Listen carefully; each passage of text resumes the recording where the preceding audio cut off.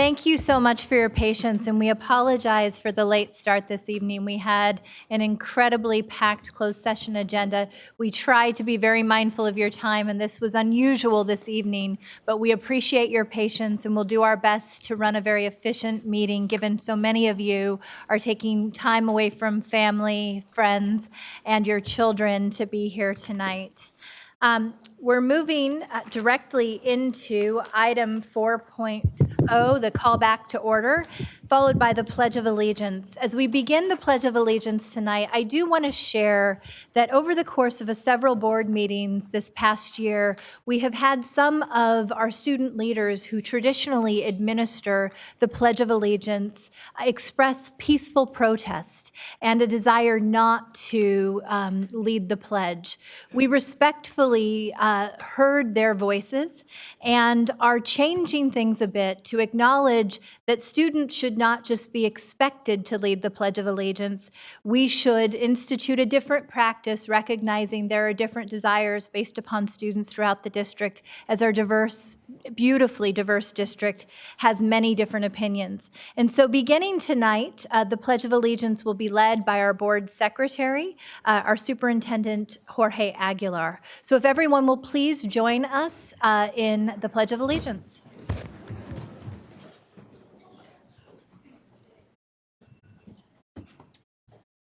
Ready? Begin.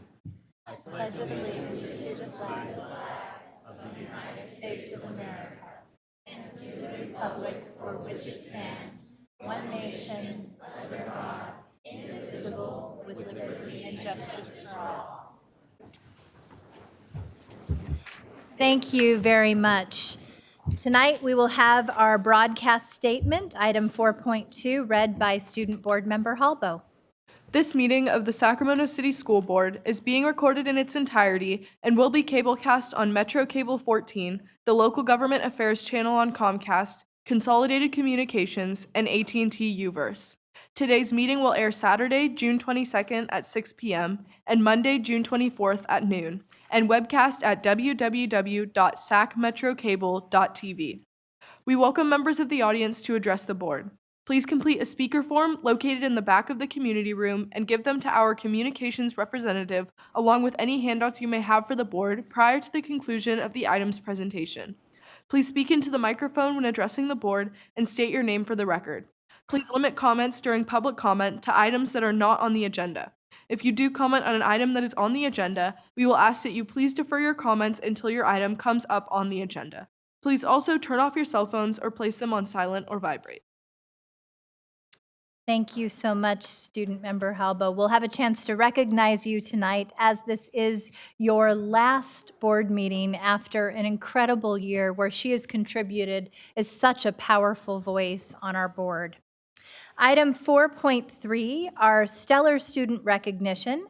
Tonight's recognition is going to be for the Kids Congress for Pesticide-Free Schools. If I can have you come up to the dais.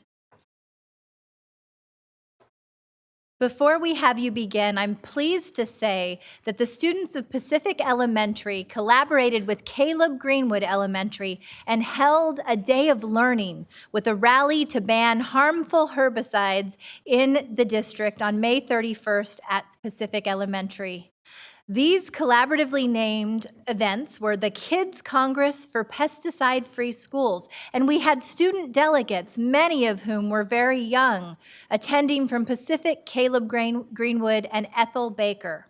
The event culminated with 2 years of work for 33 fifth graders at Pacific.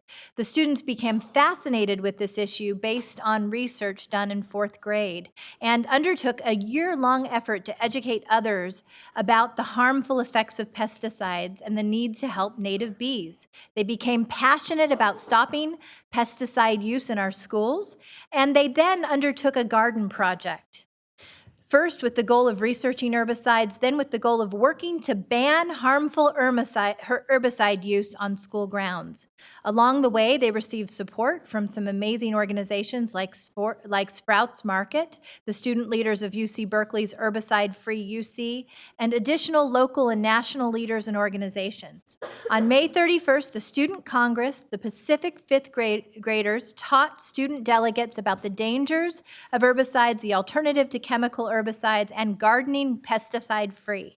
Then Caleb Greenwood students led the delegate in activities, an art response, and a rally to kick off their official student movement to ban harmful herbicides on Sacramento City Unified School District campuses. They're deeming their campaign Herbicide-Free SCUSD. Let's give them a round of applause.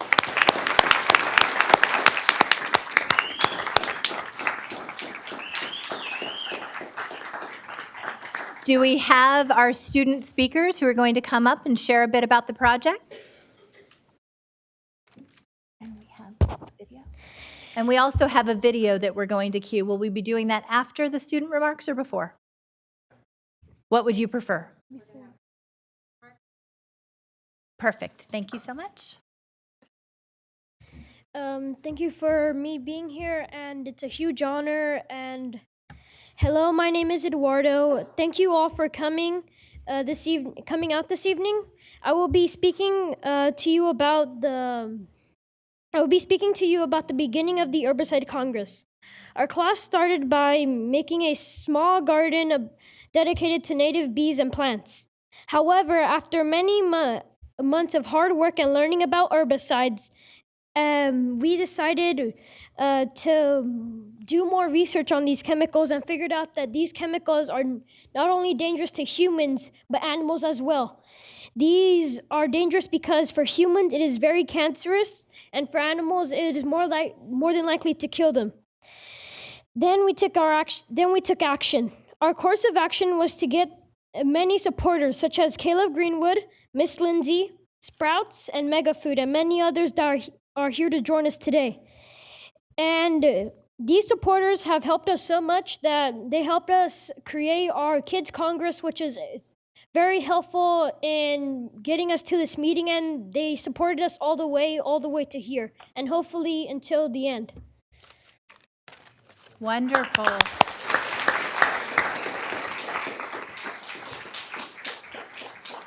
And our next student speaker. Good evening, President Ryan, members of the board, and Superintendent Aguilar. My name is Sophia Aguilar, and I attend Caleb Greenwood, where I just finished 4th grade. On May 31st, a group of students from my school went to Pacific Elementary to attend the Kids Congress for Pesticide-Free Schools. During this Congress, I learned that Roundup can cause severe health risks such as cancer. One thing that surprised me was that groundkeepers could have used other chemicals instead of Roundup. One last thing that I learned was about the 5 Bs, such as bees, bats, beetles, butterflies, and birds. Without the 5 Bs, humans wouldn't exist because they help pollinate our food supply. Pesticides kill these helpful animals and jeopardize our food supply.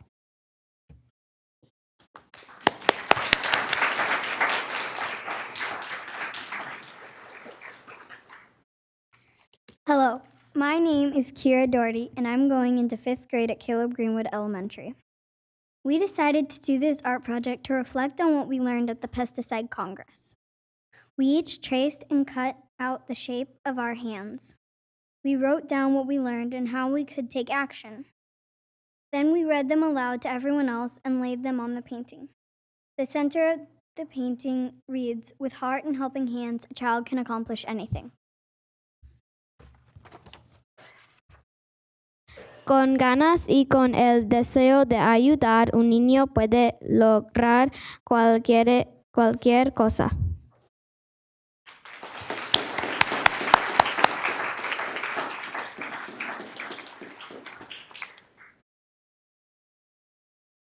And with that, do we have one more student? Our class made a video about how we don't want herbicides. Wonderful.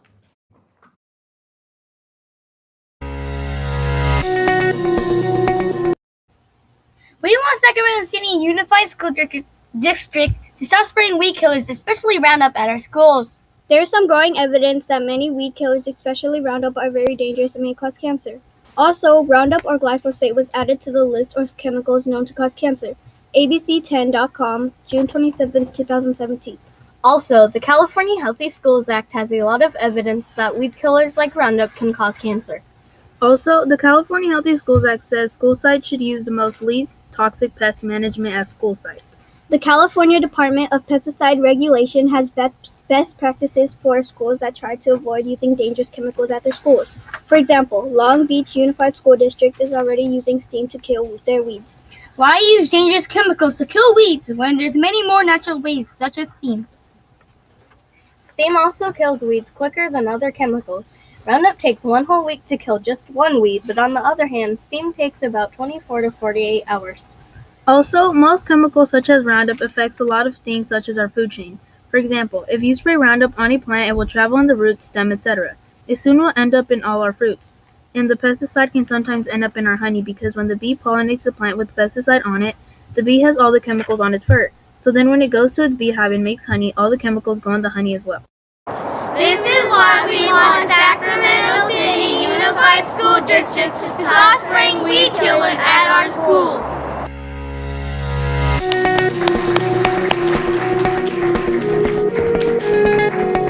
We have seats for you. We have seats for you. Wonderful. So we are going to actually come down and also present you with certificates. And I have to tell you, I am so proud of the incredible work you're doing. My husband leads environmental justice work for Attorney General Javier Becerra, and he gave me one charge when I joined the school board, and that was to ban Roundup and pesticides at all of our Sacramento City Unified Schools. So I am very proud to say that I've been working with Paul Towers and the Pesticide Reform Action Network, and we have a model school district resolution that I will be working with you to bring forward at the August board meeting to do just that. So thank you for your tireless advocacy.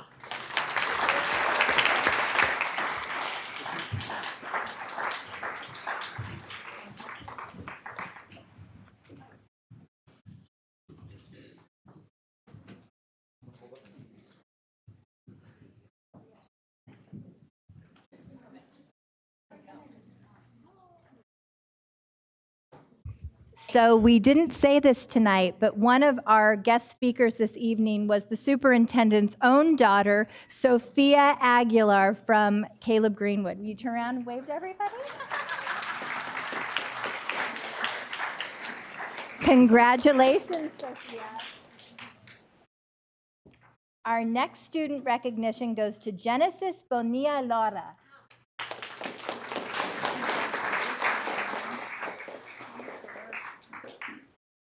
Our next student recognition goes to Diana Chihgil.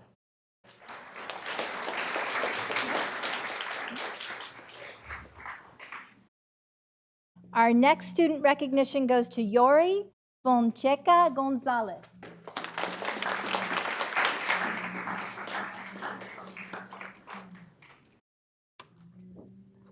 Next, we get to recognize Tanya Ramos Alenes.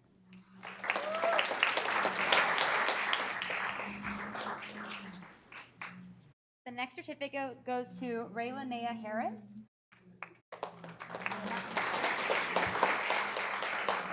The next certificate of appreciation goes to Elijah Vang.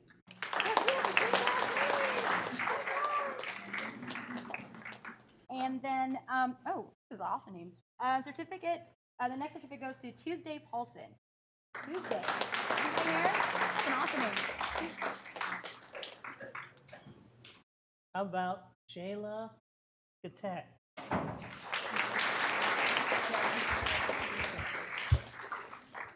And Kira Doherty.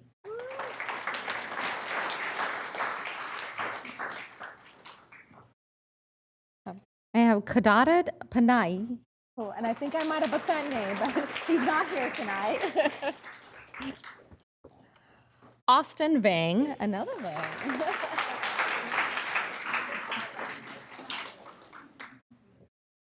Sylvester Martinez.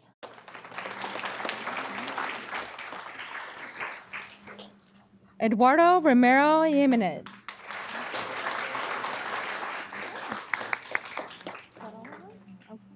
And we were just notified that the students did a beautiful art week work project for us. So we're going to turn it around, and they've asked to all take a picture with their original art piece.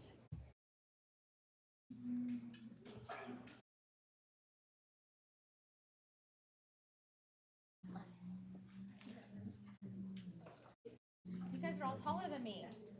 That's why I'm hiding in the back. Put Christina in front of the kids.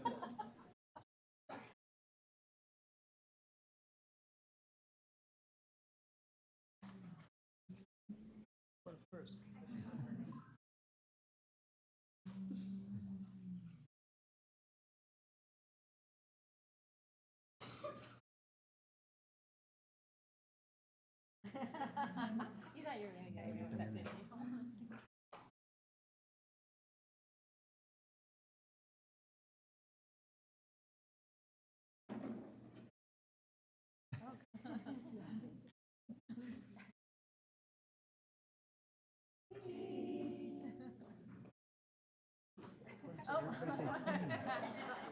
Everybody says C.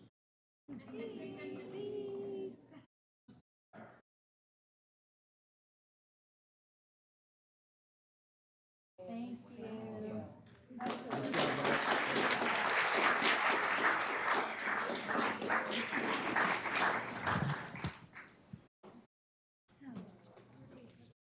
That's a good question. Superintendent will take it.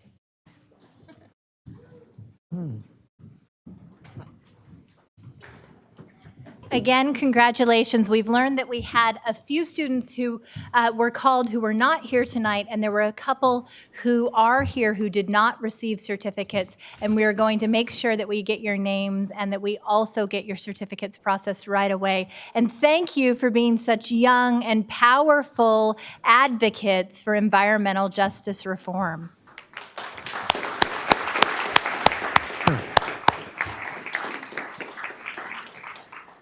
Item 5.0, announcement of action taken in closed session. Yes, Mr. Madam Barron? President, several announcements out of closed session.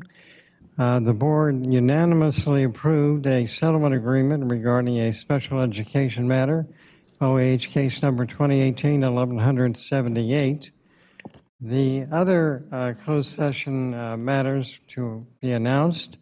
I will defer to the superintendent regarding the appointments of the principals of 3 different schools, and that will be followed by an announcement by Board Member Pritchett regarding the evaluation results of the superintendent pursuant to his contract. Thank you. Wonderful. Thank you. I am very pleased to announce that the board, by unanimous vote, approved the appointment of Mr. Anthony Perez as Principal, John Morse Therapeutic Center.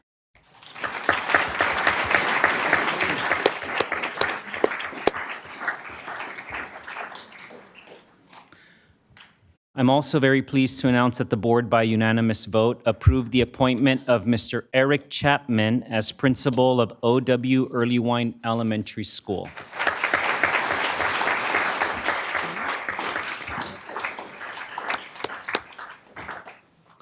And finally, I'm pleased to announce that the board, by unanimous vote, approved the appointment of Mirinda Burton as principal of Bowling Green Charter Elementary School, Ken McCoy Academy.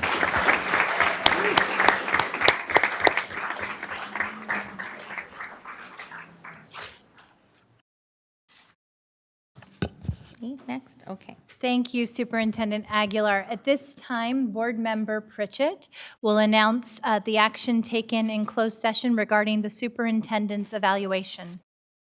Thank you. I am pleased to announce that the board has completed its evaluation of the superintendent's performance and that he is received as with prior evaluation, As with his prior evaluation from July 1 to 2017 to June 30th, 2018, a positive evaluation exceeding expectations for July 1, 2018 to June 2019 by a unanimous vote of the board. Thank you.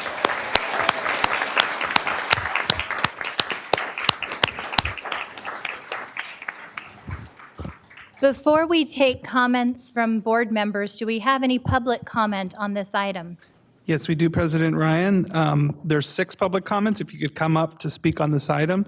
Carolyn Cabillas, Liz Guillen, Patty Colston, Marisol Aviña, Michelle Rivolcaba, and Rachel Ditmore. Thank you. And I want to remind you, since we have a packed evening, we will be keeping you to a 2-minute per public commenter time frame. President Ryan, board members, Superintendent Aguilar, I'm Caroline Cabillas with the UC Davis Latino Alumni Association. I'm also with the State Chamber, Hispanic Chamber, and I'm a resident of this district. Less than 2 years ago, you brought Superintendent Aguilar on board to improve learning in this district so that our students, predominantly low income, Black, Brown, and API students, could have equal access to job preparation in college. You selected him based on his vision, his leadership skills, and demonstrated record of success. You own the data now that shows he is accomplishing the things that you brought him here to the district to do. So we appreciate hearing that he's continuing to get your support, to continue the work that he started, and that the district needs to complete for our students, for your students. As board members, you must also individually and collectively own the issues and solutions to the receivership issue. The budget projections still say that the district will run out of money. Your healthcare costs are not sustainable, and you ran for the board to work for your students in this community. So now you must make some strategic decisions, as you'll be accountable for the process going into the next election cycle. So one, it's compelling for you to continue to address the systematic inequities for Black, Brown, and API students in the district, and also to make structural changes for the long term to fix the budget challenges that you're facing today.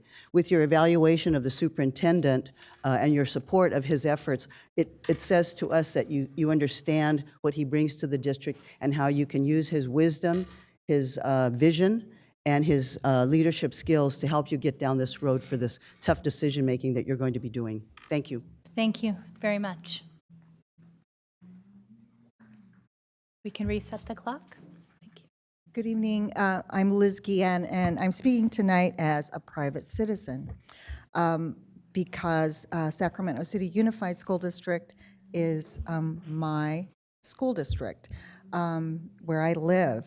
And I am very pleased that you all have given Superintendent Aguilar a good evaluation. I think he deserves it. I was very impressed by the fact that on his first day, he chose to spend his Saturday meeting with community members, with community organizations. I don't know of another superintendent that has done that. I knew that he was different because I had heard about him and his relationship building and commitment to relationships from a student organization in Fresno that I have partnered with closely, Californians for Justice. His commitment to working with the community and using data to show his colleagues and the community what needs to happen for equity to be realized has impressed me. And I encourage the board to support his efforts to do what's right for students in bringing equity to all students, but particularly to the students that have suffered and who need it the most in Sacramento City Unified School District. There's no reason why we can't do better. And I think we are on a path forward to that, and I think it's because of Superintendent Aguilar's vision and the support by the board. The changes that I have seen over the years have been dramatic just in the time the superintendent has been here. So I have a lot of hope for forward progress and even greater change. Thank you. Thank you, Ms. Guillen.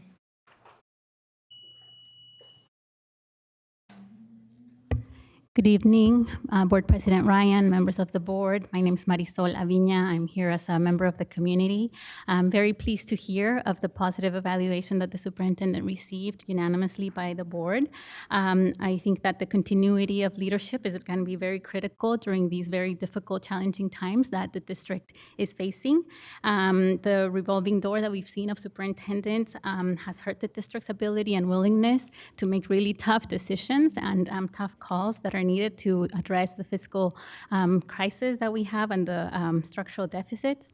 And despite these challenges, the superintendent is delivering on what the community asked for when you all were searching for a new superintendent, which was to increase graduation rates, increase college readiness, and he has done that. He's delivered on that promise despite the challenges, and I'm sure that he's going to continue to do that. And I just encourage the board to stay really focused, really committed in supporting the needed structural changes to finally fix the budget, and also standing behind the superintendent who is committed to delivering an equity vision that addresses systemic inequities for students of color. Thank you so much. Thank you.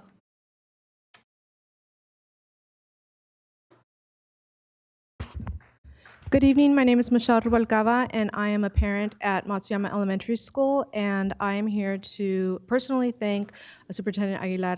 I know that a couple years ago when our district was looking for a new superintendent, we were concerned about where our schools were going and how to best move them forward and help our students achieve those goals that we set for them. And so I am appreciative and so glad to hear that we have chosen, I think, the best leader for our district at the moment, and would encourage you all to keep in mind, I know personally I'm on the PTA board at Matsuyama, and I sit with my principal once a month, and as her principal's report at the end of our meeting, she always talks about what's happening in our district and in our school, and she always has such positive things to say about Superintendent Aguilar and kind of the data and the use of that data into our district and how that has helped some of our students of color. And for me particularly, I think that it would make logical sense to keep that continuity of leadership, because even though we've had so many conversations about where our district is going and the health of our financial records, I think that at this critical juncture, it is important to see the positives in our district, and obviously that is yourself, Superintendent. I appreciate that, and our board as well. But there is still a lot that we need to do and work together, and at this juncture, I think it would be great to continue under your leadership and hopefully be in an even better situation 2 years from now. So thank you for all your hard work. Thank you.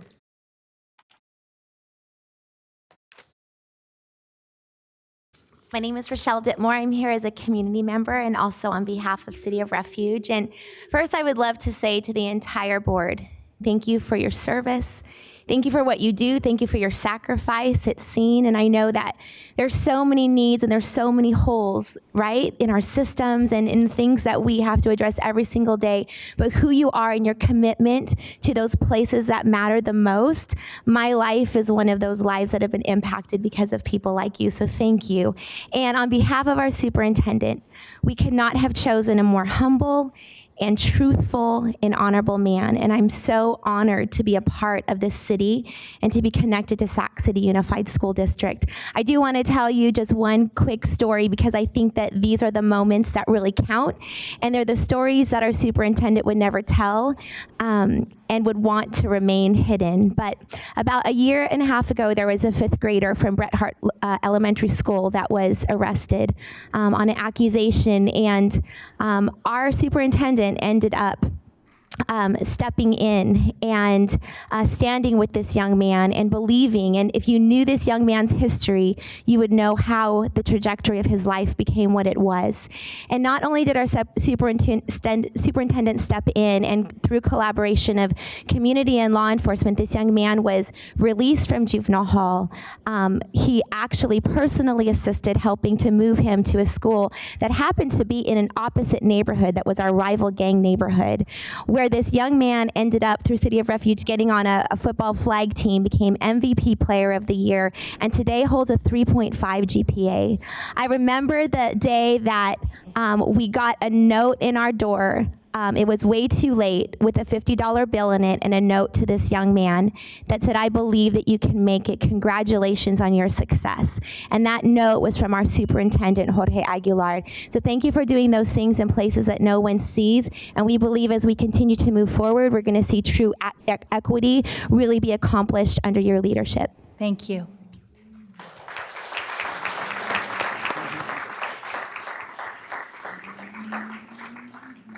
Madam President, Superintendent, board members, my name is Patty Colston, and I was fortunate enough to get to speak on behalf of Dr. Aguilar 2 years ago. I work for the California Student Aid Commission, which is where I first met Dr. Aguilar, and I just wanted to provide you with some updated information, hot off the press, regarding Dr. Aguilar's outcomes here at the Sacramento Unified School District related to FAFSA completion, as well as California DREAM Act completion, GPA submission, which is a requirement in the state of California for a student to be eligible for free cash for college. We call the Cal Grant. That's our most common program. So in 2018, under Dr. Aguilar's leadership, FAFSA and CADA completion, not just submission, but completion, rose 9%. Wow. In 2019, we had a 7% increase.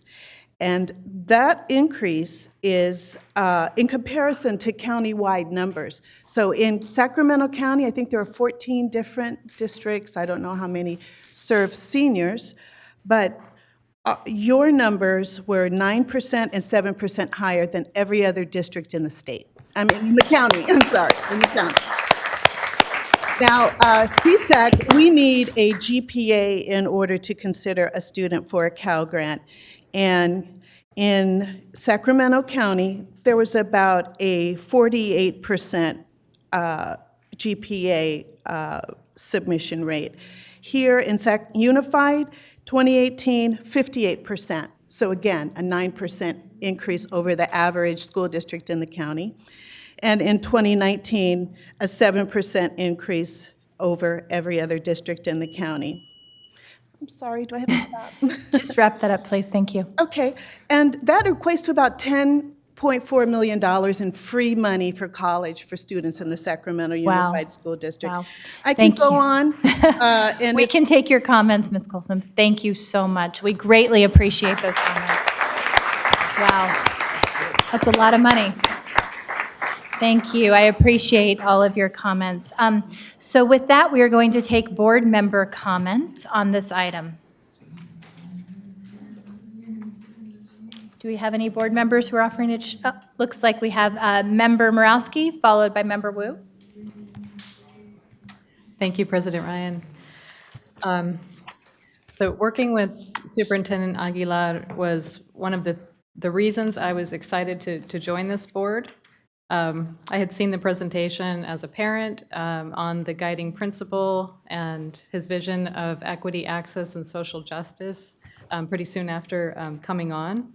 And I was very impressed with his commitment to student achievement, to continuous improvement. I think one of the most telling things that I've heard from him lately is that he wants to be held accountable to ambitious goals around student achievement. And, you know, for anyone who's worked in an organization or has seen organizations, for a leader to say, please hold me accountable is something very, very special. I believe the superintendent is committed to our students and to our community, and he's using data to tell stories that have never been told about our district and that need to be told. And I personally am looking forward to working with him for many years to come. Thank you, Superintendent. Thank you, Board Member Morawski. Board Member Wu. I too want to thank the superintendent. I want to congratulate the superintendent, and I want to assure the superintendent that I will be here, if not collectively, all of us will be here to guide you and to see you through the tough fights that lay ahead. So thank you. Thank you, Board Member Wu. Board Member Pritchett. Thank you, President Ryan. Superintendent, I can't tell you enough how much I appreciate the work that you've done of putting our students first from the day that you walk through this door. And I've said it to my principals that are sitting in the audience, and I've said it to this board, and I want this whole audience to know. When you were interviewed, we had 2 top candidates that we narrowed it down to. Very hard choice.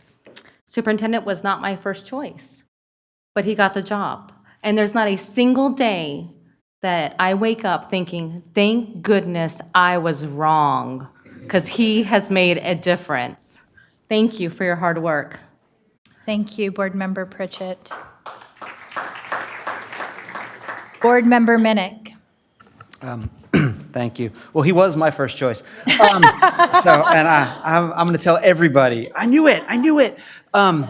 No, I'll say that this has been a rough 2 years, and we have taken on a lot, and you have really set the direction for this district in a way that we needed. And people always ask me all the time, how do you feel about him? How's he doing?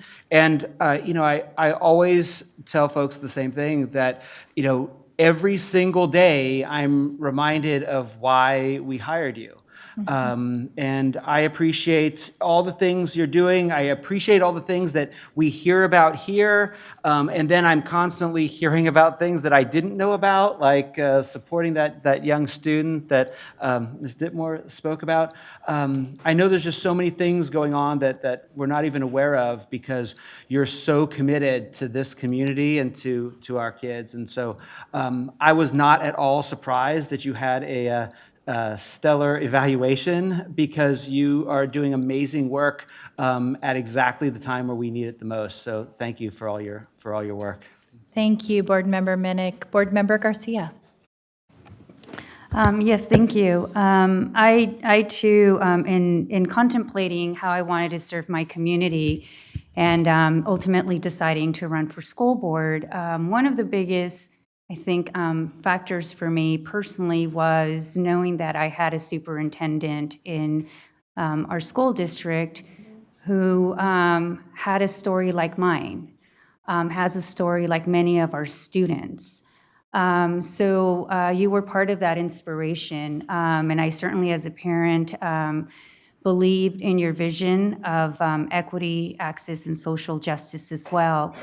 I appreciate the fact that you really rely on data, not as something to fear, but as a flashlight to opportunities to do things differently, to really highlight those inequities in our system that need to be addressed, because we are leaving so many students behind.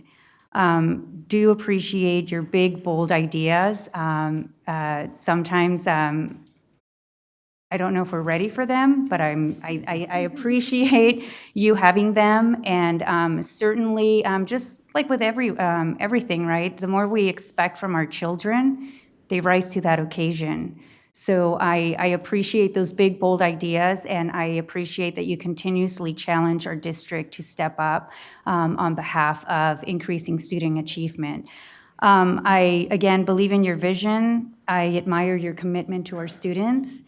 And I do also believe and support that you are the right superintendent for our times right now. So thank you for your service, and I definitely want to thank your family as well, because I know that families are always the ones who suffer the absence of your commitment and your you being out in our schools and our communities.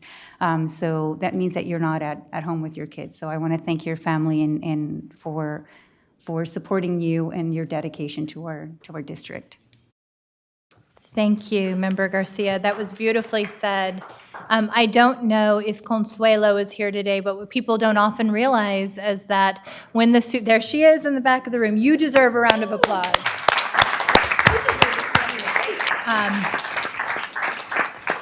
When Consuelo and the family took the leap of faith to relocate their entire lives and 4 families 4 children to Sacramento. This was at a time when Consuelo had had a very successful career as both a teacher and a counselor. She has given that up to support the vision of this superintendent and the ability to ensure that the 4 children that they have brought to Sac City Unified are successful in these very difficult times. And we are so grateful, as Member Garcia said, for your sacrifice. You know, when we went out to look for a new superintendent 2 years ago, we heard 2 things loud and clear from the hundreds of community members that we spoke with at community events throughout the district. We heard that we, from a community perspective, were tired of the revolving door of leadership and wanted a superintendent that would make a long-term commitment to the district. And we wanted a superintendent that would have the courage to focus on student achievement and equity in a real and actionable way.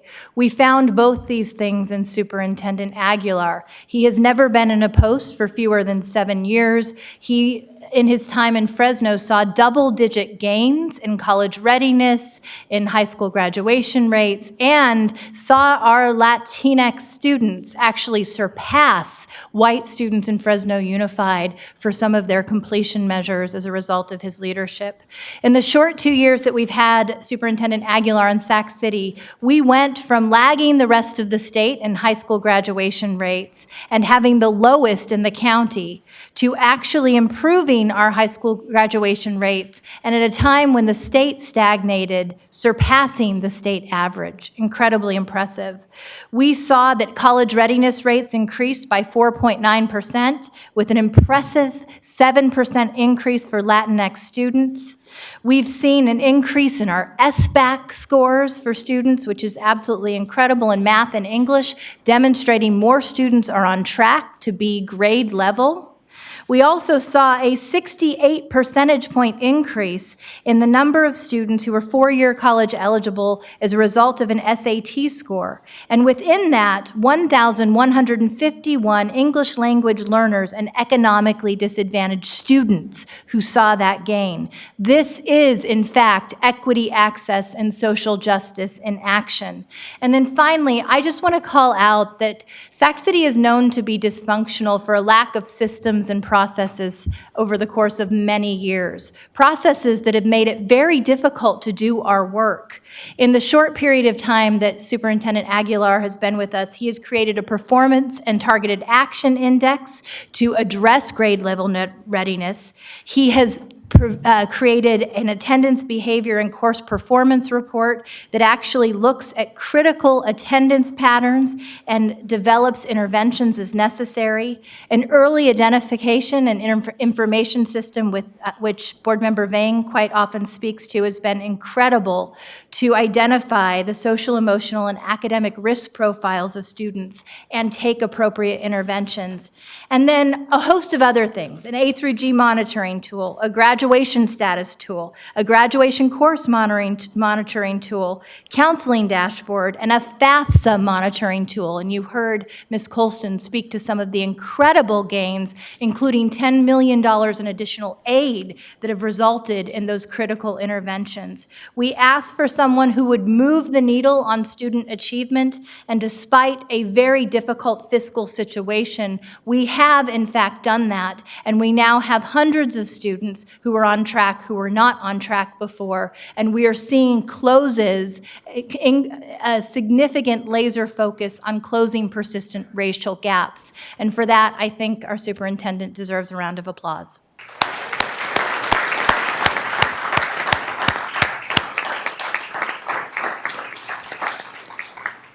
Finally, I just want to share that moving forward, the board has directed the superintendent to tackle a set of ambitious goals that includes to continue to focus on closing the structural deficit, including a focus on healthcare changes and ensuring that we have a healthy reserve necessary to reinvest in students. We've also asked him to continue this focus on student achievement, which we think is so critical if we are going to see these gains actually actually hold and grow over the coming years. And we will be coming back to him with an additional set of goals that really recognize that his fortitude, courage, and compassion in doing this work will be necessary, and it will also require a continued focus on building the labor management consortium and the relationships necessary to become a high-poverty, high-performing district. And so with that, we are pleased to move forward with the positive evaluation, and we appreciate your service.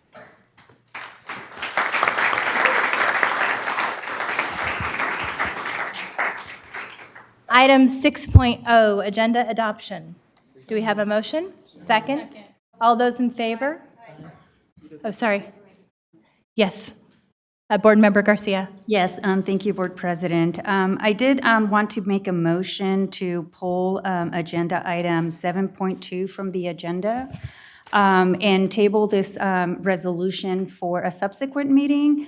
This is a resolution that deals with college access, and the resolution that is essentially asking us to take an opposed position on a conversation that is undergoing at California State University relative to increasing the math requirements from 3 years to 4 years for eligibility. And it's just a really important policy conversation that I think should come before the entire board. I know that there is some related work happening through the Math Readiness Challenge Initiative. And one of those, one of 5 grantees is here at Sac State, who's working with our very own district. Yes. So as part of that conversation, that policy discussion, what I'd like to see is Sac State, present to us the work that they've been working on for, several years now, maybe staff analysis relative to that work.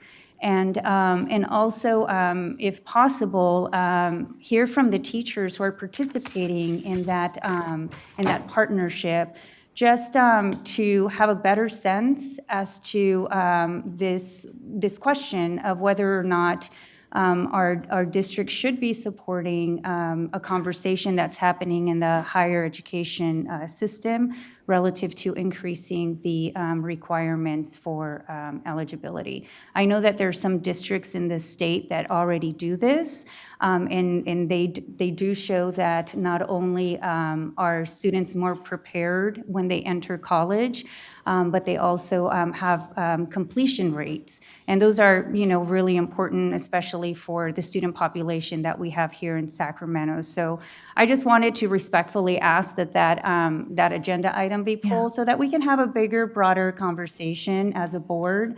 And again, hear about the work that's happening related to this topic.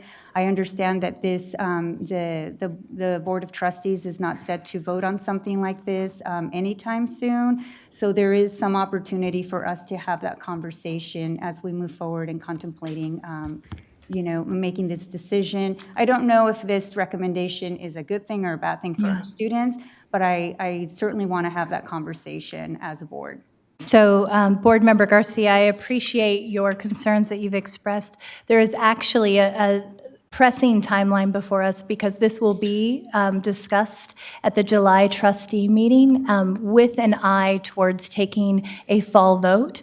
Our ability to weigh in on this subsequent with LA Unified School District, San Francisco Unified School District, Anaheim, and others, as well as 40 civil rights partners across the state, including the Mexican American Legal Defense and Education Fund, given the equity implications on this, is key at this moment in time. We have, per process, moved through the policy committee, where Board Member Vang and I decided to bring this before us. We do have a strong body of evidence. I think you have supporting materials in front of you.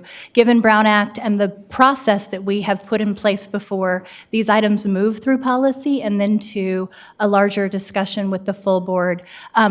I would like to move forward, given the timeline before us, unless we have objections, and would welcome the conversation, including comments from the superintendent who has expressed concern.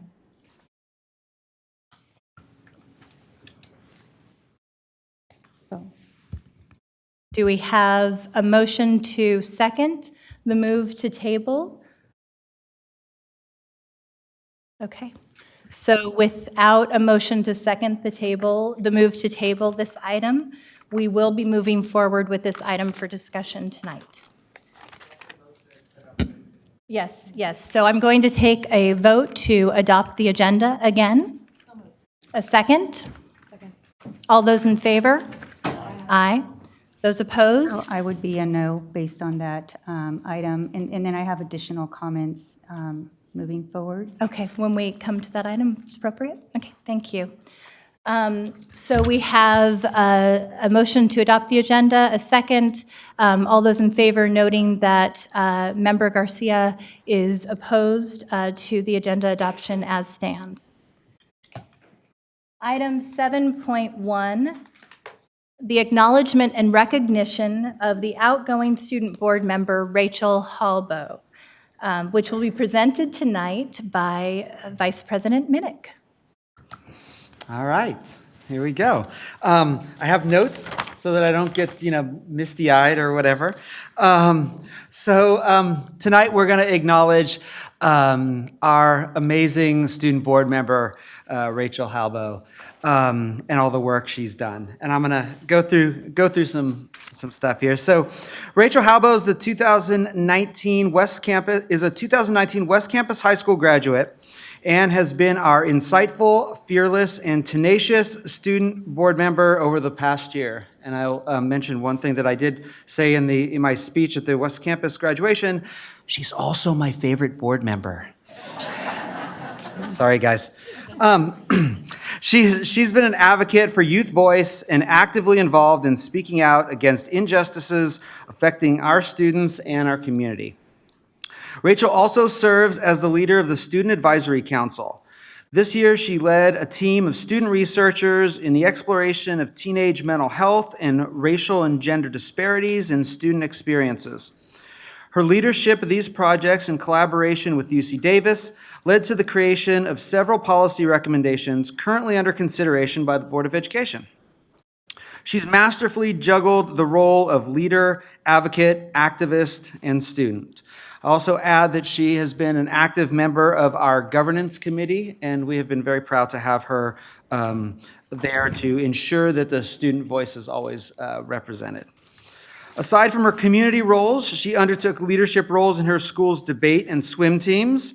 Rachel has shown great ability in both of these endeavors, helping lead her teams to victories on several occasions. She has clearly raised the bar of the expectations of a student board member, and so I feel sorry for the person that has to follow her. Though we're excited to celebrate her graduation from West Campus, we're saddened to say farewell to our amazing student board member. We wish Rachel good luck in her future endeavors as she enrolls at Gonzaga University in the fall. Go Zags! And we have for you tonight a small gift to remember us by. And with that, I will bring this over and let my colleagues speak as well. Wonderful, thank you.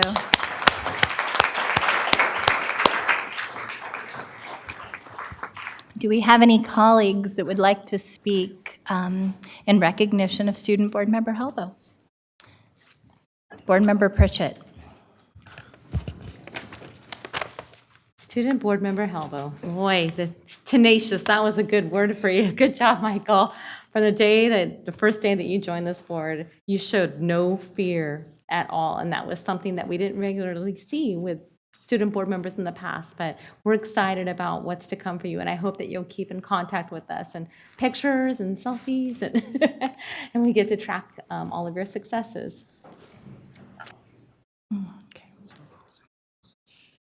Board member Wu. Student member Halbo, you have been an awesome inspiration. You have been most caring of other students, and you are a great student voice. So thank you. Board member Garcia. Yes, so In the short amount of time that I've had the opportunity to work with you, you are an incredibly smart, confident, thoughtful, but a fearless advocate in what you believe in. And I just want to wish you well. I know you will do well. You're a tremendous leader. But also in taking this opportunity and recognizing that you are a reflection of everything that great that happens with our school district. So you will be a great representative for our Sac City Unified School District. So thank you for your service and best of luck. Board Member Vang. So, Member Howell, it's been, gotta keep the mic on. I just want to say thank you so much for your fierce advocacy. It's been an honor, super humble and blessed that I actually get the opportunity to sit next to you and feel literally your energy. And, you know, you've been a strong advocate for all of our students. And in particular, I remember when we voted on the SRO contract, you were, you represent not just yourself, but many of our students in the district. So I just want to commend you for everything that you've done for our students and for this district and keeping us in check to make sure that we're constantly student focused. And so I'm excited about your future. You're going to have a great time in college. I know we all know where you're going, so we need to lean in on Rachel. What do you think about this? This is coming for a vote. I need some advice. We know who to go to, but thank you so much just for everything that you've done for the district and our students. Thank you so much. Board Member Morawski. I won't belabor this, but Student Board Member Halbo, it's been my honor to get to know you over these last few months, and I cannot wait to see what you do with yourself because you impressed me so much. Please keep in touch. Thank you. So I just want to finally say, it was right before Board Member Halbo joined us that her predecessor actually participated in the selection process of our superintendent. And I often say it was eye-opening for me because her voice was as strong and critical to the decision on who we would hire as any of our sitting elected board members. Student Board Member Halbo has continued with this leadership, vision, and willingness to speak truth to power, even in very difficult situations, often drawing her student experience at school, bringing it back and courageously sharing, but also challenging to do better, to recognize the needs of students who quite often aren't fortunate enough to have a seat at the table, a voice at the dais like Board Member Halbo does. And you have done a remarkable job in representing students without a voice well and ensuring that their voices are heard. Thank you so much for your service. And with that, we get to present you President Ryan, if I can just say, Member Halbo, I do want to thank you for all of your work. I am always impressed and look to Member Minnick, who has been such a committed board member in providing mentorship for our student board members. And most of the times he says, yeah, I didn't talk to her about that. And when I look to my left, you're not reading from notes. So clearly you have spent a great deal of time studying our agendas, understanding the issues, and then putting your critical thinking skills to work. And I've always been impressed by the quality of those critical thinking skills. So please keep in touch. Certainly we expect to hear about the amazing work that you're going to be doing up north, but do hope that you will return back to Sacramento and be of service to this wonderful community. So thank you and congratulations.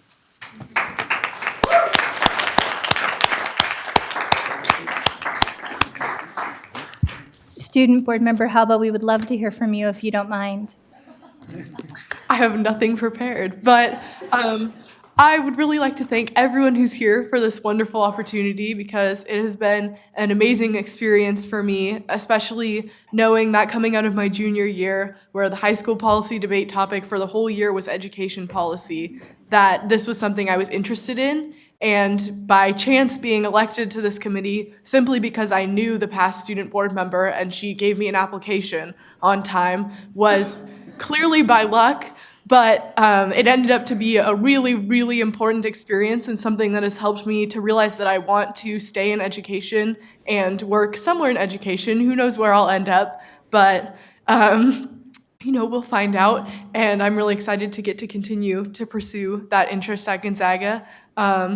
And so it has just been an awesome opportunity to get to learn more about the policies and the process that goes on within a school district. And I will say that it is certainly a blessing in a really terrible disguise to be a part of a school district and in a position of relative power. In a school district that is going through such tough times on very many different angles, from very many different angles. But it has helped me to understand that there are a lot of things that we can do in order to help to, challenge the systematic oppression and things like that that are in place, and to change the system from within. And so hopefully I will get to continue doing that somewhere. So thank you for this opportunity. Thank you so much, Student Board Member Halbo.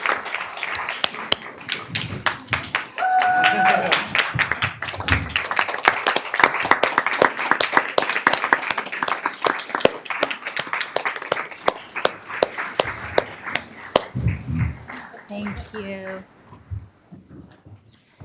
So on this next item, item 7.2, approving resolution 3088, advocating for college access, success, and equity for all Sacramento City Unified School District graduates. What we're going to do is we're going to read portions of the resolution, take public comment, and then questions from board members. So in opening this, I just want to say, under Superintendent Aguilar's leadership, we have developed a laser focus on the idea of equity, access, and social justice. With this, adopting a guiding principle to ensure that all students have an equal opportunity to graduate from high school with the greatest number of post-secondary choices from the widest array of options. We see this move to instill a four-year graduation requirement, a four-year admissions requirement for math at the CSU as being a constriction of that access mission versus an opportunity to create clearer pathways for students into the California State University system. We know, and data has demonstrated, that there are inequitable opportunities for access to four-year colleges across the state. That if you are Black, Latinx, or Asian American, Native Hawaiian, Pacific Islander, your likelihood of having access to rigorous A through G coursework is significantly decreased. And at a time when we should be upholding our commitment based on the master plan of creating pathways into and through college, we are in fact constricting access, turning away at the CSU in the last cohort nearly 150,000 students who met eligibility requirements, silently raising the bar, if you will, both around the requirements for GPA and the requirements for SAT scores to ensure admissions. This is incredibly troubling. When we look at this move, I think it's important to note, before we have Board Member Vang read some of the key provisions of the resolution, that this comes at a time when the UC system actually decided to table a suggestion to add an additional year of science to their admissions requirement. And they did that because after deep discussion with the Academic Senate and others, they found that there had not been an analysis done, a research-based analysis on the equity implications of making such an admissions change to students. And so they said, we are going to do a 3-year disproportionate impact analysis before we choose to move forward with a recommendation of this nature. Unfortunately, that has not occurred at the California State University system, and I think why you see the long line of civil rights partners across the state objecting and saying we appreciate the intention of improving math readiness, and there are many ways that can do that, and we certainly support the efforts locally at Sac State to increase math grade level proficiency. But raising the bar for admissions without studying and doing due diligence around disproportionate impact for historically marginalized groups could have grave unintended consequences. Board Member Vang. So I'll go ahead and read the resolution. Resolution 3088, advocating for college access, success, and equity for all Sacramento City Unified School District graduates. Whereas the California State University Quantitative Reasoning Task Force and the Academic Senate for the CSU has put forth a resolution that proposes to add a 4th year of math quantitative reasoning to the AG college preparatory requirements as part of freshman eligibility for students entering in fall 2023 or 2024. Whereas Sacramento City Unified School District serves over 42,000 students, including 17,000 students who are Latinx, 5,900 students who are Black, 17% who are Asian origin, of which 2,500 of those students are Hmong, 2,000 are Chinese, 1,300 other Asian. Whereas Sac City is fully committed to ensuring college access for its ethnically diverse student body by improving the percentage of graduates eligible to attend California public colleges and universities. Whereas the preparation of students for college is under the purview of secondary institutions and should be done to ensure equity via California Education Code and not a mission policy where there will be student winners and losers in accessing a 4th year of math and quantitative reasoning and thereby CSU admission. Whereas Sac City is fully committed to working in partnership with the CSU and other post-secondary institutions to make a variety of high-quality math courses available to students in their junior and senior year. Whereas the Sac City School Board calls upon the California State University Chancellor and Board of Trustees to honor its commitment to be the People University by providing broad access to an excellent education. And now, therefore, be it resolved that the Sac City Unified School District Board of Education formally opposes the passage and adoption of a CSU proposal to change its freshman eligibility requirement to add a 4th year of math and quantitative reasoning and urges the CSU Board of Trustees to vote against such a proposal that would further exacerbate access challenges for our Sac City graduates. Thank you, Board Member Vang. With that, we're going to take public comments. Do we have any public comments on this item? Yes, President Ryan, we have 5 public comments. If you could stand in line as soon as you hear your name called. Liz Guillen, followed by Tanya Pellegrini, Carl Pinkston, Renee Webster Hawkins, and Chris Wong. Good evening, Superintendent Aguilar and President Ryan and the board.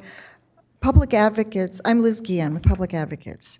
Public Advocates joined a coalition letter with the Education Trust West and 37 other civil rights and education equity organizations to CSU, asking CSU for more evidence to back up their proposal.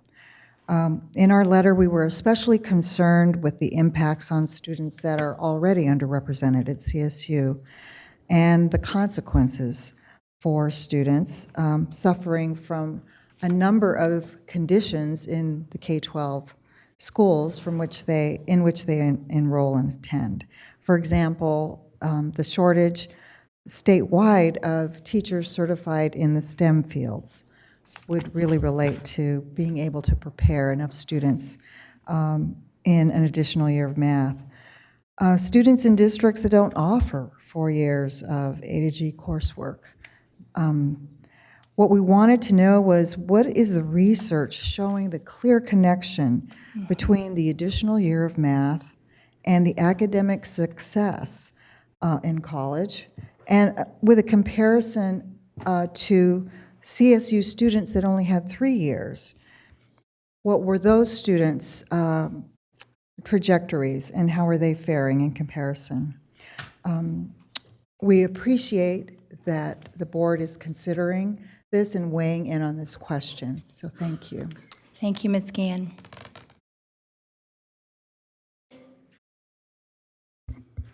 Good evening. My name is Tanya Pellegrini, and I'm a staff attorney with the Mexican American Legal Defense and Educational Fund, also known as MALDEF. MALDEF is a nationwide civil rights law firm that advocates for civil rights and on behalf of the Latinx community in the areas of voting rights, immigration, education, and employment. MALDEF supports resolution number 3088 that formally opposes the passage and adoption of a Cal State University proposal to change its freshman eligibility requirements to add a 4th year of math requirement. A proposal to add a fourth year of math reasoning to requirements for freshman eligibility raises several serious concerns, in particular when it is done in the absence of evidence that clearly articulates why this change is necessary, and it lacks definitive evidence that it will not pose a disparate impact on Latinx, African American, and Native American students. Math should be done in partnership with K-12 institutions, not through admission policies by the CSU, and with complete disregard to the current availability of additional math offerings, qualified high school faculty, and inequitable access of A through G curriculum in this very district. In the 2017-2018 year, only 44% of Latinx and nearly 46% of African American Sac City Unified graduates completed A through G coursework, which means that over 50% of Latinx and African American students would in effect be ineligible to apply to the CSU system under this proposed change. The CSU, long traditionally known as the People's University, has become more and more selective, and access is denied to tens of thousands of eligible students every year. This proposal by the CSU will only further constrain access. For these reasons, MALDEF strongly supports passage of resolution number 3088. Thank you. Thank you.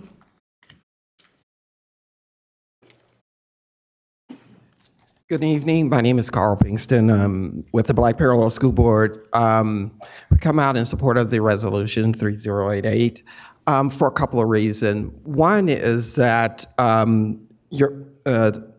for African Americans, it will disproportionately impact African Americans, given the fact there's only 76% of African American graduates in this district, and of those, you only have 29% that are AG eligible. So the challenge becomes any additional requirements will actually reduce that number from 29% to possibly somewhere in the area of 15. People ask the question, why? All we have to do is go back to Proposition 209. When it was race neutral, in an assumption that it will help more people have access, it disproportionately impacted African American students into higher education. Also, the other critical component is that most of our African American parents, and particularly students, do not go to UC colleges in California. And the reason is because the bar is continuously getting higher, higher, and higher. Black Parallel School Board just recently participated in a graduation ceremony for our students.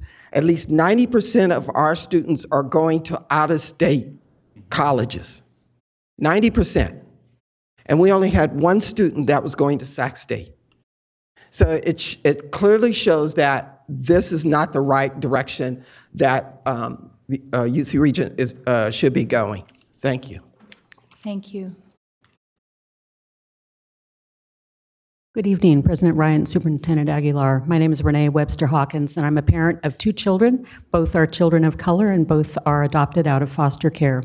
I'm in support of this resolution, and I'm in support of the resolution with a friendly amendment, and that is to include in your whereases the students that are a part of all the students that this resolution would support.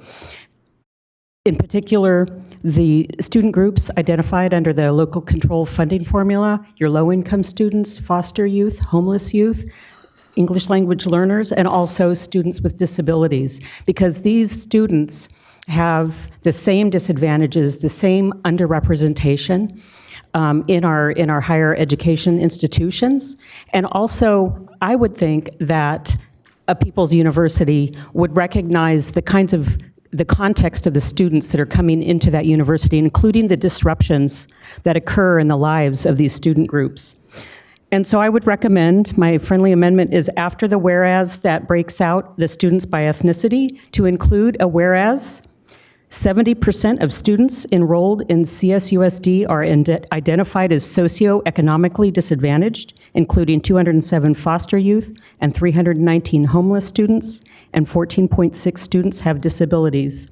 And then in the following whereas, following the phrase ethnically diverse, add and economically disadvantaged. student body. I think this fully embraces the students that we have and recognizes the challenges that they have, and in no way predetermines whether or not they can be successful in college. It may just have indicated that there were some disruptions in their K through 12 education that have gotten in the way of yet another year of a rigorous academic course. Thank you. Ms. Weber, will you, Webster, sorry, will you please bring me the language that you just shared? I tried to take notes as best I can, and I will. think that Nathaniel did as well. Can I email it to Nathaniel? Yes, we need to adopt Yep. it, though. if Yes. we- Oh, yeah. Yeah. Thank you. Thank you. Good additions. Hey, good evening, board. My name is Chris Wong. I'm a graduate of SUSD Schools, and I have some questions that I hope you'll address in board member comment. Okay, so when I was in elementary school, in 6th grade, we take a placement test that places us into our math class. So say I get placed into, like, it used to be pre-algebra, but say I get placed into math 7, then I take math 8 in 8th grade, and then I take math 1 my freshman year of high school. What happens if I have a bad year and fail that under if we have 4 years of math? Yeah, and actually that's addressed in one of the letters we received from superintendents who were very concerned that that then would make them ineligible for a 4-year college. Okay, great. And then, my next question is, what options do we currently have for students who perhaps fail a math class at some point in their high school career? Great. And then, for Member Garcia, you mentioned, so do we have like any evidence like supporting that 4 years of A through G would boost our college readiness? Is there, because I know I was reading about this before I got here, like Long Beach has seen increases since implementing it. So like I know like we wanted to table this discussion. So are we still in the evidence gathering stage, or are we? Great questions. Yeah. Absolutely. Thank you so much. So we'll try our best to answer those questions, and we appreciate your comments this evening. Thanks. With that, we are going to have Superintendent Aguilar, followed by Board Member Garcia. Thank you, President Ryan. I did want to give context with respect to my recommendations on this topic on a couple of pieces. One is when I expressed to the chair of the CSU trustees the concern from Sac City, it was based on a number of arguments. The first is this is the first year in which we hired and have someone that is monitoring our master schedule. And so the idea that we could very quickly and nimbly add a 4th year of math into our master schedule is something that that I'm concerned about. The second reason is that, as you may remember, we entered into a very unique partnership in which we share information with our partners in higher education. And I'm just generally very cautious about raising admission standards for the type of students that we serve in Sac City Unified. In my previous career in higher education in the Central San Joaquin Valley, this was an issue that was of grave concern, the low eligibility rates among students, and particularly underserved, historically disadvantaged students. So somebody pointed to the data. I'm sure they got it from the California School Dashboard. We have slightly just over half of our students who are completing the A to G course pattern today. That involves 3 years of mathematics.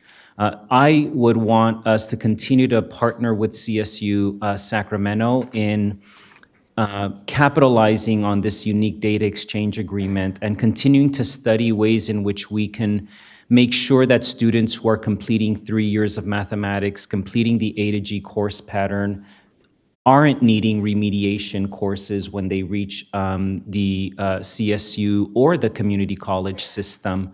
I know that there are concerns from a master plan for higher education, but I just think that it's important to consider that these kinds of changes, and I'm happy to hear that UC has also taken a pause, raising admission standards in communities like Sac City, where we still have many of our students who are not completing the minimal requirements that don't require 4 years of math or don't require 3 years of science, is something that we need additional time to understand how we shift our master schedule so that we could possibly offer across all of our entire district 4 years of math for all of our students, or even 3 years of science for all of our students. I think we are very fortunate to have, although it's barely surviving, a master plan for higher education that still admits the top third through the CSU system. We are not there yet. In Sac City, we are not at a place where all of our students have access to the CSU system. So I would recommend that we continue to foster the relationship with CSU Sacramento, capitalize on our ability to analyze data, and understand how we can impact the variation in performance among our schools by ensuring that we have stronger professional learning, stronger relationships between our math department teachers and our math faculty at CSU, as well as Los Rios Community College and UC Davis and UC Merced. So certainly I hope that this is something that the CSU system will consider very seriously and understand the aspects that we have put forward in terms of our arguments. Thank you very much, Superintendent Aguilar. Board Member Garcia, and then if there are any other board members with comments and questions, please make. Yes, so I wanted to clarify that I didn't necessarily have an opinion about the policy that's being proposed, but rather the opportunity to have a policy discussion that's broader and more comprehensive relative to graduation requirements and college eligibility, et cetera. So it was really to have that opportunity, and I think the public commenters really brought up some really good points that I think would be great to further explore in a separate item. So a couple of things I think moving forward. I know that maybe some of my colleagues here on the board are far more I guess, knowledgeable about this particular issue. I just wasn't aware of it. It was new, so I wanted to really have that opportunity to have a broader policy conversation, because we are taking a position on a resolution to oppose something. So I appreciate the supporting documentation that came in today, but just moving forward, it would be very helpful to have supporting documentation to understand the rationale for some of the proposals that come before us.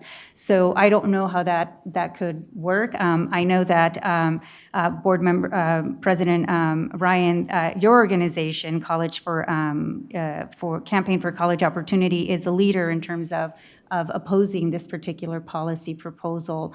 But this is information that I think should come before us as a board in understanding sort of the background.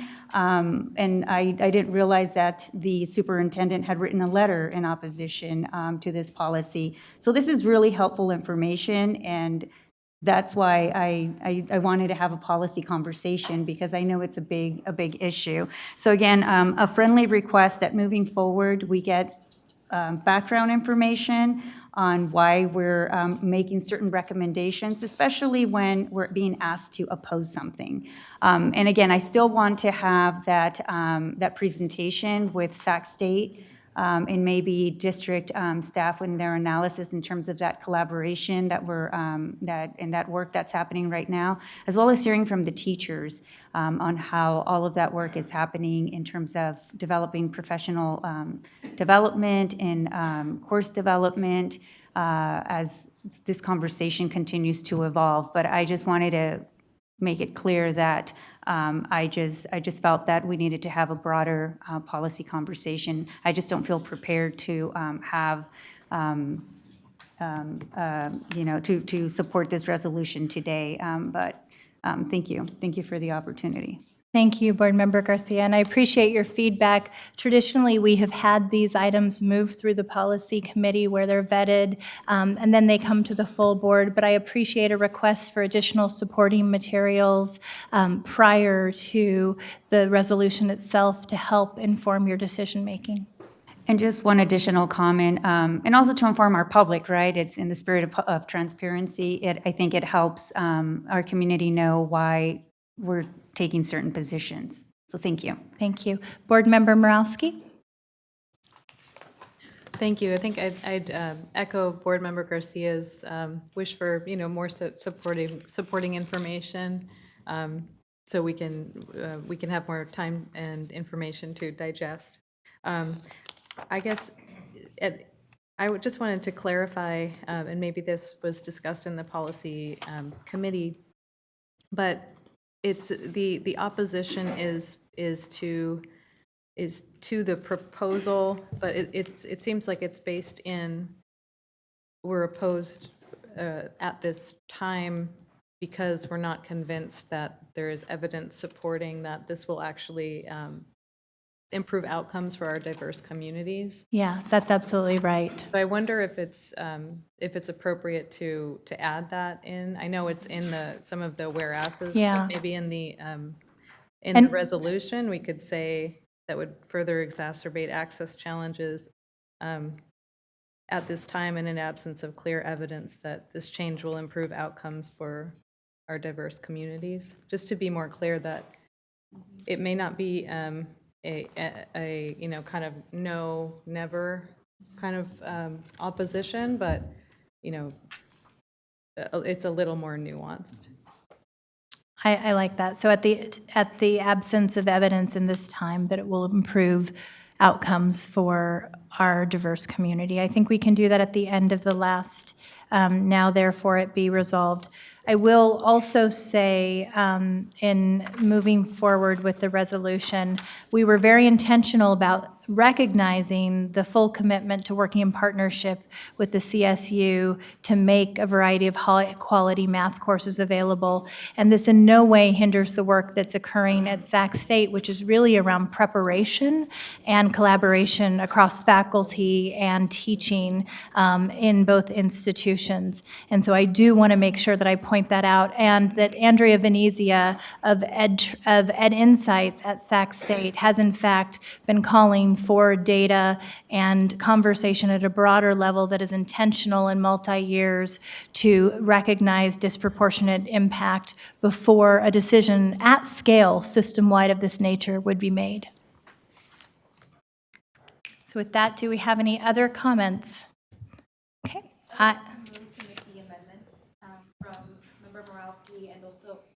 Also, the two amendments, one from Renee to the third whereases, and also Member Morowski's comment for the now, therefore, let it be resolved. If we can make those amendments, I move to pass.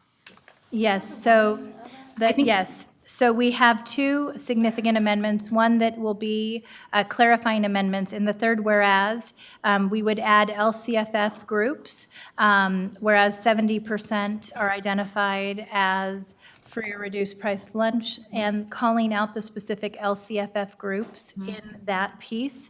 And then we would be going back to the last, now where therefore it be resolved, that the Sac City Unified School District Board of Education formally opposes the passage and adoption of a CSU proposal to change its freshman eligibility requirements to add a fourth year of math quantitative reasoning, and urges the CSU Board of Trustees to vote against such a proposal that would further exacerbate access challenges for Sac City Unified graduates at this time in the absence of an evidence-based approach. Sorry, did I miss it? Did you say on the fourth whereas? I did. That add the economically diverse? Yes, so Okay. that the 70% got Yes, to that piece. thank you. Okay. So with that, I want to go ahead and call for a vote and appreciate all the community members to come out and speak on this critical item, as it does, in fact, potentially constrict access for students that we are working diligently through our guiding principle to create additional opportunities for. So do we have a motion? We move from from Board Member Vang to adopt with the clarifying amendments, and we have a second.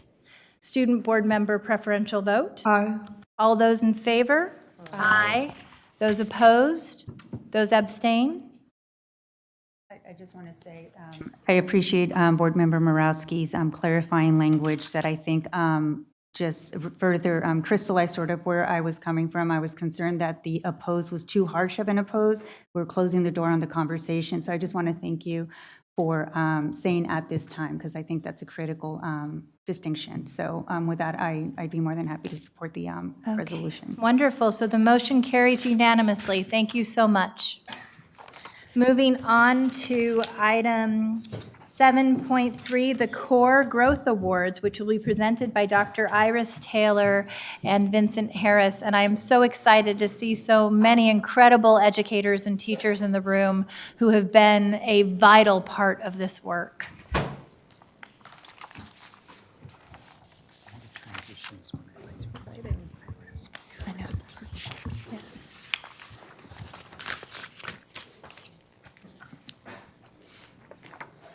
Good evening, Board President Ryan, board members, and Superintendent Aguilar. My name is Vincent Harris. I'm the Chief of Continuous Improvement and Accountability. I'm joined this evening with Dr. Iris Taylor, our Chief Academic Officer, and Rick Miller, who's the Executive Director of the Core Districts Organization.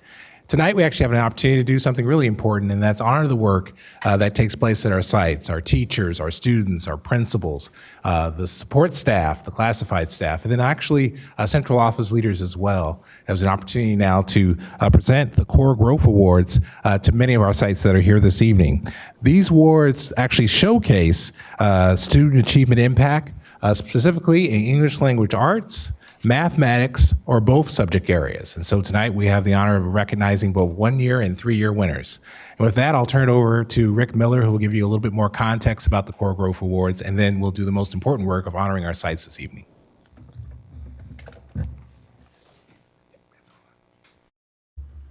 Great, thank you very much, President. I appreciate it.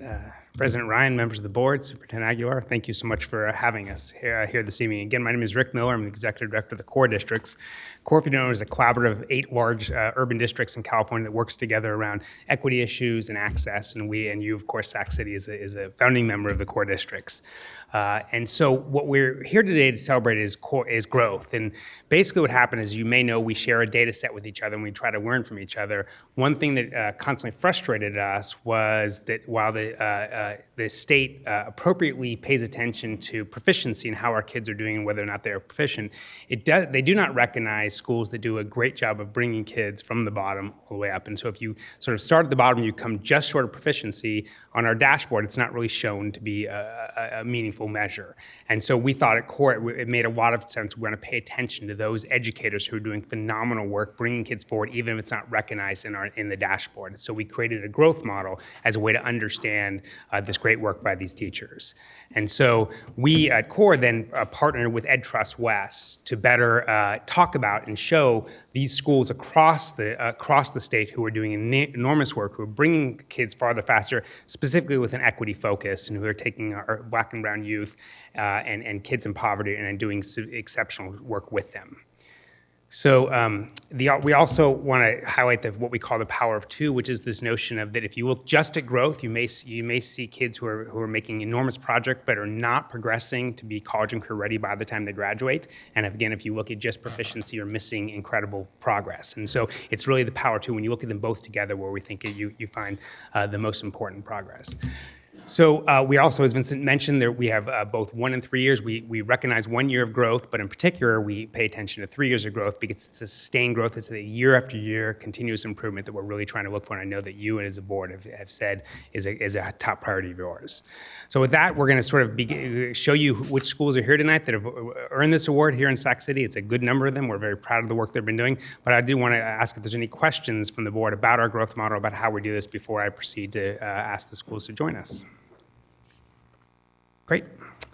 Okay, so with that, let me start by asking if we could ask the principal or any staff members of the school, any teachers that are here from the school, to please join us up front as I call your name. So first, with 1 year of high growth in both ELA and mathematics, Alice Burney, the Waldorf Inspired Element.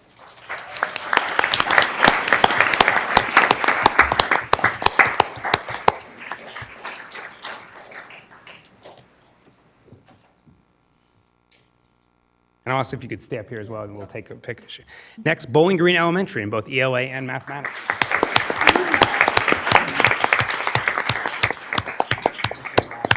We had to go take pictures with them.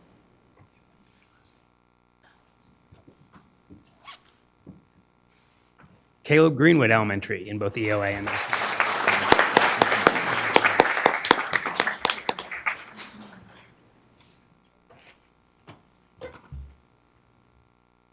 California Middle for English Language Arts.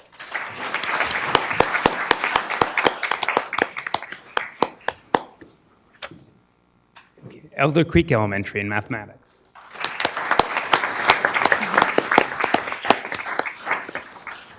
Ethel Phillips Elementary, ELA and mathematics.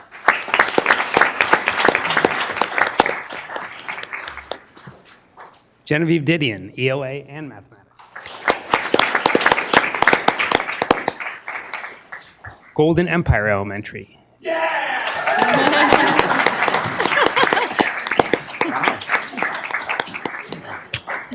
John H. Still, mathematics.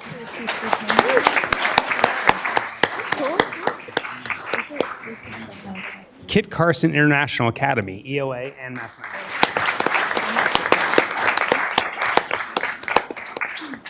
Mark Twain Elementary, ELA and mathematics.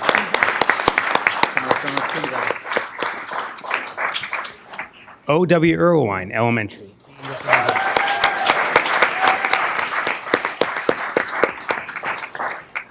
Pony Express Elementary, mathematics. Sequoia Elementary, mathematics.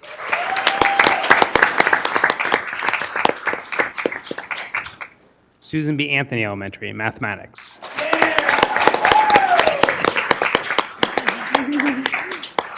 And finally, in 1 year of high growth, Woodbine Elementary, ELA and mathematics.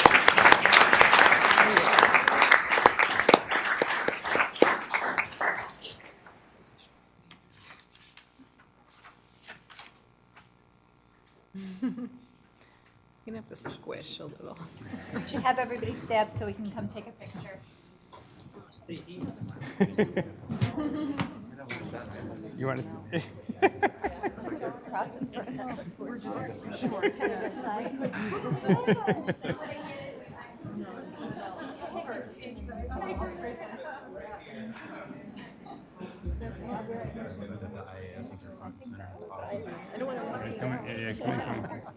Here, can I kick that out of the way? Yeah, okay.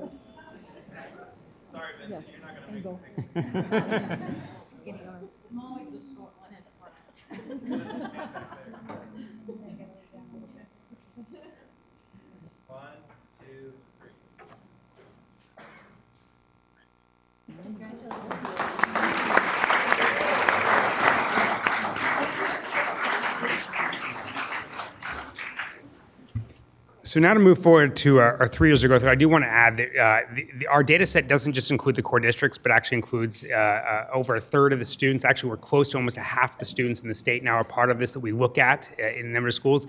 And less than 10% of the schools across our network actually showed 3 years of growth. So this is an exceptional amount of work from these schools. Amazing. So with that, I want to bring up your schools. We'll ask them to come forward as well. So California Middle in mathematics.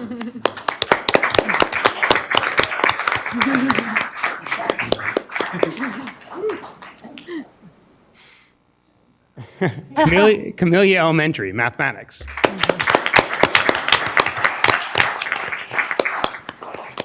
Before I mention this next one, I do want to say it is exceptional to have 3 years of growth, but to have 3 years of growth in both ELA and mathematics is actually almost unheard of in our data set. So it's a crazy word. So with that, Oro Warren Elementary, congratulations.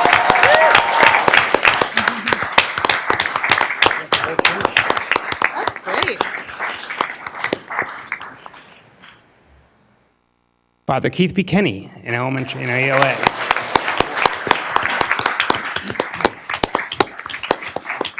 And your amazingly second school that did this in both English Language Arts and mathematics, Fern Bankin Middle School.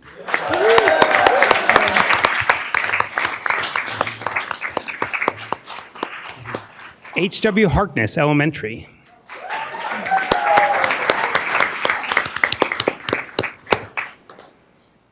John Bidwell Elementary.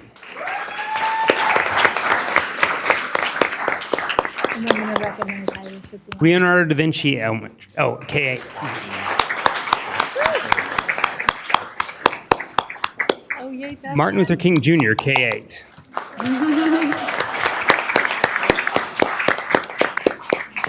Phoebe Hurst Elementary.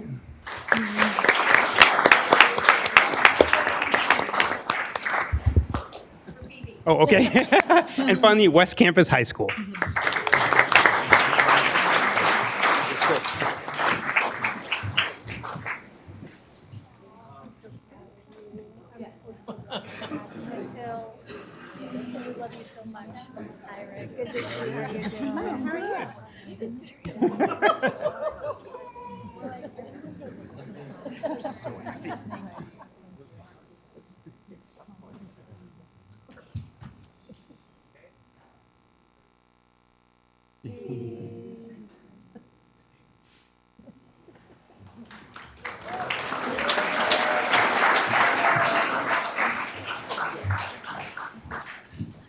So thank you to the board. Thank you for your incredible work. These are great schools, and we appreciate it. Thank you.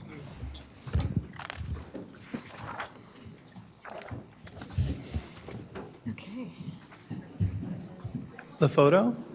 If we can please ask, before all of our principals leave, we want to recognize Dr. Iris Taylor. I think many of you know that, to our great dismay, Dr. Taylor will be leaving us soon. She has been a remarkable leader, one of the best in the state, if not the country, in her role as Chief Academic Officer, someone who has worked tirelessly to lift student achievement and at great personal cost at time this past year, managing having a spouse back in Tennessee while she continued to execute the vision of the board and the superintendent here because she loves our children and our teachers so much. Iris, please come up. We would love to recognize your exemplary leadership.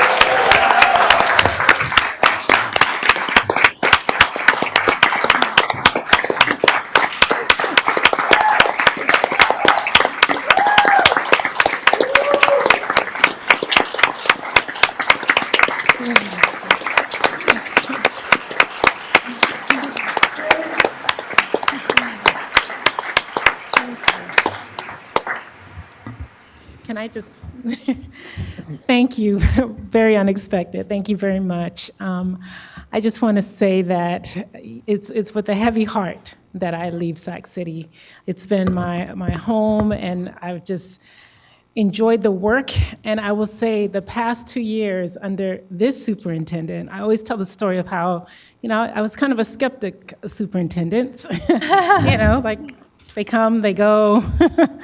However, under Superintendent Aguilar, I must say that you have made me a believer and just the power of the superintendency. And to see this board rally around this superintendent, I am very excited to see, and I will continue to look from afar at what happens in Sac City. Very, very excited, and know that the changes that we have been instituting and putting in place will go far in changing the trajectory of outcomes for the students in this district. So thank you. Thank you.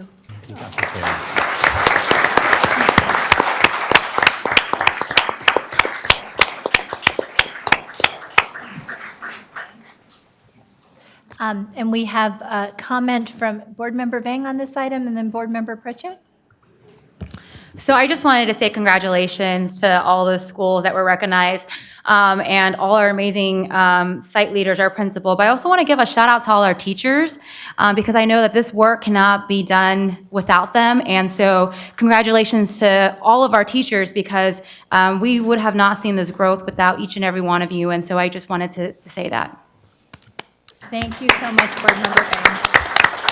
And before Miss Terry Smith leaves, please don't leave the building yet. I see you at the door.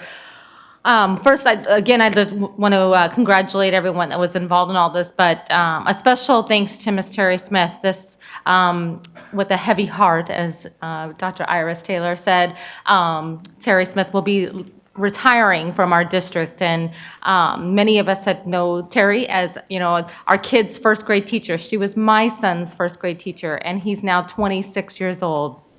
And she became the principal of the same school that she was a teacher at. And so she'll be sorely missed in the community, and I hope she'll keep in touch with all of us. Thank you for your service.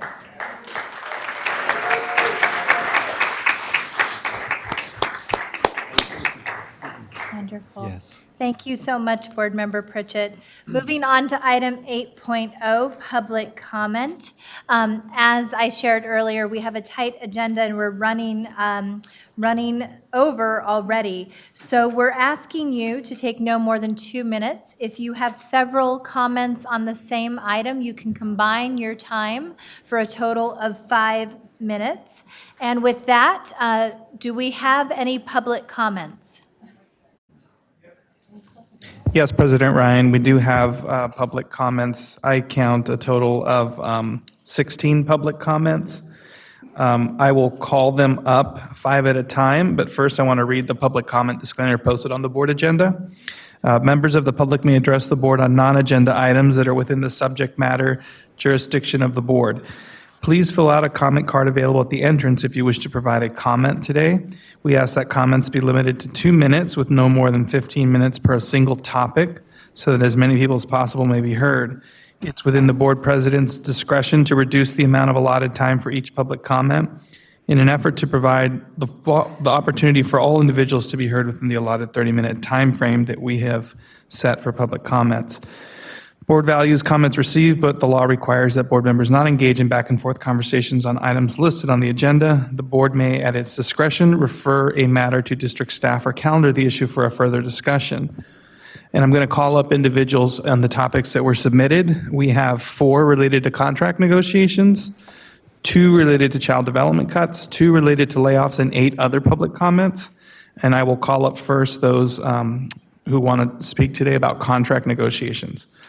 Tara Thronson, followed by Nicole Gustafson, Allison French-Tubo, and Sawait Sayom. Thank you. And before we have Tara and others begin, I do want to say that for the last several months, we have been allowing for a much longer, sometimes hours worth of public comment.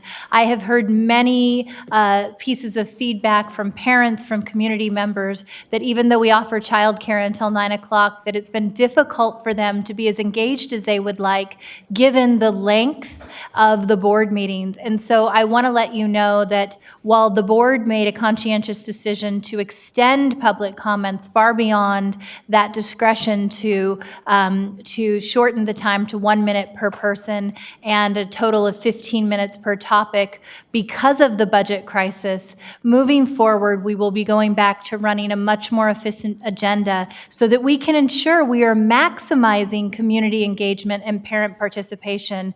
For many months, we were ending our board meetings before 9, and I think that board members heard from our community that they were happier and more able to participate. And so it is our intention to return to that. And with that, please.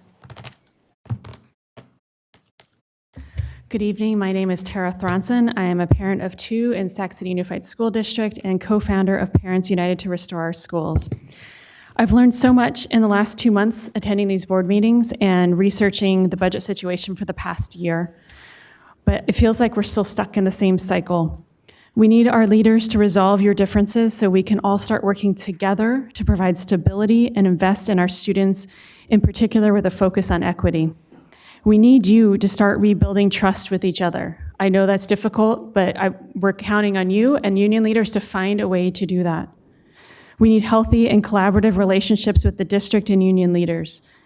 This is my message from the parents from our last meeting, and I have done a little arts and crafts sign for y'all. You have 70 days until the next school year starts. Parents will not tolerate this conflict continuing into our kids' next school year. 70 days. This summer, we expect the district and the union leaders to mediate your current contract and negotiate a successor contract. You've heard me say this over and over again, but you have 70 days now. Please take action daily. We beg of you. Resolve your differences so we can all move forward together. Thank you. Thank you. I am Nicole Gustafson. I have a 5.5-year-old that's going into kindergarten. I have to follow Tara. The contract dispute needs to be resolved prior to the new school year.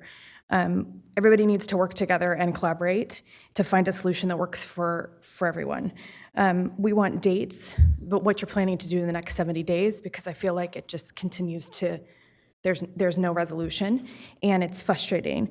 The parents, the union members, and the board members need to work together and to figure out healthcare as well as the OPEB pre-funding. And I'm hoping that you are going to continue to do the 4% reserve, because I think that's conservative. I know you guys are working on other things. My other concern is the CFO. Do you guys have a timeline on hiring someone? Because I feel it's important for them to be onboarded quicker so that they can be buy-in with the current new things that you're trying to do. And I wondered what the long-term goals were for OPEB pre-funding. So Wonderful, thank you. If we can reset the clock, thank you. I'm Allison French-Tubo, a parent of 2 students, and like many others, my top concerns are the status of budget negotiations with labor partners, the limited amount of time that we have to get those addressed before the school year, and especially the concerns about health care costs and pre-funding of retirement benefits. I know that I, as a state employee, pay a certain percentage of my salary towards that, and I feel that's a wise investment on my part, and I hope others can recognize the wisdom of such investments. Thank you. Thank you. Good evening, Mr. Superintendent, Board President, and other members. Sawait Sium, I am a parent in the district. I have 2 children in the district and one who'll be joining shortly. First of all, I just want to acknowledge all of the hard work that you all have put in to resolve the current financial crisis that we are in. And so thank you. I think that I speak on behalf of Parents United to Restore Our Schools. We are parents in the district who are concerned about the state of our schools. And I speak on behalf of all of us to say that we trust that we've elected you all, and we trust that you can work together to solve the situation at hand. We don't profess to have all the answers. Many of us are smart, we have degrees, and but all of that is neither here nor there. I think what's important is that we trust and we expect that you will resolve the current situation. With that said, we've also heard from parents in meetings that we've had that there's a desire to be engaged, not just when there's a crisis. I think that many have felt that we perhaps were asleep behind the wheel, and as President Ryan mentioned earlier, many parents also can't come to these board meetings because of just challenges, right? And so, we also would ask that perhaps we could find creative ways to engage parents throughout the year. And we'd love to collaborate with you all as we figure that out. Like, what does that look like, right? Really empowering their smart, passionate parents that really care about their kids and their schools, as we've seen, as parents have really come to the table to be a part of the solution. So we just ask that you would think about that and consider us as you're thinking about ways to engage parents. Thank you. Thank you. The next round of public comments is from those wishing to speak about pink slips and child development cuts. I'm going to call them up together. Erica Sanchez, followed by Alice Mercer, Amanda Vargas, David Aleman, Yumiko Trimmingham, Yolanda Padilla, and Lucille Brandon.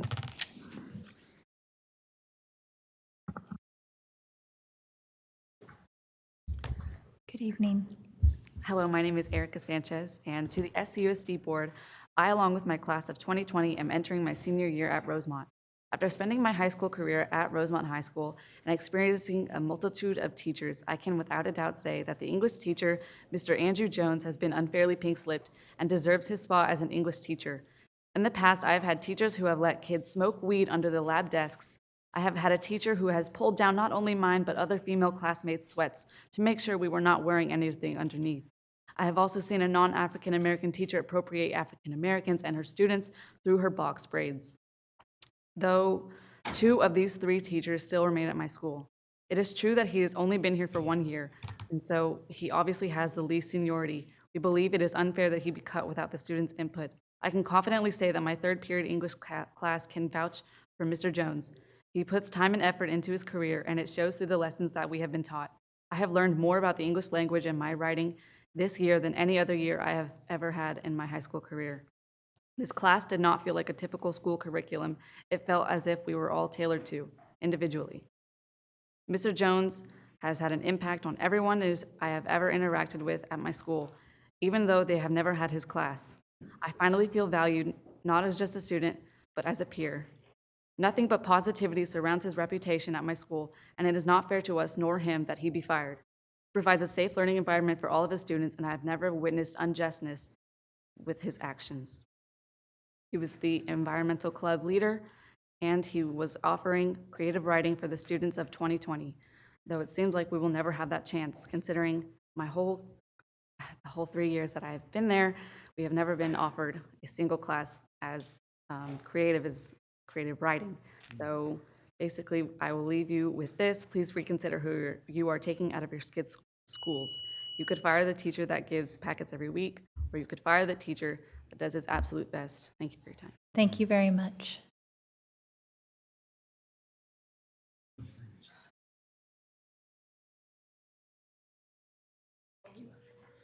Good evening, Superintendent and Board. My colleagues are going to yield their time to me. Thank you. I'm David Alamon with the Child Development Program, and I'm one of the social workers there. I want to ask you all, do you believe that preschool is important? The 0 to 5 education, do you believe it's important? Yeah? No? Yes? Yes? You know what? I don't know if you've seen Kevin McCarty's writings and Superintendent Thurman's and their videos on preschool. Have you seen those? They're very, very informative and powerful, okay? And even the governor, he's going to put money into this area, right? Do you know in your core, the first year core schools that you brought up here, out of the 16, the first core, 8 of those, we have child development preschools there. On the 3-year achievements, of the 11 there, actually, there's 2 middle schools and high school. 8 of those were elementary school, and of those, 6, we have child development preschools there, okay? Preschool is very important. It's real easy to talk about the end. Oh yeah, look at the high school graduation and college entrance and all that stuff. But all the research is showing 0 to 5, helping those kids, but Head Start's even more. It's about getting the parents involved. Your program here is a comprehensive program. We've got mental health / social workers. We have the parent engagement that your DLAC and African American Achievement Task Force want to have. We get the parent. We ask every parent, have they thought about a family goal? And we respond to those that choose to give us something. We've gone before federal reviews year after year after year. And we do great in them. In fact, the last one, we got some great accolades for our Sac City district. I don't know if you guys know those things. And yet, if this is so important, why have you allowed the dismantling of a quality program? I came up here several meetings before, and I said that we were a jewel in part of the crown of Sac City. But it's getting plucked out, and nobody seems to think about it or care. I'm just dumbfounded by this. It's ridiculous. I've emailed some of you people here, and I get some little answers. I email back, and I don't get anything. I've emailed Kevin McCarty. I've got one going out to Phil Cerna real soon. But the point that I'm trying to make here is that we've been dismantled. And now you're going to talk about the lease of 3 of our sites to the other agency who said they were going to provide services for our kids. And we already know that 384 of them are going to the Sacramento area, not Sacramento district. Would you drive to Howe Avenue and El Camino every morning to take your child to preschool? Would you? That's where you'd have to go to the closest one in San Juan. Okay? I don't know what to say to you guys, but we have a very beautiful and efficient preschool program. Now, I'm going to end with this. Our parents were misled. Head Start requires that you have parents involved because that's part of the war on poverty. You guys talk about transparency, equity, access. You're cutting it out. Half of our program is gone. I haven't even brought up the numbers in the state program. And that's for families that just aren't low enough, below the poverty line, which Head Start takes. These parents make a little bit more money. They don't qualify, but we have the state-funded programs and we can put them in. And we still offer them all the services that Head Start does. You folks are missing out something here, and week after week and month after month, you guys are just letting this go by. And all the teachers that are laid off. We've had teachers here that were hired with our director already knowing that there were going to be cuts. And they hired these people that came from out of town, came from other programs, because this is the quality program. This is the district, the Destiny District, right? And we brought them in. Thank you very much. That was 6 I minutes. hope this doesn't fall on deaf ears, okay? Thank you for your time.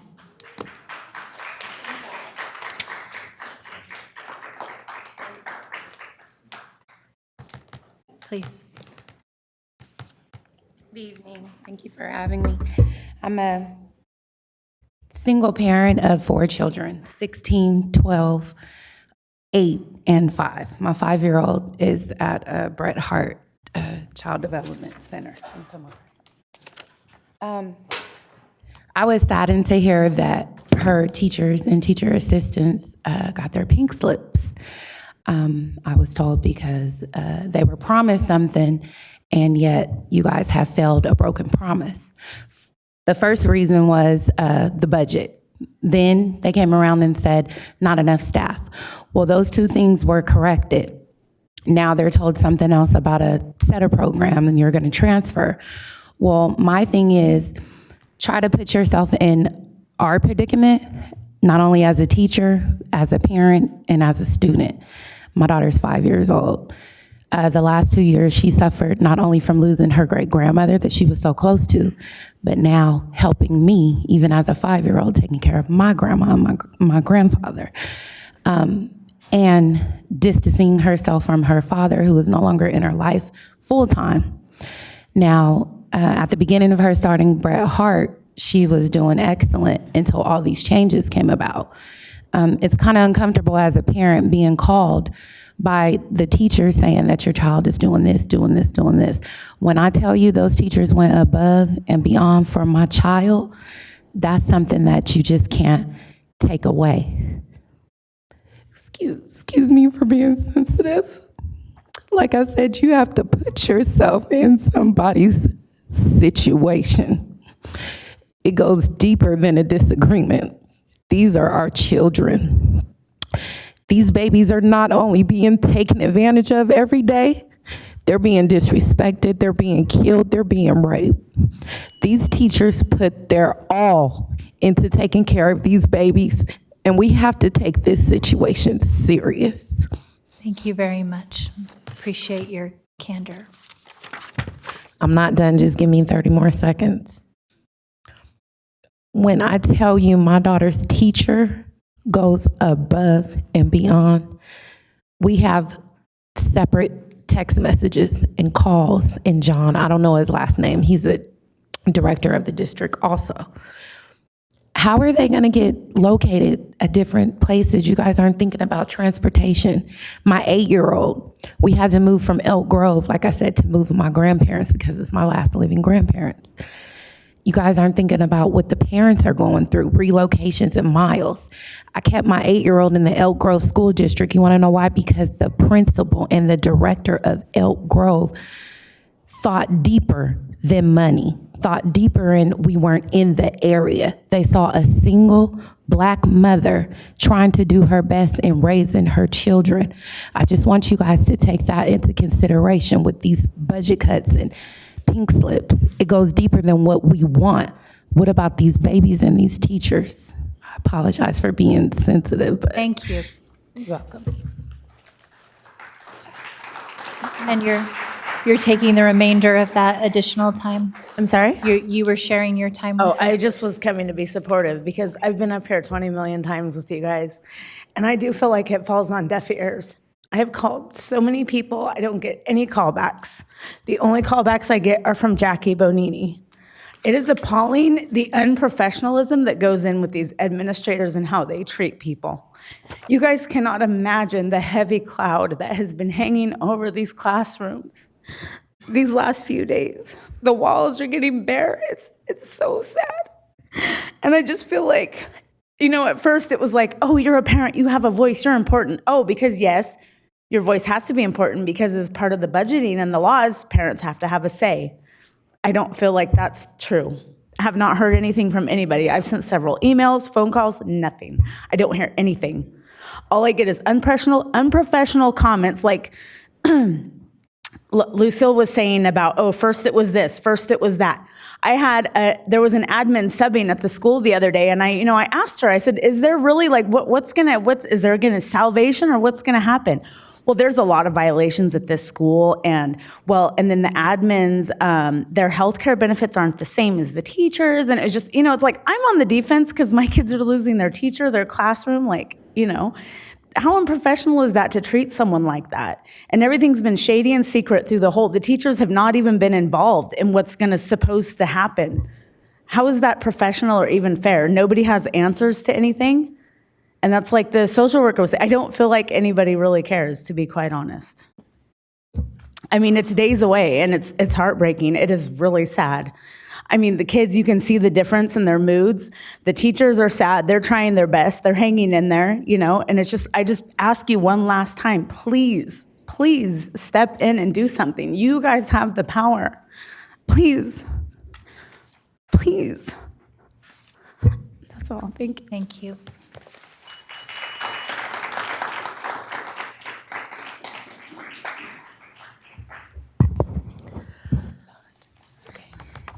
My name is Alice Mercer, and I'm a teacher at Bancroft Elementary. This year, 175 teachers and 200 classified staff were given reduction in force notices, or pink slips, for layoffs. Let's review what led to this. In December of 2018, the district projected a $35 million deficit. In February, teachers pointed out that there were errors in the enrollment projections. This was ignored. Our contract was violated, and we were forced to take a one-day strike. Meanwhile, out of sight, before the strike even occurred, Superintendent Aguilar acknowledged the error in an email to County Superintendent Gordon, which amounted to somewhere in the ballpark of $7 million a year. And yet those RIF notices remained. and we were pilloried. We were treated as the problem.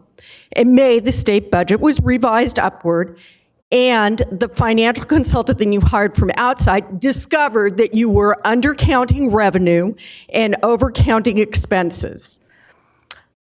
This meant that there was more money, and by the end of the month, the deficit was gone. But still, teachers have not been called back, and the rifts remain.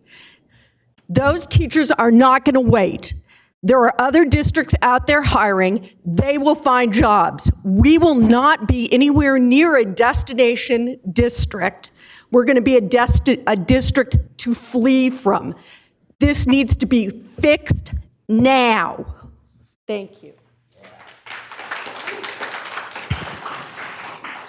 We have 8 more general public comments. If you could come up in order, please. Maria Rodriguez, followed by Julie Snyder, Cecile Nunley, David Fisher, Rosalie Nugent, Renee Webster Hawkins, Rich Vasquez, DBF, and Marisol Aviña. I love that you brought your knitting up. President Ryan, members of the board, and Superintendent Aguilar, my name is Maria Rodriguez, and I have a son that was kindergarten to graduated, and now I have one son left who's a senior at JFK. I am a satisfied customer of the SCUSD school district, and I know things are complex and there's difficult things and there's good things. I wanted to say 3 things that I think are really positive in this school district. One, Superintendent Aguilar, I really appreciate that summer meals are provided to students and that the communication for that has been abundant. If anyone doesn't know that there's meals, they should, and I thank you for that. It's very important. Student Halbo, what everyone said about you, I think it's amazing that you have this position, but board, I want to thank you for making that position a position of value. You give her a preferential vote. I don't really know what that means. I do know that when schools were closed, the vote was 4-4, but the student vote didn't count, so therefore schools were closed. Why have someone up here if their vote doesn't, or voice doesn't count? Somewhere along the line, when I took a hiatus from coming to these meetings, that changed, and I appreciate that. You have a high caliber student because you care about what she thinks. And third, thank you, President Ryan, for welcoming people to these meetings. At the beginning of this school year, you sent out a message. I heard it. You said, come to the meetings. I didn't really want to come to these meetings anymore, but here I am.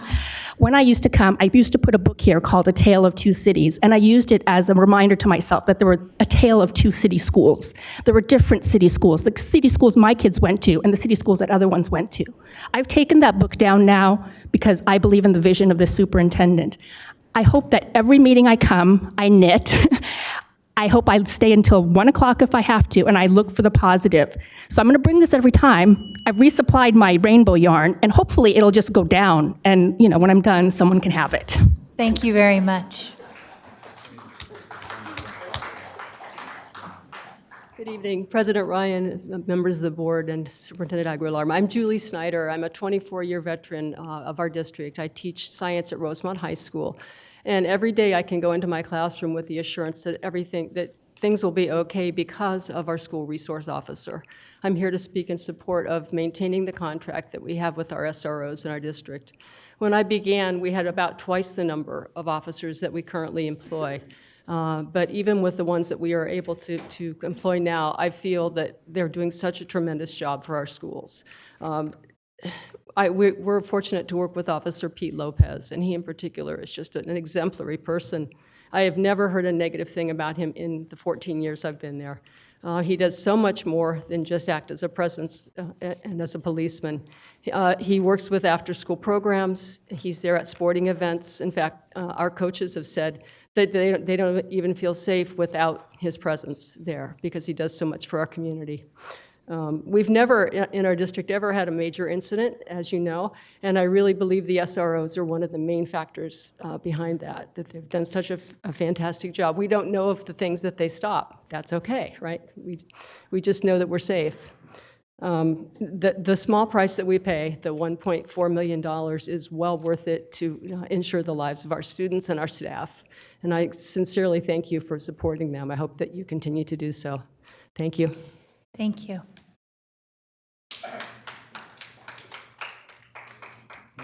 I don't know if this works. Well, good evening, board members, Superintendent Aguilar, and I do want to commend the board and just say thank you very much for giving the positive evaluation to Superintendent Aguilar. I didn't come up here because I'm only going to limit myself to coming up 4 times.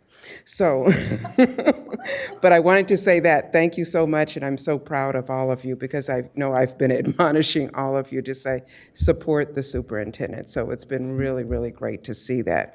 The one item that I did want to bring to your attention, I went to the board bylaws. Let's see, this is Sac City bylaws, and the part, that paragraph there with the little underline, it says any board member, superintendent, staff member, or any member of the public may request that a matter within the jurisdiction of the board be placed on the agenda.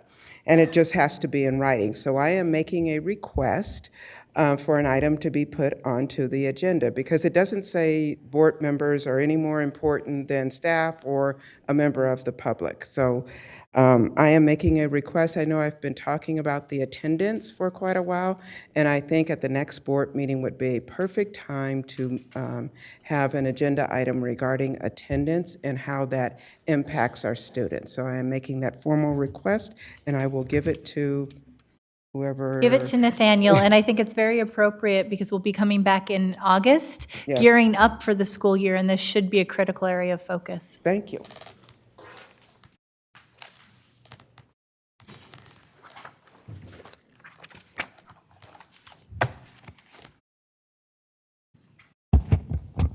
Hi, I'm David Fisher, President of the Sacramento City Teachers Association and parent of 2 children in the district. Ms. Mercer kind of referred to it, but in an email recently obtained by SCTA, it shows that on April 1st, 10 days before our one-day strike, Superintendent Aguilar confirmed in writing to Superintendent Dave Gordon of SCOE that with respect to enrollment projection reconciliation, the district, this is quoting, the district has confirmed that some school sites were not included in the calculations. The total enrollment for these schools is approximately 730 students and will increase revenue for 2021 and 21-22 by more than $7 million, end quote, and that's $7 million per year. So over a 3-year budget period, $21 million. So this vital information only became public 6 weeks later when the district submitted its 3rd interim budget on May 16th. And it was a crucial part of the $69 million turnaround from December 2018 to May 2019, which made it clear that state takeover was not imminent. So our question is, why did the superintendent and Superintendent Gordon keep this vital information from the public and continue to portray the district as on the brink of fiscal insolvency over 6 weeks? Tonight? When was the school board informed of this mistake? Why didn't school board members ask for an explanation regarding the projection of a loss of 1,000 students before voting to gut child development and lay off more than 400 certificated and classified staff? And at least as importantly, what safeguards are in place that a mistake like this doesn't happen again, especially in light of the district's latest numbers, which still project a 400 student loss next year, 10 times more than normal? Speaking of enrollment projections, last week we expressed our concern that the district is making another huge enrollment undercount, this time equating to possibly over $4 million per year in lower estimated revenue. Ms. Nugent, senior time. We asked the district to explain the 400 student drop, and the district could not do it. At a meeting which was to discuss rescissions of the layoffs and surplusing, representatives from Human Resources acknowledged that particularly at schools like Crocker Riverside, Sutter Middle, and West Campus, those projections make no sense. They have long waiting lists. Offered no solutions to fix the problem or that anyone was working on the more accurate projections. The district's inability to answer these basic questions has resulted in the delay of surplusing process. Meanwhile, while the district moved at lightning speed to move forward to rescind layoffs for 9 highly paid administrators, while continuing to decimate child development, our preschoolers, it seems to be slow-walking rescinding layoffs for certificated and classified staff. Yesterday, finally, it took some baby steps to correct a few errors. The district finally gave notice to rescind 6 K-12 educators and 10 child development teachers who were laid off. But we suggest the district should rescind all the layoff notices, since it looks like the number who remain on the layoff list are about the same as the current number of vacancies. Take a look, there's like 140 vacancies. This would make sure that those educators remain in Sac City while we wait for the district to get its act together. Finally, on another note, the document you have, the latest myth to bust is that Sac City spending 91 cents per dollar on salaries and benefits for staff is some sort of outlier. We looked at the 2018-19 second interim budgets for Sac City, Elk Grove, and San Juan so we can compare apples to apples. The result? While Sac City spends 90.9% of its unrestricted general fund on salaries and benefits, Elk Grove spends a 91.3% and San Juan spends 93.1%. Elk Grove and San Juan actually spend a higher percentage on salaries and benefits. Meanwhile, we have an agreement to lower the cost of benefits in order to provide more resources to students. We asked that the district immediately implement that binding agreement. It's been well over 500 days. My last sentence is, we asked yesterday that the district agree to expedite arbitration so that we can have this resolved during the summer. Thank you. Thank you.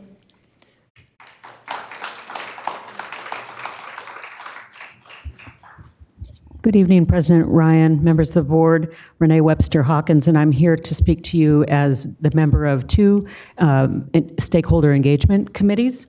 I have two requests on procedural matters for the board, notwithstanding the fact that, President Ryan, you manage an amazing meeting given the wealth of and breadth of information and issues there are to tackle. But that said, there's two important procedural items that I urge you to consider to promote transparency and authentic parent and community engagement. The first one is to agendize all stakeholder engagement group comments at the beginning of the agenda on that first meeting of the month when community groups are given 2 minutes apiece. This would be in recognition that the representatives of those community engagement groups are already volunteering hundreds of hours each year to educate their communities and advocate for student success. In the years that I've been coming to these meetings before a year, the last meeting 2 weeks ago was the very first time that I saw members from the DLAC here, from the English Learner Advisory Committee. And that's, I think, a reflection of the fact that our comments are always 10, 11 o'clock at night, and parents can't stay that late on a routine basis. So if you want authentic stakeholder engagement, please adopt practices and procedures that demonstrate that you want to hear our voices. The second item is to post all PowerPoints prepared by staff as part of the agenda on your board website at the same time as the board meeting. You're taking action in part on information that's in those presentations that's not in the staff report, not in the board packet, not in the resolutions. So it might be a requirement under the Brown Act to post it, and if it's not, it's in the best interest of transparency. Thank you so Thank much, you. Ms. Webster.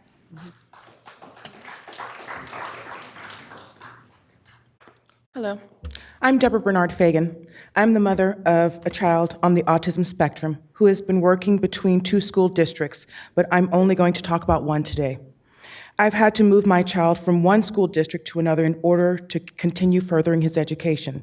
My attempts to get my child into this public charter school that my child currently attends were met with much resistance. Stan Eccles, Stefan Brown, Cindy Kilby, Jack Kramer, all told me that there were no openings and that my child did not qualify for this public charter school that any child in the Sacramento school area should be able to attend.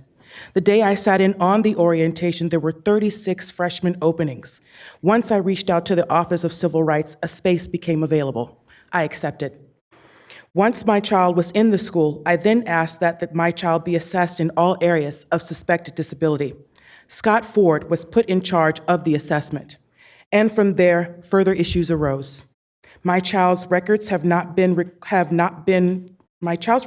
requested pursuant to the Education Code Section 56504. The school year has ended and those records have still not been released. I've made 10 plus written requests for 504 accommodations for my child to Denise Lambert, Becky Bryant, Scott Ford, Jerry Chase, all of those who told me my child did not qualify. They provided, or was he able to receive accommodations? Scott Ford and team completed their assessment after 4 months, from 9/10/18 to January 10th, 2019. At the January 10th IEP meeting, I was told my child did not qualify for IEP or 504 supports, although he was on both in the prior school district. The prior school district did not do the assessment as I requested. They just placed my child on an IEP. In addition, at the 1/10/19 meeting, none of my child's teachers were present. I had to request notice of each person's need to be in the room. At that meeting, I was told my child was too high functioning and did not qualify for additional supports. Yeah. We are happy to take any further comment that you have in writing. Stefan is here, and we will take that tonight. And thank you so much for sharing your story. Thank you. I'd like to receive your response within a week. I'll be sending that to you all. Thank you very much. Thank you for coming tonight.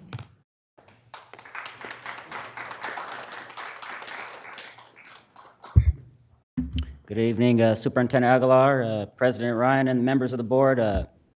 Just want to get out here and get my voice heard. It's been I don't know what you want to do. I don't know what you want the poor and uneducated to do. Just come up here to say, you know, we're in this budget crisis, and what do you want us to do? We look to you for leadership. We look to the teachers for leadership. You guys are supposed to be guiding us to get out of poverty. You guys are supposed to direct us. Right now, I feel like the educated is fighting the educated right now. My kids and myself, we're in the middle of this. The school experience is poor right now. We are people, we are not robots. That stuff, we feel the tension on the campuses and with people, you know, and now I'm feeling it.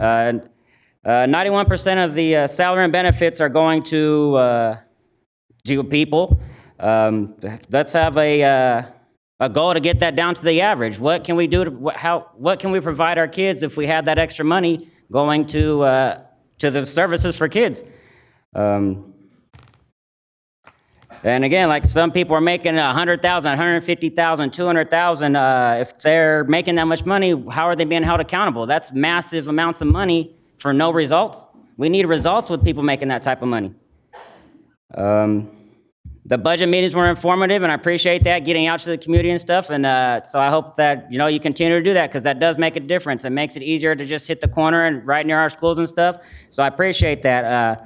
I did not like it seemed like we were beating up the 9% during those budget meetings. We know the 9%. We beat it all up. We cut it all up, right? We need to focus on the 91%. That's where the cuts need to be made. And I'll wrap up here pretty soon. It is easier to build stronger children than to repair broken men. That is what I'm being faced with as my children went to a poor school. And that's what I'm tasked with, trying to repair them, because now at the high school level, my kids are not up to par. We didn't have no experiences. Please do not destine the next generation of kids that. Please do not destine the next generation of kids that. Come to the table, work it out. Let's move forward. We cannot move forward until we get by this. It's affecting your families. Thank you. Thank you very much.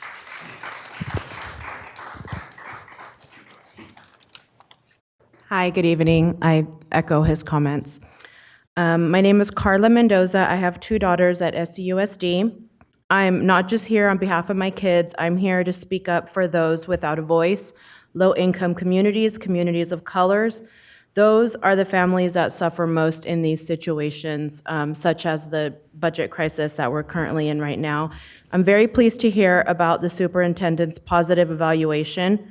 I'm very pleased to hear and know that he has a heart after underserved communities.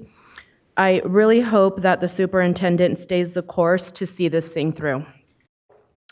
People go broke because they do not live within their means or know how to save for a rainy day. This situation is embarrassing in a thriving economy and a wealthy state. I know that you didn't create this situation. I am aware you inherited it. However, nothing good is going to come out of this situation if genuine conversations do not take place. I just want to encourage everyone to come together in good faith and find long-term solutions. Everyone, just please put your pride and your egos aside and come together to address the deficit. Work towards healthcare savings, establish better reserves. Sometimes you have to completely take things apart in order to put them back together correctly. Please learn from past mistakes. I hope that once this situation is resolved, we can focus on our kids again and invest in our children, putting more funding towards school programs. We have to do better for our kids. Failing to fix this mess is failing our children. And I just want to be clear, now that you've gotten the attention of parents and community members, we're not going anywhere. We are going to continue to pay attention, stay involved, and speak up for our kids. and the community. We're going to continue to encourage you to work hard and harder until this situation is resolved. I'm very excited that a new CFO will be in place soon. I hope that he or she is motivated and will hit the ground running and ready to put new and fresh ideas in place, innovative solutions to fix this problem. Thank you so much. Thank you very much. Good evening again, Board President Ryan, members of the board, Superintendent Aguilar. I'll be brief. I know the hour is late, but I just did want to echo all the comments that came before me to encourage all of you and all 5 labor partners to come together to find a solution to our structural deficit. As the other speakers have mentioned, we really owe it to our students to do that. We need to put them first, and we all need to come to the table and really look at the healthcare savings, because when we have almost twice the regional average when it comes to premiums, really need to look at that in terms of savings and look at that monopoly healthcare provider that's in the contract that really needs to be addressed. And we also encourage you to have a healthy reserve for a recession that we know is coming very soon. So thank you. Please stay together, stay the course, and encourage everyone to come together. Thank you so much. Thank you. Do we have any other public comments? It's the end. Okay, thank you. Moving on to item 9.0, Board Workshop, Strategic Plan, and Other Initiatives. Item 9.1, approve the 2019-2020 school plans for student achievement, which will be presented tonight by Vincent Harris and Kelly Odipo.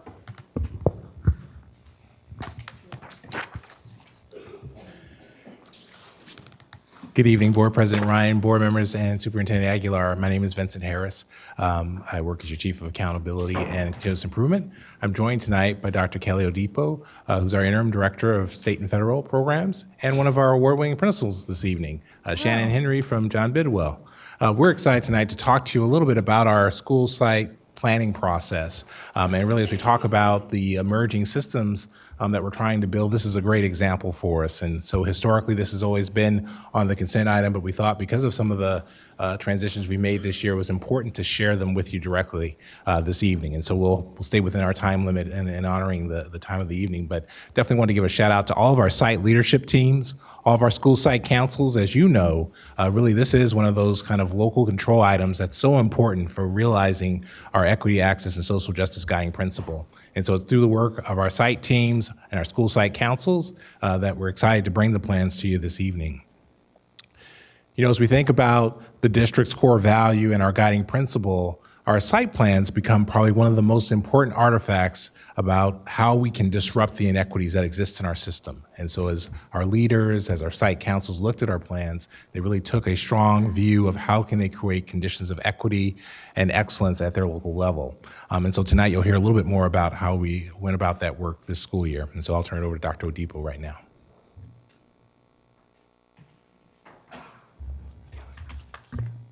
Good evening, President Ryan, members of the board, and Superintendent Aguilar when he comes back. So the SIPSA is really an action plan, and it's an action plan to raise student achievement. This action plan is driven by state and local data. And the SIPSA is also, or the school plan for student achievement, is also used to meet the requirements of state and federal categorical programs. The plan also includes all of the expenditures or proposed expenditures related to those state and federal programs. In addition to that, the completion of the SIPSA allows school sites to utilize their funds in order to execute the strategies and activities that are listed within. So the SIPSA and the LCAP are related in a few ways. The first way is that the SIPSA aligns to the goals that are within our LCAP, as well as our LCFF, Supplemental Concentration Funds, are included in the LCAP as well. So the development of the SIPSA, that process also mirrors the LCAP process in a couple of ways. First, both documents are required to be based on a comprehensive needs assessment, and they should have goals that are directly related to increasing the academic achievement of students. Both documents also require a level of consultation with the community. And in a moment, we'll talk about, as Mr. Harris mentioned, we'll talk about the school site council and the roles and responsibilities of the school site council related to the SIPSA. In addition to community involvement, the SIPSA also requires a mid-year check, a progress check, if you will. So one of the important bodies that help to develop the SIPSA is the school site council. And the school site council works collaboratively with the principal and the staff to develop the SIPSA. So their basic role is to advise on the creation or the revision of the SIPSA. They approve the SIPSA, and they also recommend the SIPSA to the board for adoption. And two of the most important roles is that they help to monitor the plan, and they also evaluate the programs within the plan for effectiveness on increasing student achievement. So one of the drivers of our efforts to revise our SIPSA development process was our federal program monitoring and the findings of one of our Title I elements, which was directly related, and you'll see on this slide, which was directly related to our planning documents in an effort to increase student achievement. And I won't read all of the findings for this one element, but one of the important things that I'd like to point out is that our CDE reviewer actually recognized when we submitted our plans for resolving this finding and also our plans for revising our SIPSA development process. Our Title I reviewer recognized that our district is starting to create systems that, or put systems in place that we can work with our sites in order to create academic programs that strengthen the outcomes for all of our students. So one of the things that that's important to recognize is that the SIPSA development process is really a cycle. And like the LCAP, it starts with a comprehensive needs assessment. And that needs assessment is based on, as Essa says, verifiable state and local data. And based on that data, the school site, along with the school site council, then develops goals, and they identify strategies or activities or actions and tasks in order to accomplish that goal. In addition to that, they align their budget or their financial resources to support those actions. And then there is continuous monitoring and evaluation of program, which is assisted by the school site council. And this process keeps going on and on. So I know that you've seen this slide before, so I'm going to just get to the full picture. So this graphic really reflects the theme of our work in developing a process that is driven by data and helps us to develop a process that integrates the budget, the LCAP, and the SIPSA in order to create a coherent plan to improve outcomes for students. So one of the things that the SIPSA is based on is the dashboard. And this slide really helps you to make connections between the dashboard and the PTI. So you'll see on the right-hand side of, on the left-hand side of the slide, the dashboard indicators. And on the left-hand side, you'll also see the PTI elements, are the PTI indicators that are directly related to those dashboard indicators. So there is an integration between the California dashboard and our Performance and Targeted Action Index. And lastly, this is a slide of the actual dashboard that principals see within our cycle of continuous improvement tool. And ESSA states that our SIPSAs must be based on the California dashboard information. And so as principals and school sites go into our cycle of continuous improvement tool to start to develop their needs assessment, that first part of the cycle, this would be what they would see. And as they look at their dashboard indicators to find out where their students are, where they're performing, this is then linked directly to the PTI elements. So this is the beginning part of how our school sites actually begin to develop their needs assessment. So I'm going to hand it back over to Mr. Harris to continue talking about our integration of our SIPSA and our budget process. This slide you've seen a couple of times over the last several months as we've talked about this notion of how do we make all of our staffing decisions now more actionable. And so one key element of this is that beyond enrollment at sites, we also now are asking more important questions about how does staffing link to those dashboard measures that we're trying to move. And so you can see here, this is just an example of one of the things we asked our sites to do during the one-stop staffing process is not just think about their staffing needs purely in terms of FTE, but also think about what dashboard indicator do you think you'll see movement, which will directly tie, of course, to movements on our Performance and Targeted Action Index. Ultimately, as we talked about change in any organization, change really should be about engagement. And so this slide is really important because it speaks to our effort that actually started last July about how can we effectively change our site planning process to make it more integrated, to make it more cycle continuous improvement oriented, but also more student achievement accelerant in terms of all the plans really accelerating achievement for all of our students. And so we brought together a team of folks, and you see some of them listed here in terms of really being able to say, so what are the tools that leaders need? What are some of the trainings that leaders need? And then ultimately, this became kind of our focus group of folks that we listened to while we pressure tested the new process. And so we got real-time feedback because this group met weekly, except for holidays, vacations, and other big district initiatives, basically met weekly since about July 30th of last year, so that we could really stay intensely focused on either planning, implementing, or reflecting on the work. Because of the changes that we were able to make through tools, we actually were able to do more data mining. And so we really focused a lot of energy on really understanding goal one in our SIPSAs.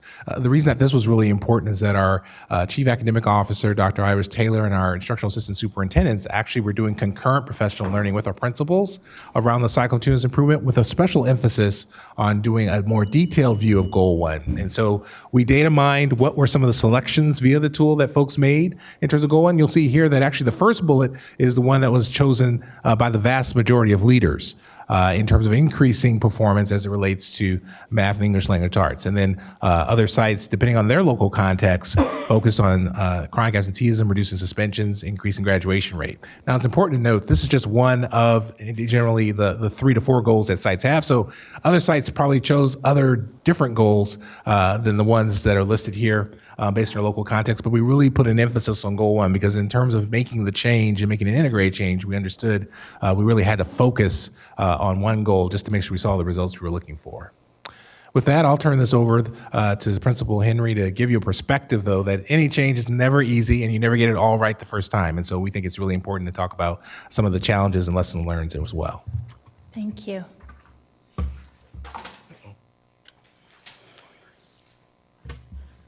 Good evening, President Ryan, Superintendent Aguilar, and members of the board. I'm just going to talk briefly about some of the changes and as Vincent mentioned, it was not easy. It was very messy at times. But it is a culture shift, so it does require an element of patience and fortitude. But one of the things that I want to note is that when you're in a Title I school, there are so many priorities. There are so many places to start. But choosing something and really sticking with it and looking at measurable outcomes is something that we had to get really good at this year because we want to attack everything, of course. So there is this balance between the sense of urgency that we have for all of our students and the other idea of the structural, systematic changes that take longer to develop. So we kept that in mind as we went through this. But there has to be a shift in practice. Looking at data in itself is not enough. We have to be looking at the right data at the right time with the right students. So we have to know what we're looking for and what we plan to do with it if we're going to invest our time and energy in looking at our data. So finding the right data to look at, it was could be a challenge, but also using the data in meaningful ways to impact our students. I want to end with just the idea that you can't concretely measure growth mindset.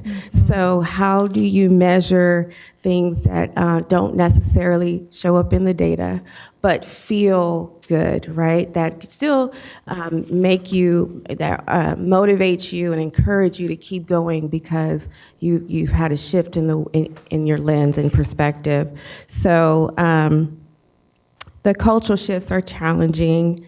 Having the robust system of data is critical, but as the slide states, the real work is in changing our practices, our instructional and data practices. Thank you. Thank you. And with that, we'll simply wrap up with the next steps. The real theme here is learning and monitoring. And so the next steps all orient around this notion of we're going to be, obviously, we've looked at the plans, evaluate them for approval, but now we're actually implementing a monitoring plan for the next school year. And so we look forward to sharing with you next school year things that we learn as we monitor this process, improve this process, and engage our principals in making the proper types of supports and creating those supports where appropriate to continue this refinement so that we can actually make this whole process a case study and a successful implementation of a CCI. We'll make mention actually next week for a couple of days, we actually are going to come back together as a smaller work team, including a cross-section of departments and some site leaders to actually get into our first major conversation about what happened. What were some of the opportunities that we could have done differently? What were some of the wins in the process? So we're literally going to be doing that starting next week. And with that, I'll end the presentation and turn it back to the board. Thank you, Mr. Harris. Do we have any public comments on this item? Yes, we have 4 public comments. Renee Webster Hawkins, followed by John Perryman, Sarah Williams Kingsley, and Tracy Berardo Torres.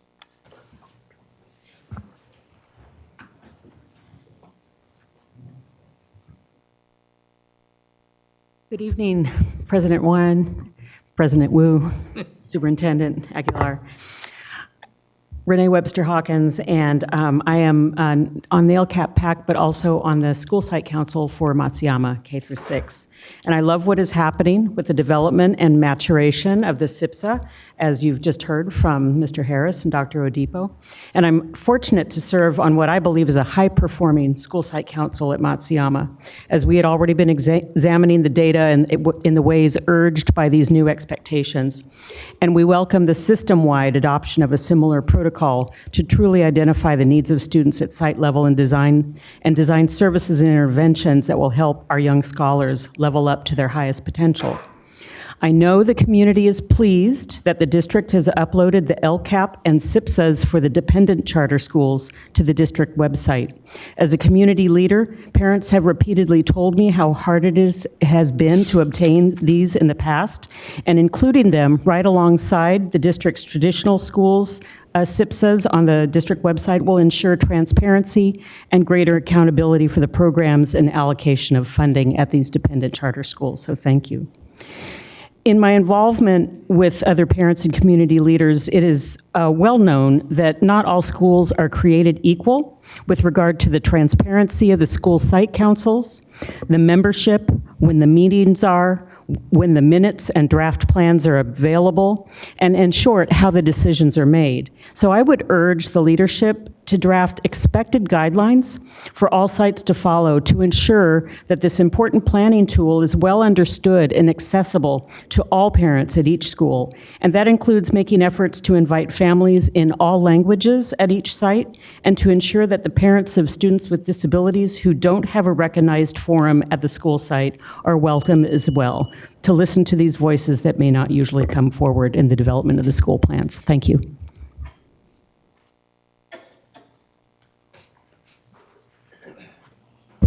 Good evening, trustees. I wrote down that I'm in favor of you adopting these plans, but I'm still going to criticize the process. I like school site plans. Recognize that all large organizations have continual tension between central office decision-making and decentralized decision-making. Generally, central offices win, and resources get declined to decentralized locations like school sites. Sac City is no exception. The amount of supplemental and concentration grant money used to be 25% going to school sites, now it's 15%. Less than 25% of Title I money goes to school sites for governance under the school site plan process. It's the central office that makes decisions largely invisible. It's been over a year since Title I has been on the board agenda with public information about how you're spending that $19.6 million. In that context, I want to copy someone who is smarter than me, and I'm going to request that you put Title I, that central office spending, on the board agenda some night, so I can come criticize it directly. Thank you for your time.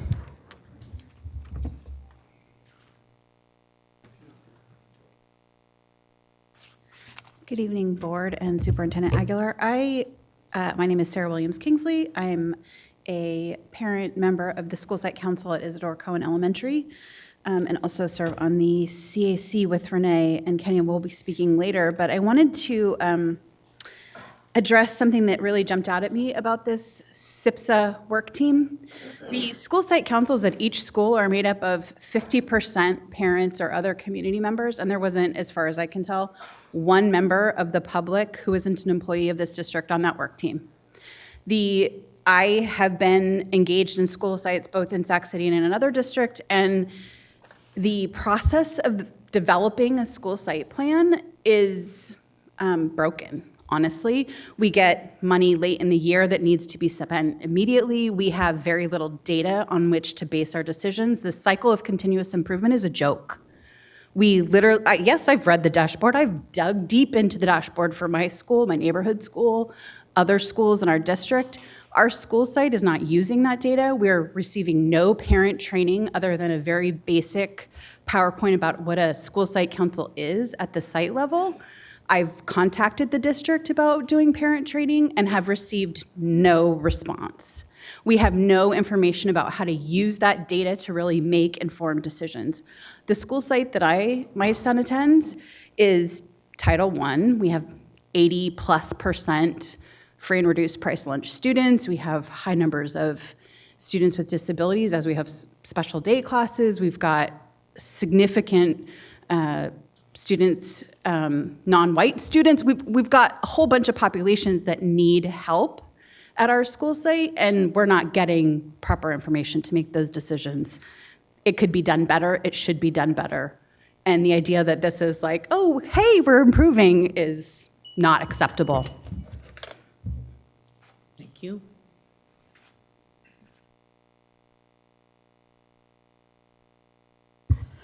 Good evening. I'm Tracy Verardo Torres. I am actually just coming off 2 years of having served as the chair of the site council at Satterville Elementary.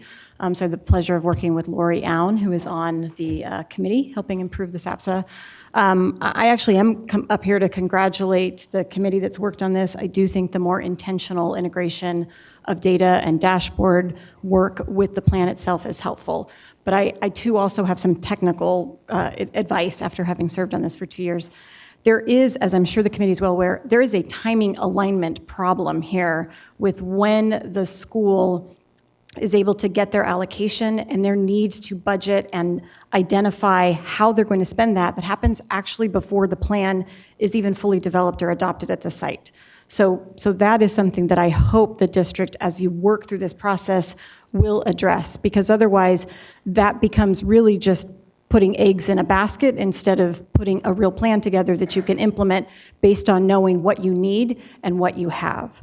I do think, I actually disagree with some of the other speakers, I do think the emphasis on a continuous cycle of continuous improvement is important, and there may be an ed code issue to this, but part of the problem with the SAPSA then is it is only a one-year document, and the expectations for the process that you saw that goes into this for a document that's really supposed to only be used for 1 year and then updated again in full for the next year creates a problem to really see growth over time and really be able to do that planning, implementing, and reflecting. So to the extent, and again, that may be an ed code problem, but to the extent that's something the district could either augment or think about doing multi-year plans where you are building in annual progress but looking at growth over time, it seems that would be much more in alignment with the data that you're looking at. Thank you.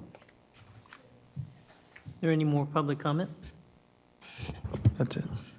Any comments from the board? Okay, seeing none. Morosky and Member Garcia. So Morosky first. Thank you. Thanks for the presentation, and thanks for all of your work in this integration. And I've been pleased to learn in various presentations over the last few months about that work. I have just a couple questions. Just wondering, what is the oversight like of the SIPSAs? Does anyone look at like at the district level whether those plans are aligned with the needed the indicators that jump out as being problematic on the dashboard? And thank you for the question, Board Member Borowski. There's kind of two real tracks of oversight. One is this notion of looking at the strategies the site is using and comparing them to their dashboard indicators. And that really was a partnership this year with our instructional assistant superintendents and chief academic officers. So they're doing the strategy review, if you will. And then separately, Dr. Odipo and Kathy Morrison actually do the technical review. Are we in compliance with the allowable costs? Are we spending in ways that are appropriate based on what title funding is geared towards? And also doing a review as well of, do the plans make sense in terms of helping all students? So those are kind of the big tracks of support. I don't know if you want to add anything or if that seems sufficient. Okay, thank you. It would be good to have a little more information about kind of how we decide how many funds are allocated this way down to the school sites, and whether there are any guardrails around how those funds could be spent. I didn't, look at all 70 or however many. I looked at a few, and some of them raised some questions to me about just, instructional materials or things that just seemed really broad. And so just trying to put that together with how the funds are supposed to be used. Maybe if you can communicate that back to us. Oh yeah, we can do a board communication that provides more detail, but in the context of title funding, there are definitely guardrails that we can definitely speak to very specifically. Now, in the context of the work for local sites, there is some element of local sites know best as well. So there is a tension between Right. specificity and also allowing sites through their site councils to meet their local requirements. Okay, thank you. Member Garcia.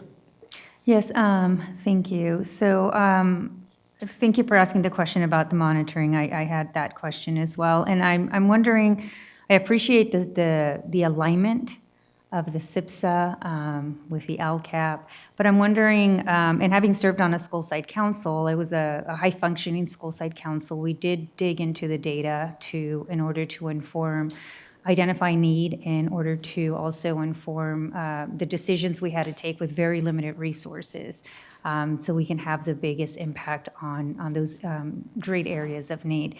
And again, it reflects a high-functioning school site council. The timeline resonated with me because when we finalized our plan, it was with the funding, it just didn't quite align. So I think there's room for maybe just looking into how to better align those.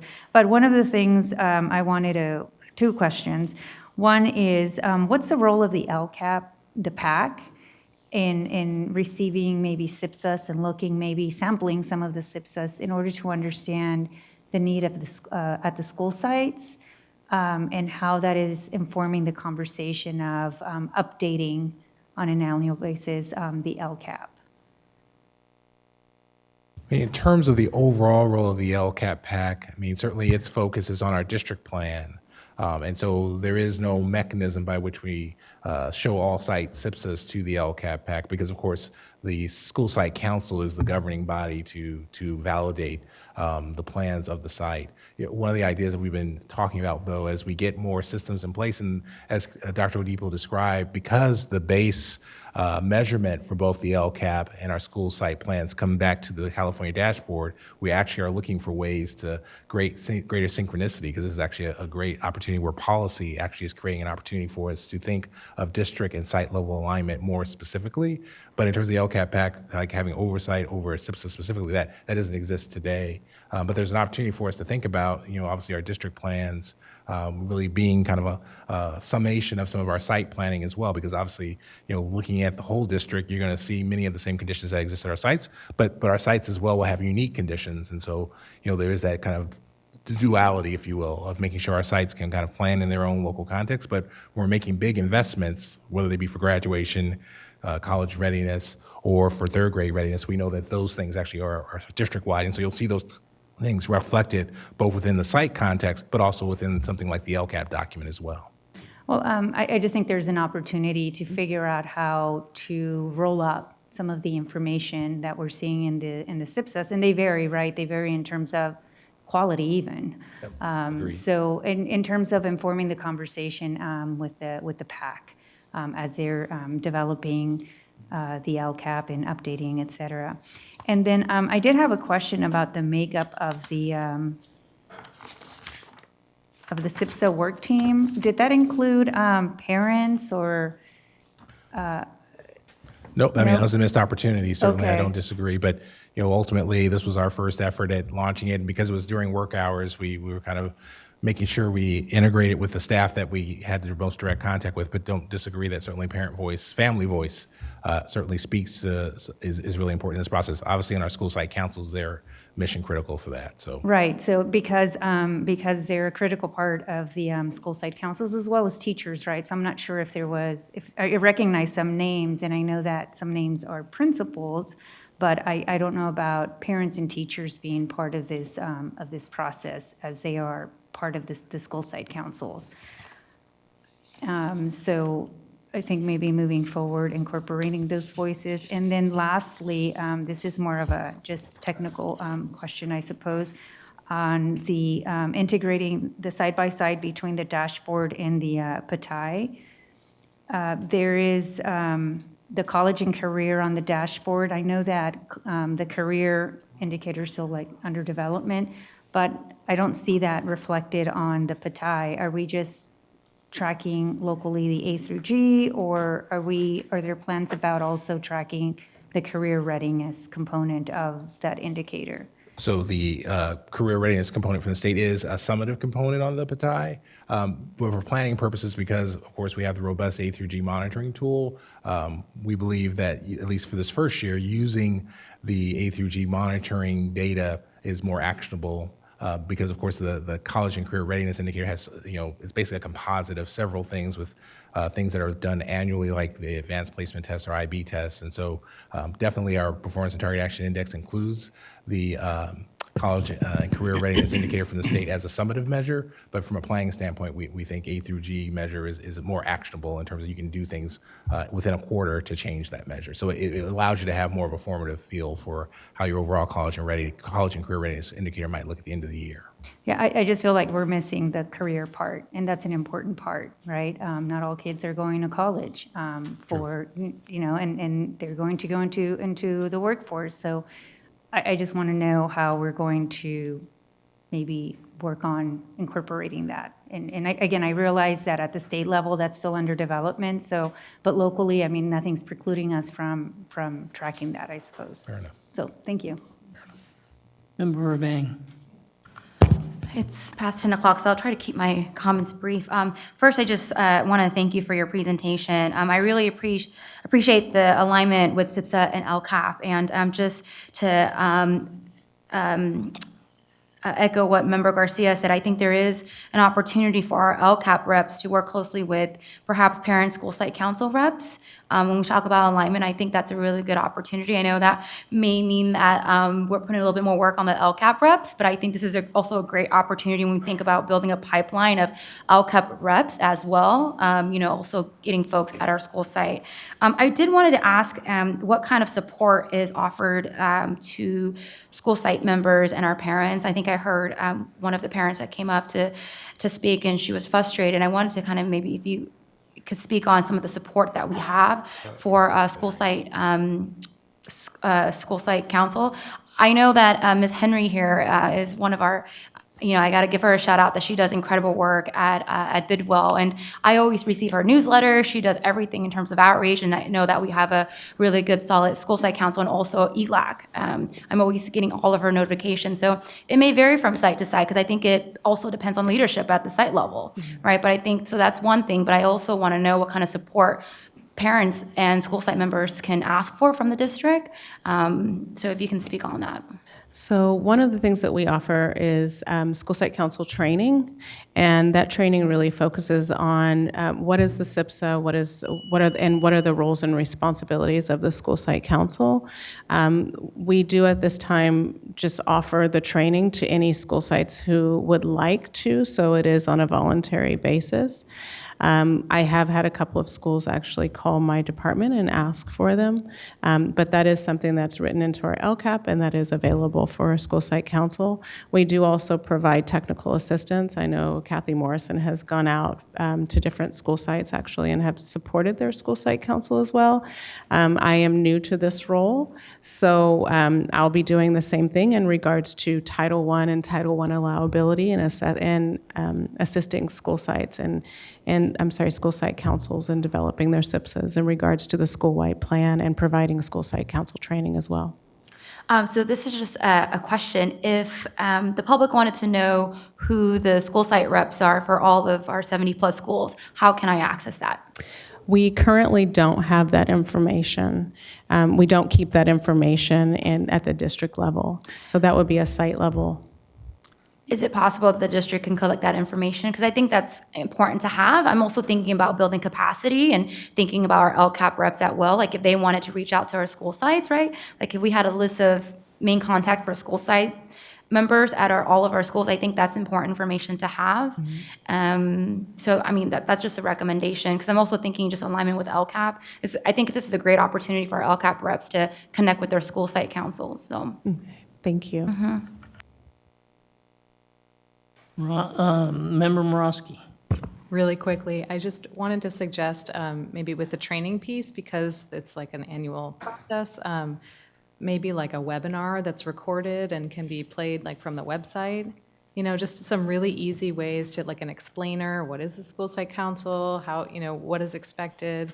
You know, could be like in 10-minute chunks or something, so people could just access that on demand instead of kind of waiting for a physical training. That reminds me, thank you. That's actually a really good suggestion. But Board Member Vang, we also have a school site council website on our Sac City webpage as well with school site council resources. So that would be an opportunity to link something like an extra PowerPoint or a webinar as well. Yeah. Member Garcia. Yes, thank you. And just adding to the webinar, having maybe parents be part of that, sort of what their experience is as parents, their responsibility, et cetera, their perspective, as well as teachers, right? So it's really including all the voices that are required to be on a school site council. So thank you. Vice President Wu, if I can just mention very quickly, I think that if Ms. Henry can just maybe describe a little bit more deeply, because so much of our long-term success, of course, is going to depend on our ability to shift the organization's culture with respect to important work like this one, in which the SIPSA process has been perceived for many years, not just in Sac City, but I would say in most school districts that I've been affiliated with, as a very mechanistic, compliance-heavy effort. And here we're talking about embedding that effort with continuous improvement principles, and that is a complete mindset shift for our organization. And then based on the databases that we have created, to be able to take information from our 70-plus schools and the goals that they've established, and then feed them into the LCAP process for consideration, focus areas and such. But as superintendent, my biggest concern is how do we confront the organization's culture on something that has been so deeply perceived and treated as a mechanistic and compliance-oriented effort, that I would just wonder, obviously you weren't aware that I would ask this question, Principal Henry, but if you could expand on what's on slide 14 related to cultural shifts, maybe in how you approach the development, how you work with your school site team, et cetera, and just give voice to the principal's role in that? Well, I think past practice, and I certainly don't want to speak for all principals, but for myself, I have taken many of the summative measures and built goals around those measures. So that could be CAS assessments, it could be assessments such as the CELT, iReady, those type of summative assessments. And this is more formative. This is more related to grade level per se, like we took third grade readiness. Well, CAS did not necessarily test kinder first and second graders. So what data did we use to address that? And we looked at the Bataille data. We looked to that for our trimester outcomes. And we also used some of the iReady data and some other local assessments to start looking at where those holes and gaps are. That is a shift in itself when you are juxtaposing the summative with the formative and making decisions about instruction and targeting areas, right? So the shift came where it is more focused. There's more conversation and dialogue about where we would like to go. The shift came with those concrete, measurable outcomes that we'd like to see along the way, those benchmarks that we may not have built in before, that we may have been waiting way too long to learn about because that trimesterly data, wasn't quick enough, wasn't immediate enough. So the short-term, long-term goals, the idea that we have to be patient with the data, that we're not looking for instant or immediate results per se, that we want to make sure that they are long-term and they stick, that there are structural changes, systematic changes that don't depend on the teacher you get or the year you get the teacher or whatever, but that they are ingrained in our systems and that we have a safety net, that we have a plan B, that we're not going to look at summative assessments and say, well, 50% of our students didn't make proficiency, but 50% did. Whereas we're looking at it now, like how much did these students grow in that 50%?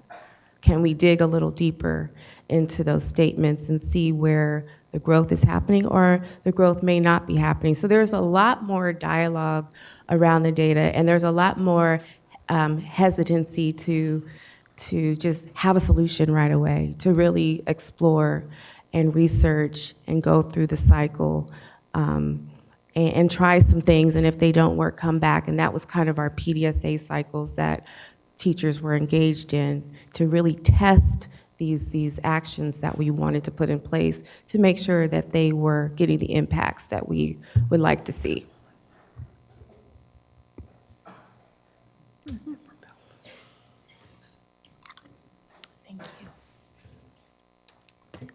I appreciate your response. I actually was going to ask a question about the culture as well, so you really answered that very thoroughly.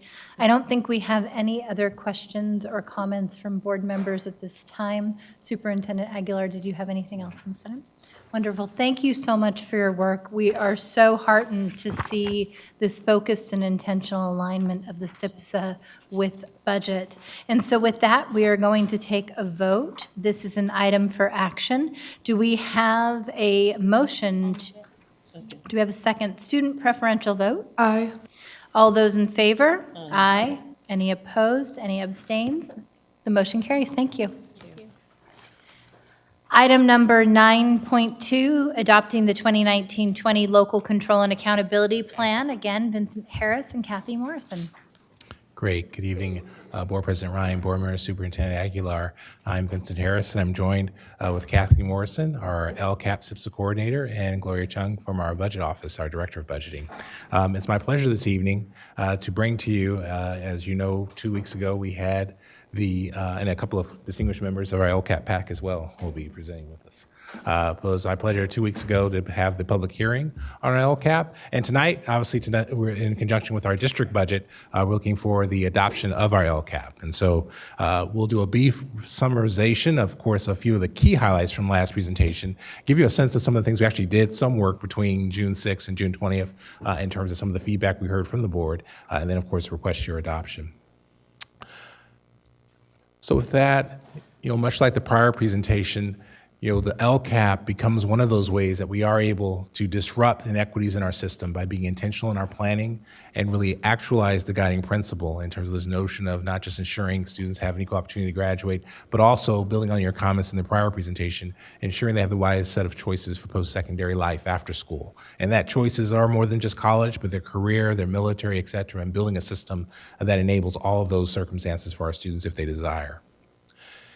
As you know, the LCAP is within Ed Code, and so the power of the LCAP is that it's not just a policy, if you will, but it speaks to the things we care about deeply as a district and as a community in terms of college and career readiness, safety, feeling emotionally safe, empowering our families, and of course, making sure the system works well. And so this is a great opportunity to see policy and the results for our system come together for us. And of course, tonight is an opportunity to adopt our plan going forward. We rely on this graphic a great deal to try and really communicate that while it's an aspiration, it's really something we're working towards from a system view. That as you think about our budgeting process, as you think about our site planning process, as you think about our district processes, they all are integrated. And so while they're not necessarily the exact same document, many of the needs assessment variables that go into our site plans obviously will impact us at a district level and will be shown through our LCAP. And then of course, our priorities are what we're focusing on in our budgeting process. So that our budgeting process is not just driven by what we've done in the past, but it's done by what do our students and community need right now. And so ultimately, a lot of this speaks to also issues of compliance, and so that's what tonight is about as well. But again, as we think about compliance, in this context, the compliance also is about how are we addressing the needs of our most at-risk students, and that's where you see references to the Comprehensive Support and Improvement Initiative, CSI, because it really is about making visible students who are most at risk and make sure our plans address their needs accordingly. And then, of course, the board adoption is a critical step in ensuring that our plans have the appropriate oversight and review. And then, of course, our federal addendum speaks to the integration of both our state and federal funding. Really coming back to this notion of the title funding we talked about in our SIPSAs really has a strong correlation to our overall district funding because both of them are based on needs assessments, based on the needs of our students. This graphic is really just meant to reinforce the notion that as we think about our work, the superintendent's spoken about this extensively throughout his time with the district, and it's been something that we, of course, value as staff. It's the notion of valuing research. And so as we think about the cycle of continuous improvement, what's equally important is understanding what does effective implementation look like. And so the whole premise here is just showing that with effective implementation, it still is about a 3-year timeline in order to see the results of an effective education intervention. And we think that's important, relates to the fact that the LCAP itself is a 3-year document, but it also relates to the importance of monitoring, the things that you spoke about previously. That's why we have to monitor, because we know that as we get into the implementation phase, if we don't do it well, we won't see what we expect to see at the end of the implementation plan. With that, I'll turn it over to our LCAP PAC members to talk about the outcomes that we value in our LCAP.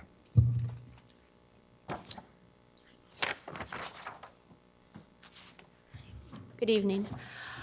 These are our LCAP measurable outcomes for all students, and these are areas that there's been an identified need for improvement in our district. As you can see, they're listed: increased graduation rate, increase in students moving from off track to on track for graduation, reduction in chronic absenteeism, impact of interventions on improving attendance, reduction in suspension and reducing disproportionality in the suspensions, increased feeling of engagement and safety for everybody, and increase in reclassification rates.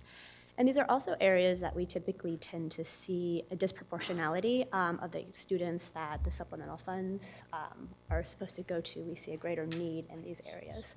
So we're hoping that we continue to see improvement, continue to see interventions, and just a lot of effort put onto these measures throughout the next year. And then this has been our stakeholder engagement since the last board meeting on June 6th. So you can see there's been 3 opportunities. On June 7th, a labor management consortium. On June 13th, the LCAP office hours were from 3 o'clock to 5 o'clock. And on June 14th, the LCAP office hours again from 11:30 to 1 o'clock p.m. Wonderful.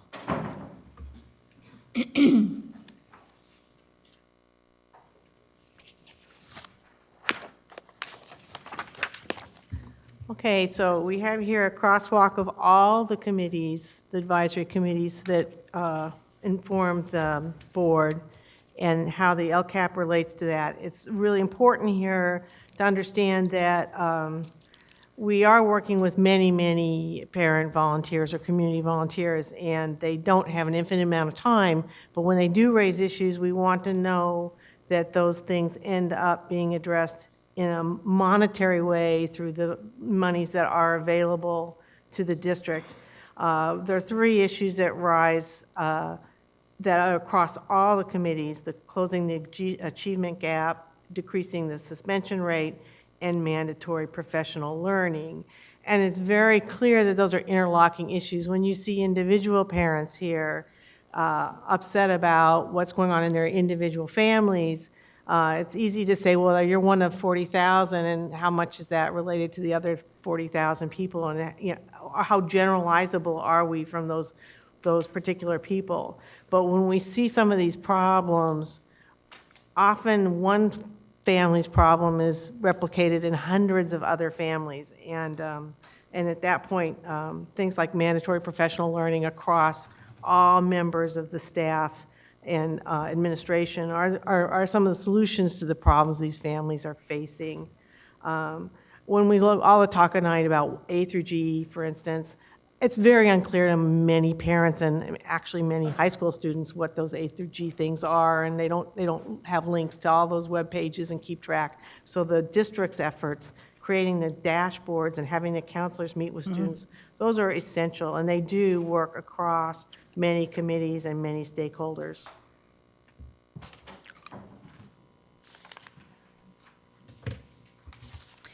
Good evening, President Ryan, Superintendent, board members. Just continue by talking about stakeholder voice. One of the biggest challenges in LCAP work is not only listening to stakeholders, but making their voice visible in the plan. So we were challenged to make these modifications to the LCAP by the persistent efforts of our parents and community members. One of the most significant comments, I think, especially following on the SIPSA presentation, is we heard that it's really necessary that our sites prepare the SIPSAs focused on student needs. And we also appreciate the comment about making parents in the district, or asking parents in the district, how aware they are of opportunities for engagement. Do you know about School Site Council, DLAC, the CAC, et cetera? And so we have been charged, and we will add a question to assess that awareness to the school climate survey next year. So these were considerations that reflect critical student need, but because they have fiscal implications or mandates for all staff or all schools, we weren't able to implement at this time. However, they are among the most persistent concerns in our community. And the theme really, I think, is around student supports that are social, emotional, and mental health related. I do want to mention dependent charters. With the enactment of Assembly Bill 716 in January, all charters in the state were no longer required to write a SIPSA. The LCAP can serve as their school planning document, and it relieves duplication for our leaders. We have previously asked our charter principals to write both a SIPSA and an LCAP. As mentioned, the dependent charter SIPSAs are posted, the dependent charter LCAPs are posted on the SIPSA webpage, and each of those principals have shared the LCAP with their community, and they are actually required to submit directly to SCOE before July 1st. And we just wanted to determine that as the board was asked to approve the SIPSAs, it does include those dependent charter LCAPs. So again, we are reaching the end of our timeline for the LCAP. And We wanted to bring the dollars in front of you just as a summary. The largest investment in our LCAP is Goal 1 with almost 90% of the funds committed through the LCAP for a total of $421 million plus. And I now will turn it back to the board. Thank you. Do we have any public comments on this item? Yes, President Ryan, we have 4 comments. Liz Guillen, followed by Cecile Nunley, John Perryman, and Renee Webster Hawkins. Good evening. Again, Liz Guillen with Public Advocates. The LCAP is tied to the budget in statute. It has the same times that it's to be reviewed as the budget and adopted. Unfortunately, the district's budget situation this year has had what I believe to be a negative impact on the public and even the PAC's ability to review the draft and the changes. For example, I know that Kathy has been working really hard to try to get information from the draft version to the current version. And the draft version said, we will explain how we intend to use supplemental and concentration dollars, and we're working with SCOE to make sure that we get it right. Well, I got those changes today. I don't know when the LCAP PACs did, probably today. And that really limits the ability to review and comment. In addition, the superintendent is supposed to comment to or respond to the LCAP PAC's comments, both the DLAC and the PAC. I haven't seen those comments yet, but all those together really should be part of the board's consideration. Honestly, I wish it was June 6th, the first hearing that you had on the LCAP, and that today wouldn't be the night that you're adopting it. Not because it's a bad LCAP necessarily, but the process hasn't been very good. And while Kathy and Vince strive to improve stakeholder engagement, which I appreciate very much, and I think they should be applauded for that, the minimum engagement really still needs to be looked at. And I hope to be a greater resource in the coming year. Thank you. Thank you so much, Ms. Guillen.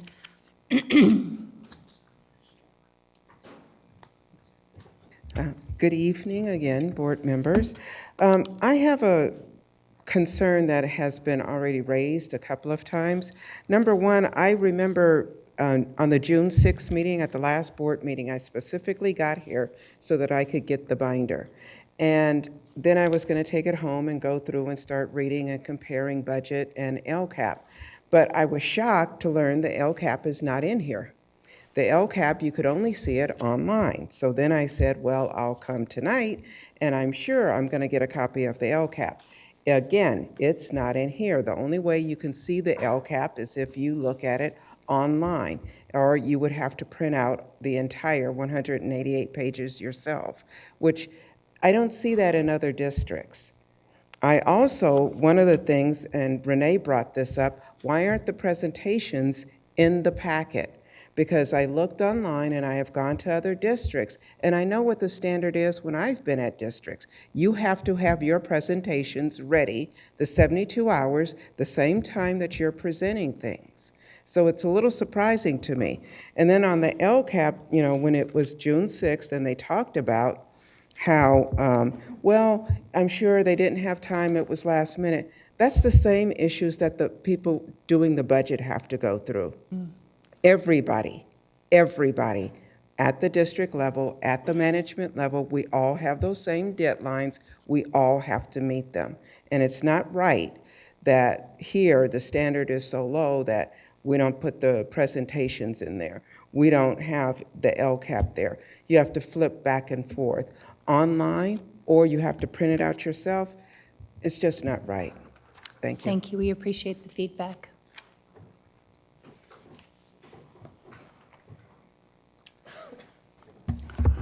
Good evening again, trustees. John Perryman. So the LCAP, I'm looking only at supplemental and concentration grant money primarily. And this is where you have a large amount of discretion as a board. It's not locked up in employee contracts. You have total discretion. And the document you have, you probably have to vote to pass it tonight or schedule an emergency meeting after some more fixes next week and pass a flawed document. I emailed you a list of flaws in the spreadsheet. Some of them are violations of the order of correction. Some of them are just misrepresentation of fact. The elephant in the room is that same line item I've been complaining about since January. $35 million for K through 3 class size reduction. Well, that's a base grant expense. It includes $7 million for collaborative time, but you don't list that, you don't disaggregate it. That means you're spending $28 million on class size reduction in excess of the 1:31 staffing ratio. $28 million in class size reduction is about 250 teachers. There's no evidence that you're doing that. Not in the budget, not in the surplusing. That's a false line item. And I'm going to push on that at the county level, at the state level, and here. You need to disaggregate that $35 million so that people know what it is. Look at Elk Grove, look at San Juan. They have a similar line item, and they disaggregate it. And their numbers for class size reduction are more about 10 million. I'm going to speak more about this on the next budget item, about class size reduction and staffing ratios. Thank you for your time. Thank you.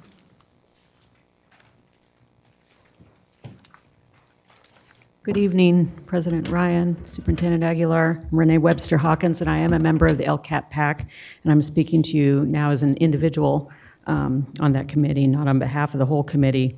I do want to commend my colleagues on the committee, Kathy, Katie, the others that are still here with us tonight, a really amazing group of individuals.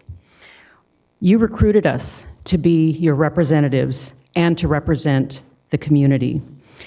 And the LCAP PAC did not see the annual update LCAP draft for 2019-2020 until it was posted on the district website 3 days before the June 6th board meeting.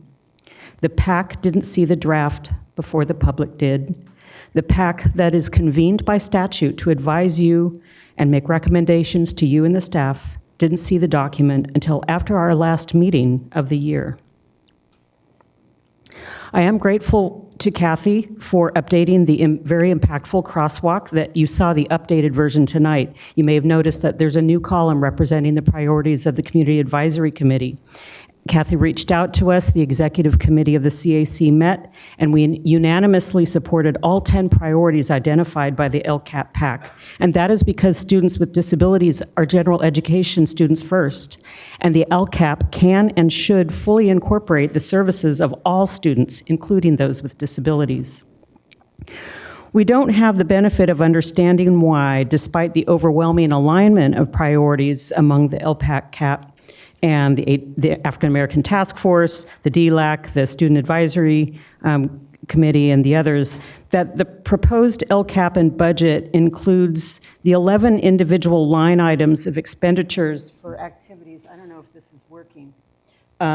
This is the, I don't know if that's working. What I'm showing, is the slide that was shown during the budget presentation at the last meeting. And these are no doubt important activities, but they seem to be a back of the envelope list of individual actions rather than a deliberate assessment of the priorities identified by the community and stakeholder groups and to identify the most strategic way to use this money. In particular, I don't recall one community engagement group asking for summer school. That's a reflection of a failed system during the academic year. Thank you, Ms. Webster. Thank you very much. Appreciate your comments. Do we have any other public comments on this item? Okay, thank you. So we're going to take board member comments. I want to thank Ms. Nunley, Ms. Webster, and others for sharing feedback about processes and better means for providing timely information. I know that it's challenging, particularly if you are a working parent and having to manage the myriad responsibilities of family and your job, to be able to delve into the nuances of fairly sophisticated LCAP plans as well as budget documents. I remember Mr. Perryman said he spent more than 8 hours going line by line through the budget document. I and others from the board appreciated beyond our read of the budget, getting to go into his detailed spreadsheet and reading his analysis of the individual categorical items. I do think the request that was made of trying to ensure that consistent with the posting of the agenda that we have PowerPoints is a fair one. I do think we have to be realistic about scaling back the PowerPoints somewhat. I know at one point we were at 40 slide decks and more in terms of the number of slides that were being offered. I would rather have 10 to 12 or 15 concise, cogent slides that we can provide in a timely fashion so that our public has the information they need, and then we can dive more deeply into the conversation beyond that. And so I hope that that will be a direction and a piece of feedback that the superintendent will take to heart moving forward. I do also want to echo my appreciation for the crosswalk. I think it's incredibly powerful to be able to see that and really help solidify how the LCAP Parent Advisory Committee was able to interface with all of these other critical committees in determining a shared agenda that benefits students. I did want to ask Katie to come back up for a minute. You presented on a couple of slides, including the measurable outcomes for students and the stakeholder engagement. I am very interested in hearing a bit more about how the LCAP PAC advised in the additional stakeholder engagement necessary to garner the feedback that you received. How we advise in this specific? Yes.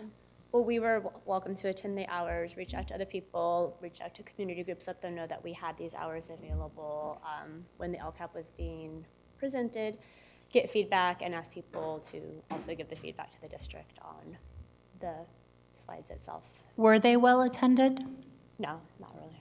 Okay, so I really appreciate hearing that honest feedback, because in looking at the office hours, 3 to 5, 11:30 to 1, that can be difficult for parents. It can be difficult for working professionals during the day. And so I hope that as we continue to find opportunities to try and create meaningful engagement, that we look at doing things differently so that we are in fact going to communities where it is more accessible for parents to provide feedback, and doing it after hours in such a way that it's, let's say, 6 to 7:30, maybe with some refreshments to remove barriers to attendance and childcare if possible. The other thing I would say alongside that is translation services, always critical, and being able to do outreach. One of the things that I'm very proud of with the support of Renee and others in the Community Advisory Committee is, 2 years ago, we had a long meeting about all the communications deficiencies around the CAC. And since then, we have been very intentional about, I believe, oversaturation of ensuring that people understand when meetings are occurring, text messages, phone calls that are done district-wide, really promoting at a high level the meetings. I would like to see a same intentional focus for the LCAP Parent Advisory Committee stakeholder engagement sessions. I think that, alongside doing it in more accessible hours, is a way to ensure that we get more meaningful feedback. Thank you. Do we have other board member questions or comments? Board Member Morowski, followed by Board Member Garcia. Thank you. I think in the spirit of, and let me first thank the LCAP PAC for all your hard work, and our staff as well. In the spirit of continuous improvement, I think, at least for me as a newer board member and the first time I'm seeing this process play out, I don't know what to suggest, but I have not been able to wrap my head around it in as much detail as I think is necessary. I don't know if it would be advisable to have, a deeper dive for the board on this, maybe in the community. It just seems like it's such a huge part. I mean, it was a monumental shift in how we're doing education finance, right, in the state. And so I don't know, I just have this kind of overall sense that maybe our processes haven't fully and sufficiently recognized, like, how different this is and what a big deal it is. And so, I don't know, I don't have an exact suggestion on what to do, but I would throw that out there as an idea. And also the timeliness of having the completed plan. The increased or improved services, as Ms. Guillen pointed out, not having the in a real timely way. It's difficult to review and see, make sure that it's justified as we want. So those are my comments. Thank you, Board Member Morowski. Board Member Garcia. Yes, thank you. So as a former LCAP PAC member, I think one of my recommendations and feedback before my year expired was that I think making the meetings more accessible, rather than having them at the district office, perhaps choosing some school sites to have those, so maybe more parents are able to attend. And it's just really localizing it, right? And, you don't have to go to every single school site, but being very strategic in terms of the school sites that you pick, and maybe you rotate them year after year to try and get more parent engagement and feedback. And I did have a question about, just so that I won't repeat what other comments that have been made. I did have a question about the considerations for the future slide. There's one that recommends that every site is required to have to draft a bully prevention plan. I'm just interested in just hearing about the discussion about why it's school site versus district, a district plan, because I'm just wondering, then they would vary from site to site, right? And I just don't know if that's a good thing or a bad thing, but just wondering what the conversation was like. I might turn to Katie to fill in, because this was one of her most persistent ideas. We have a bully prevention specialist in the district, and yet the bully prevention specialist is accessed when there is a complaint. So the theme was for the district to be more proactive about preventing bullying as opposed to reactive. And so if every site had a bully prevention plan that was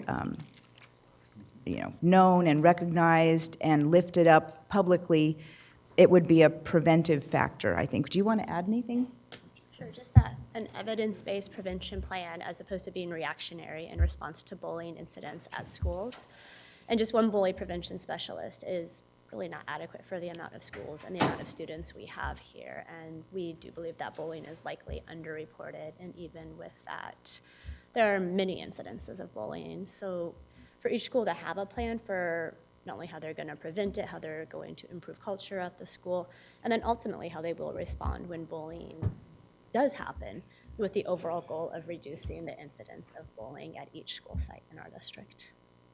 So I appreciate the thought of it being a proactive, document as opposed to a reactive, but maybe somehow establish a baseline and then have school sites maybe add, right? Just so that we don't have too much variance from site to site, but. I was just saying, we did add a metric about measuring the N of bullying. It's added to the LCAP. Oh, great. And then I did have one more question about sort of the feedback that, wondering if the board gets to see the responses from the superintendent in terms of responding to public comment. And then also, does the board get to see I don't know if we've received any feedback from the Sacramento County Office of Education after they review and approve our LCAP, if there are any comments, any suggestions sort of on moving forward, and if the board receives that information. So we are always very transparent. We will post the PAC and DLAC comments. We will post the superintendent's response. That's always on the website. And I'll make sure that it goes to the board in a board communication as well. And your other question was around the technical advice from SCOE. We have also always lifted that up. They will respond by August 15th. Okay, so it's, I guess, it's important, I think, for us to understand sort of what the recommendations are sort of moving forward, right, from year to year. And I want to echo Board Member Morawski's suggestion to have the board dive deeper into the LCAP, because I think it's our most critical document, and it drives our investment. So I would welcome that. Yeah, thank you. Okay, thank you. Thank you so much, Ms. Morrison. Looks like we don't have any other board member comments or questions at this time. This is an action item. Do we, second? Second. All the board member preferential votes? Aye. All those in favor? Aye. None opposed? Motion carries. Thank you. I'm going to extend this board meeting to 11:30. Do we have a motion? Okay. All those in favor? Aye. Thank you. President Ryan, can I just, before our team goes back to their seats, I do want to just recognize all of your efforts along with our LCAP PAC members. I think what you heard in the previous presentation about SIPSAs on its own, just the SIPSA development plan, obviously is an area that we're going to continue to improve. And what you just heard today, again, through your comments, public comment, and questions from the board, is that the LCAP process also has room for improvement. For us, we are trying to tackle these two processes at the same time. So while we're trying to make improvements to the SIPSA process and we're trying to make improvement to the LCAP process, we're also trying to figure out how to create stronger integrations between these two processes. And I do want to just be mindful that that is going to require a great deal of energy and effort, which all of you have demonstrated already. And I think we're all up for that challenge. I do also want to recognize that our efforts are at least being noticed. Next week, the team will be talking about this process with all of the improvements that we have yet to make to the California Collaborative on District Reform at a 2-day meeting in Stockton, followed by what Mr. Harris said, a 2-day summer learning institute convening cross-departmental here at CERNA with CORE as one of our facilitators, again, just unpacking what we did through the SIPSA process, what we did through the LCAP process, and we will certainly give you an update on that. And finally, a week later, we received notification from 2 foundations that are going to be funding participation for Sac City Unified in the PELP, Public Education Leadership Program at Harvard. Given our financial constraints, we will be participating and inviting members of our LCAP PAC as well, and spending a week trying to further unpack the SIPSA and LCAP processes, and coming out of that experience with a problem of practice that will be monitored over the course of the following year or this next fiscal year by the Harvard School of Business and the Harvard School of Education as well. So this effort is not going to go away. It's a big focus for us in Sac City Unified. I spent time with our principals yesterday and also assured them that this is not going to go away, but it is creating a lot of anxiety, as you can imagine, because it's a system-wide and through the LCAP PAC community effort as well. So I do want to thank everybody for that attention.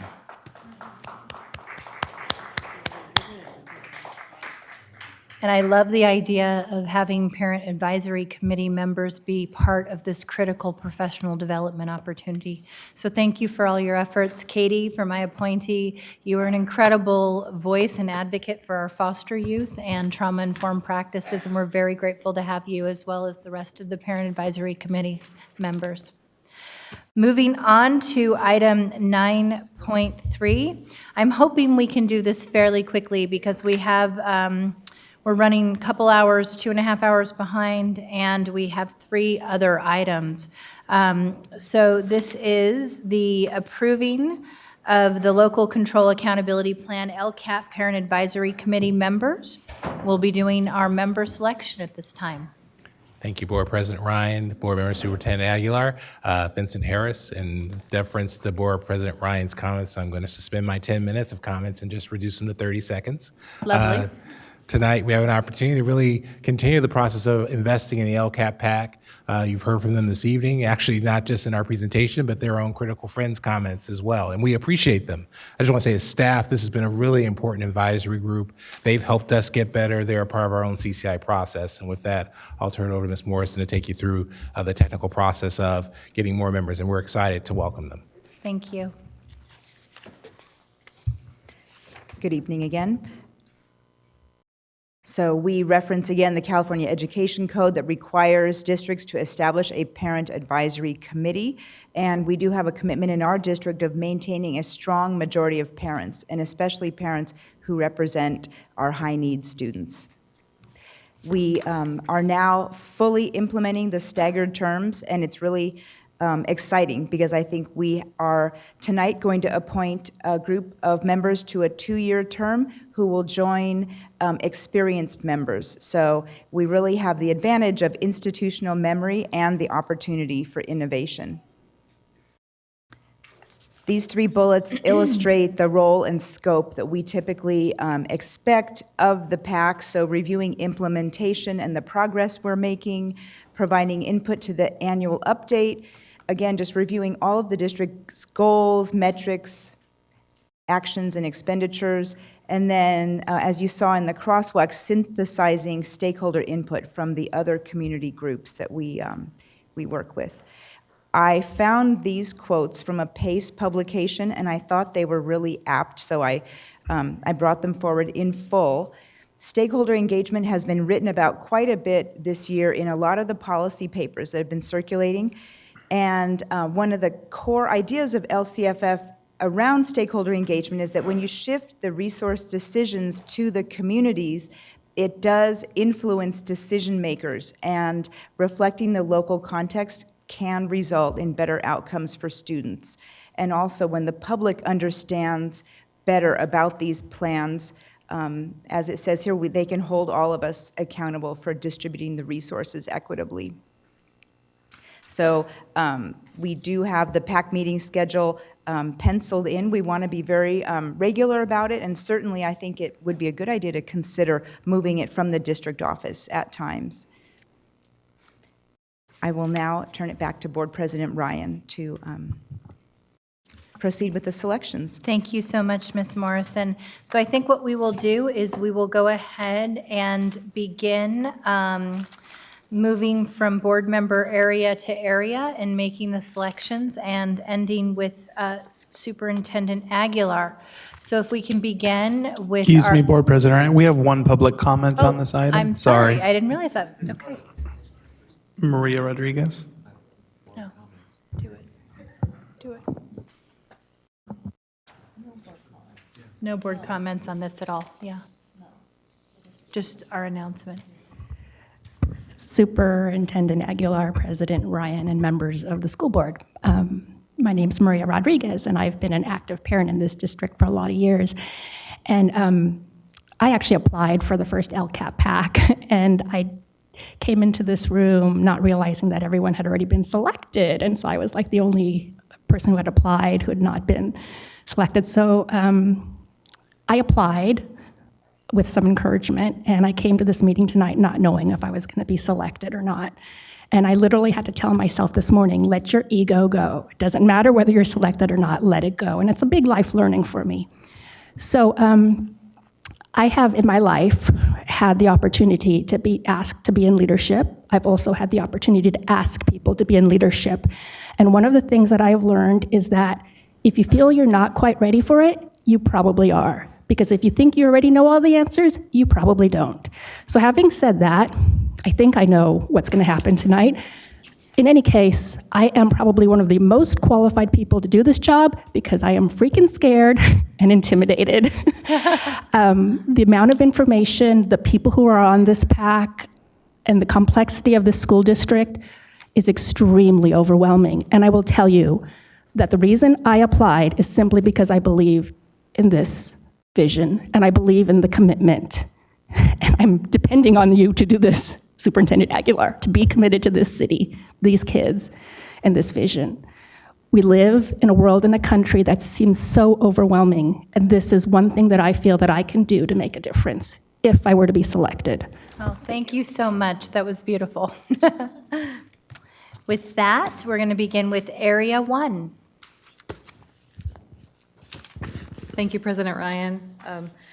My LCAP PAC appointee is Marco Martinez. He's a parent of 2 at Sutter and Phoebe Hurst, a longtime coach of many sports and as well as robotics, an advocate for foster youth adoption. He was an English learner himself.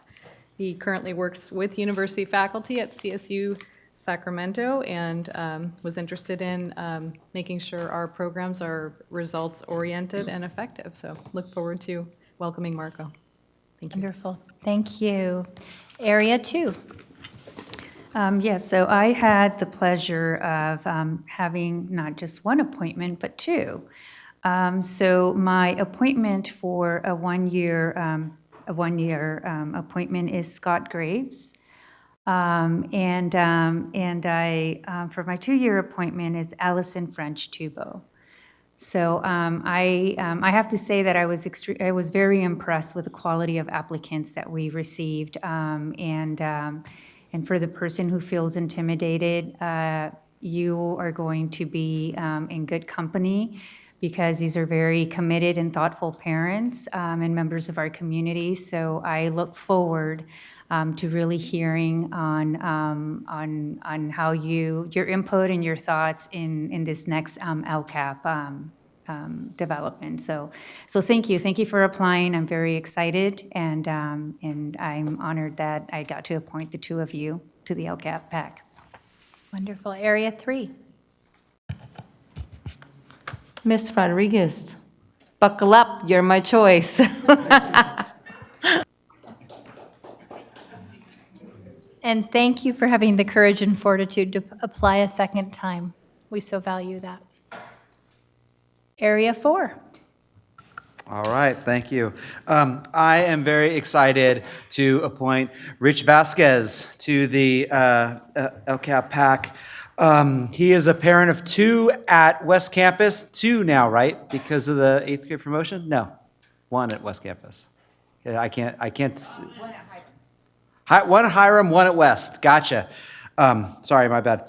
Former PTA president, Tahoe Elementary. I got that right. Okay.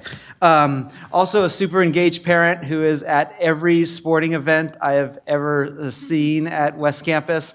It looks like maybe he brought his daughters with him tonight, who will probably end up getting pushed to go to all the LCAP meetings too.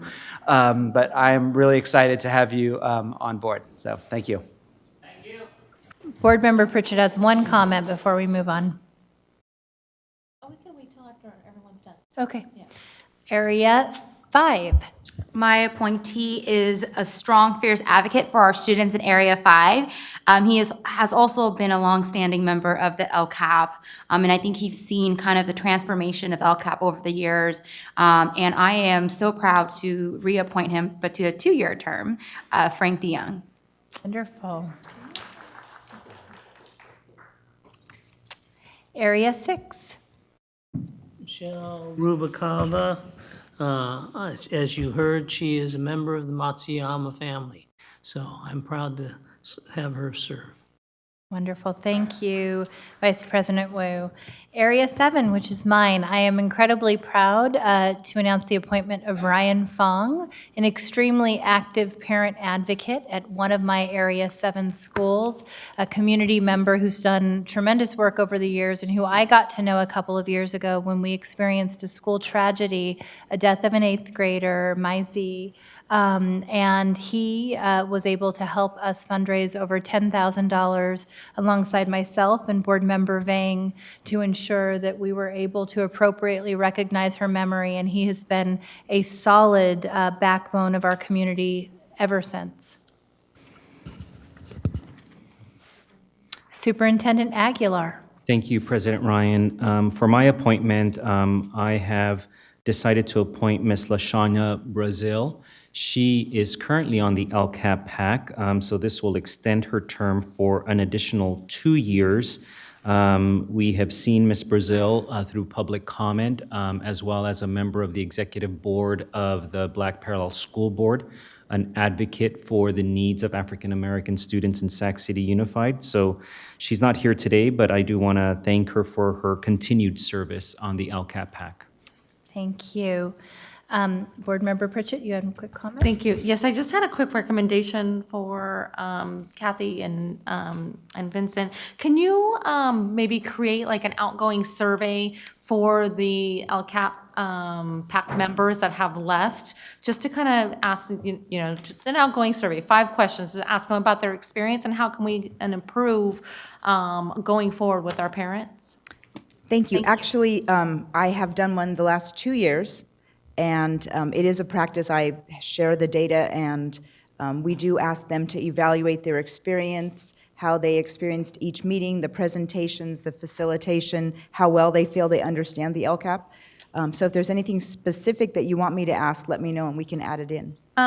Yeah, maybe you and I can talk offline. I just know that I've had LCAP members in the past ask me, am I just a check mark? And that's the last thing we want our LCAP members to feel. And I know that's not the way you guys want them to feel. So I want to just make sure that we're improving and making sure that our LCAP members are staying engaged. Absolutely. Thank you. And Ms. Morrison, I'm hoping that we might be also able to this summer do a barbecue with our LCAP Parent Advisory Committee members and board members. I think one of the things that's been interesting is we haven't necessarily always been as connected to them as we would like. And I think by far this is going to be the strongest LCAP Parent Advisory Committee we've ever had, with the depth of expertise that they bring. And it's extremely encouraging to me, and I hope will become a model for what we can do in the state. Board Member Garcia. Yes, I just wanted to comment on your exit survey, I suppose. It was great. So I thank you for having that. But maybe one additional question is, what other questions should we be asking, right? Maybe getting some feedback as to what other questions can be added to the survey. But thank you for sort of being very proactive in getting input from outgoing members. I did appreciate the opportunity to give some thoughtful feedback. Thank you. Okay, thank you so much. So this was also an action item. Do we have a motion to approve the selections? Do we have a second? All those in favor? Student preferential vote? Aye. All those in favor? Aye. Wonderful. 9.4, adopting the proposed fiscal year 2019-20 budget for all funds and education protection plan. Ms. Canfield and Ms. Amari Watkins.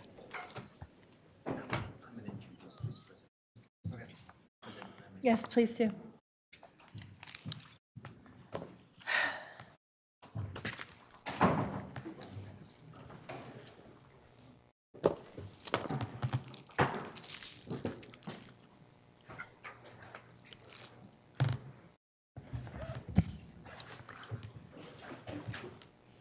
Good evening from the podium, President Ryan and members of the board. Last year decided at this very meeting to just introduce for that year sort of my vision from a budget standpoint, and I've decided to do the same thing before I hand it over to Ms. Canfield and the rest of our staff. I think sometimes I've been given feedback about not being so cerebral. And so I thought that maybe I take the opportunity to try to just unpack as easily as possible what you're going to hear today from Ms. Canfield and the rest of the team that have put countless hours into this effort to get us to this point of proposing a budget for the next fiscal year. And I've decided to do it through a prop, perhaps just in terms of my legal training.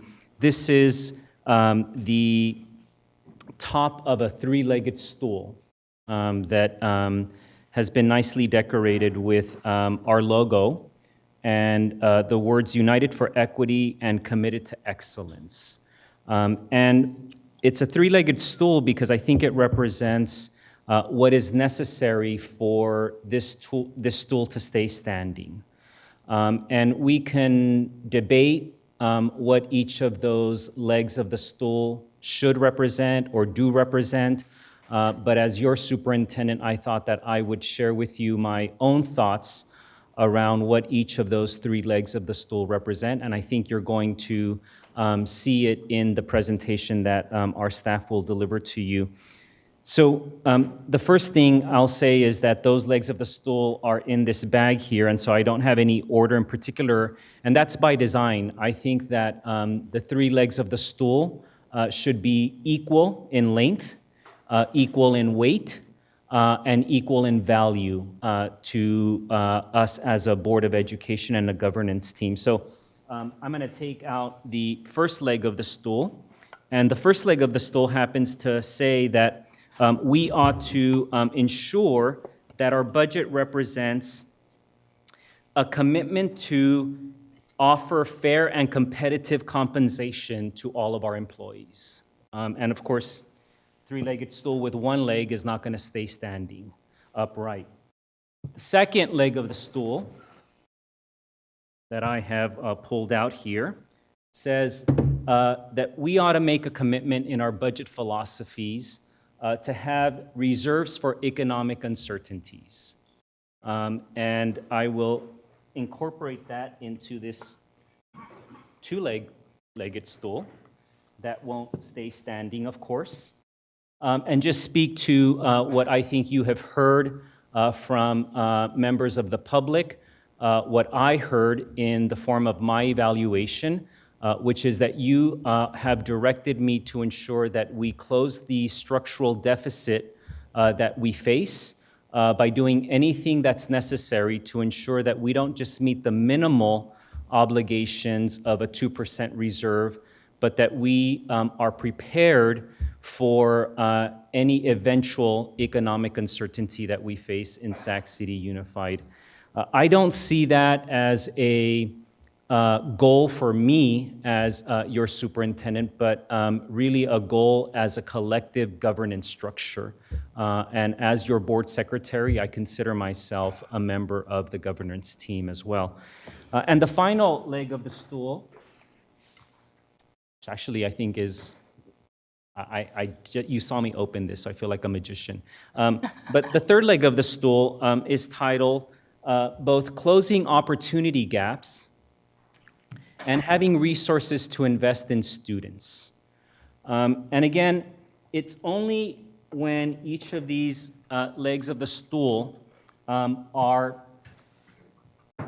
equally sized and equal in length and equal in weight that this three-legged stool will stay standing. And I've actually sat on it, so it does work. But I'm going to leave this, this prop up for this presentation that Ms.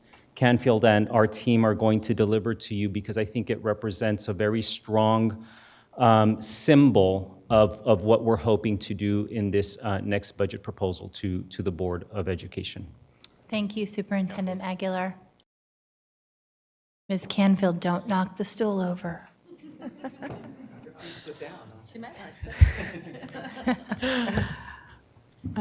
Board President Ryan, board members, and Superintendent Aguilar. Actually, I was going to say, if we go for 3 hours like we did last time, I am going to sit in it. So I think, Ms. Canfield, since this is the second hearing of this proposed budget, we will hold questions until we've done public comment and had you present fully. Thank you. We voted to extend the meeting. I think it's 11:15 right now, and Do we want to say 11:45? Because I extended it to 11:30 already. yeah, we have 3 more items. Do we want to say 12?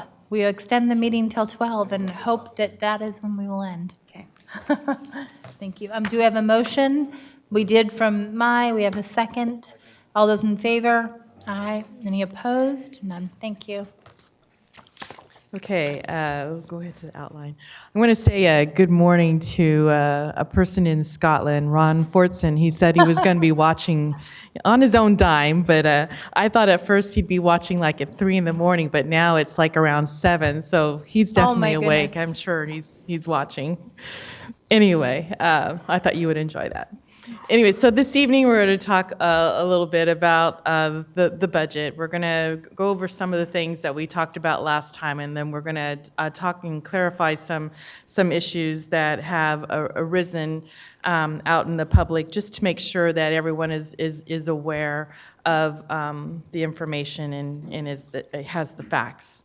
So you see the different items before you here. I want to just go ahead and go forward onto the next one. This is the education protection account that we spoke about last time. It's a requirement that needs to be done, for quite a many years. And essentially, it is just saying that we are acknowledging that we're spending $58.4 million and we're using it appropriately, and we're going to use it for teacher salaries and benefits. This was when the state was in crisis and they increased income taxes, and there was requirements that the governing board show that they have a public hearing and how they're going to spend these funds, and so this is complying with that requirement.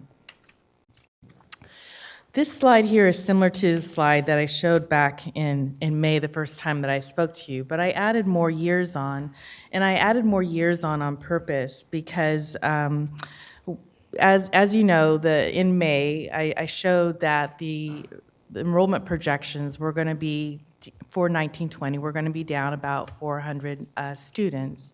And there's been some talk about, gee, is that going to happen? And we haven't been declining. Well, as you can see, Sacramento Unified has been declining.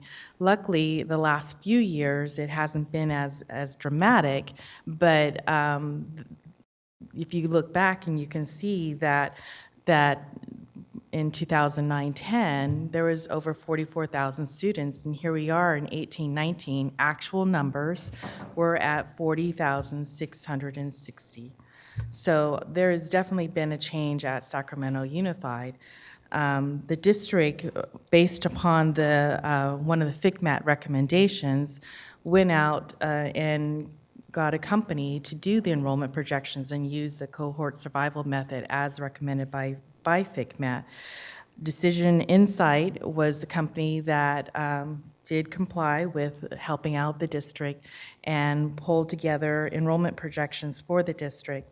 And they gave a enrollment projection. They admit that it's conservative. They're trying to prepare the district that they know that's, having fiscal issues, ensuring that you have kind of like what they would call the worst case scenario of what the enrollment could tilter down to, make sure you're at least staffed for that, and then build up from there when you see that you're going to have the students, so that you can make sure that you have students and teachers for every student possible.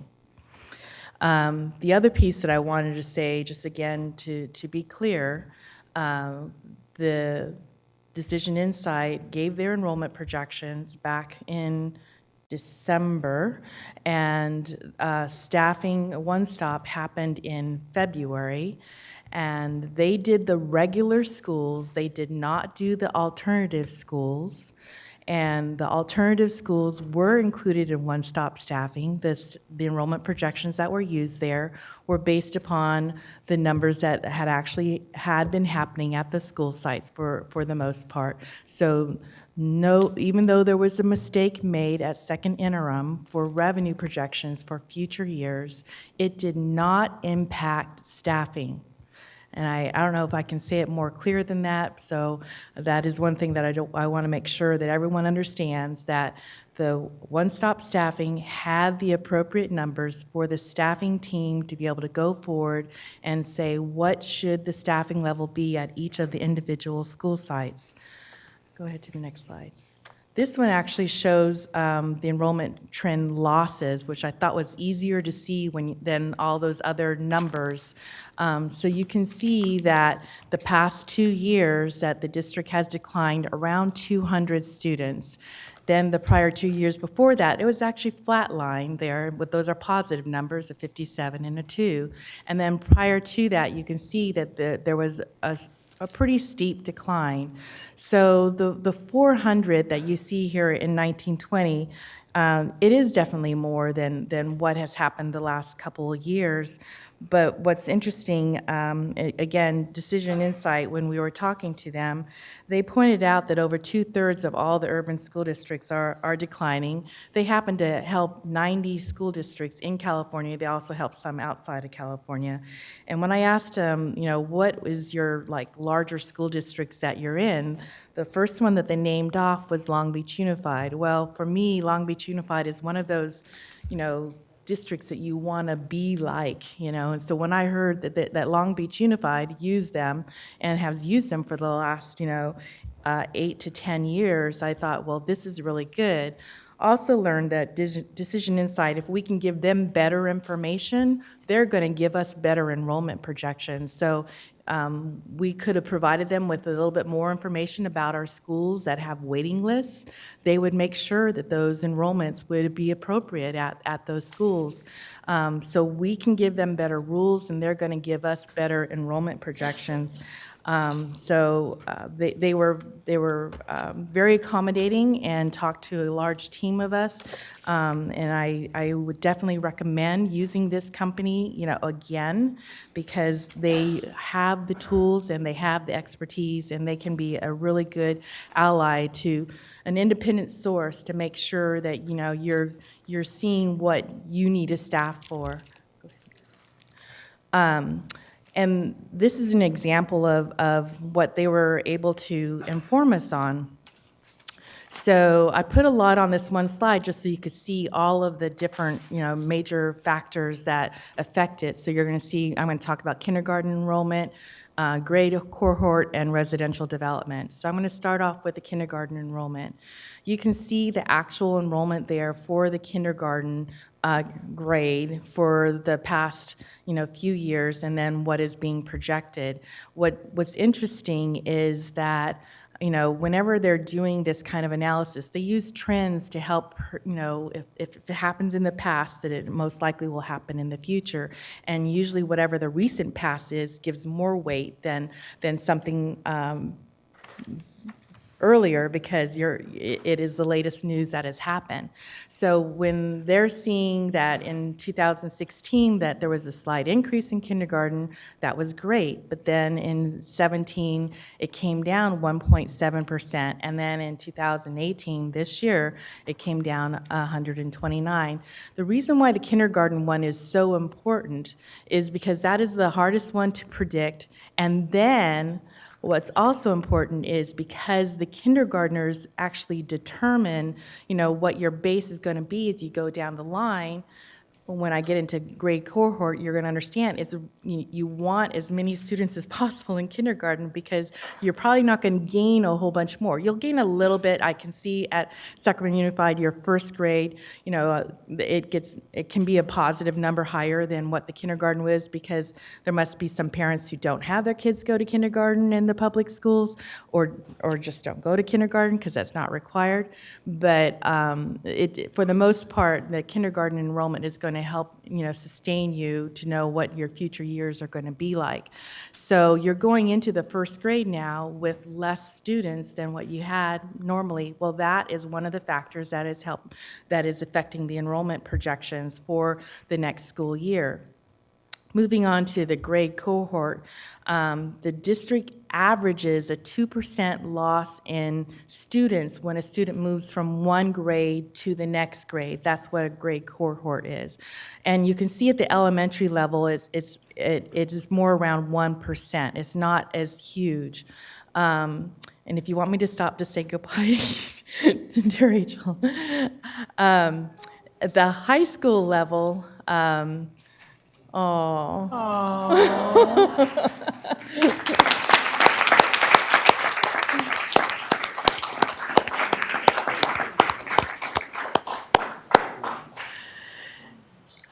At the high school level, the loss is more, and one that is atypical for your district, where there's a huger loss, is from the 8th to the 9th grade.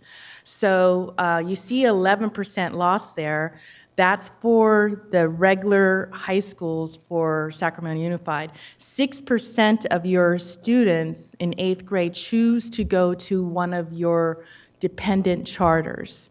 So I'm showing the 11% because that's what's affecting the general fund, but 6% are choosing to go to your dependent charter schools. The other 5% is not staying with the district, maybe moving to another, charter school, or not going on to high school. So that is where there's a greater opportunity to dig deeper in and try to figure out what is happening with those 8th graders, to ensure that they are at least getting an education somewhere. And then the last thing is residential development. They did extensive research on all the different developments around the Sacramento area, and they project out, how many of these developments and when will they actually, sell and get families moved in, and based upon the type of a development, you can know how many more students you might have based upon that. And so they did incorporate some. It's not a huge number, but there is some in future years coming in a little bit better and will help offset some of that kindergarten enrollment coming down. So this slide here, I did purposely put after we talked about the Decision Insight enrollment projections, because I wanted to again remind the board and the public, this is a slide we saw before where the staffing team, when they got together at One Stop, besides providing teachers based upon the staffing parameters for the different types of schools, looked at each individual school, looked at some of those schools that, had challenges, maybe, or special programs like dual enrollment and GATE, some of the secondaries, making sure that they're able to accommodate for all the A through G if they're a smaller school like a K-8, to ensure that they're getting everything that they need for the students that are there. The board asked, and we did put out the actual school staffing allocations for all the teacher positions, so anyone can go out on the website, look at any one of the schools, see the number of teachers that were provided. You can see the enrollment, for the current year. You can see the projected enrollment for 1920, and you can see the additional staff that they chose to give at individual school sites. This is an example of how transparent Sacramento Unified is. I can tell you that there's more financial information out on Sacramento Unified's website than I think you probably would see in almost any school district. And this is an example, again, how people can go out and see exactly what the staffing parameters are and what the allocations are for 1920. There's also been some talk about some specific schools. I'm not going to go through every single school, but I picked ones that were at the forefront of some comments that had been made. And so I'm showing you here these 4 schools, the enrollment change that was projected for those individual schools, showing you the number of teachers for 18-19, the projected 19-20 teacher FTE based upon the One Stop, The difference in the number of teaching positions, which you can see all of them are 0 except for one at West Campus, is a minus 0.5. And then I'm showing you in the far right-hand side the number of FTE that was given above the staffing parameters. So these particular schools, on the most part, have waiting lists. 3 of them, have waiting lists. And then people were wondering, well, why is the enrollment, projection having them go down, and then in future years they go down more?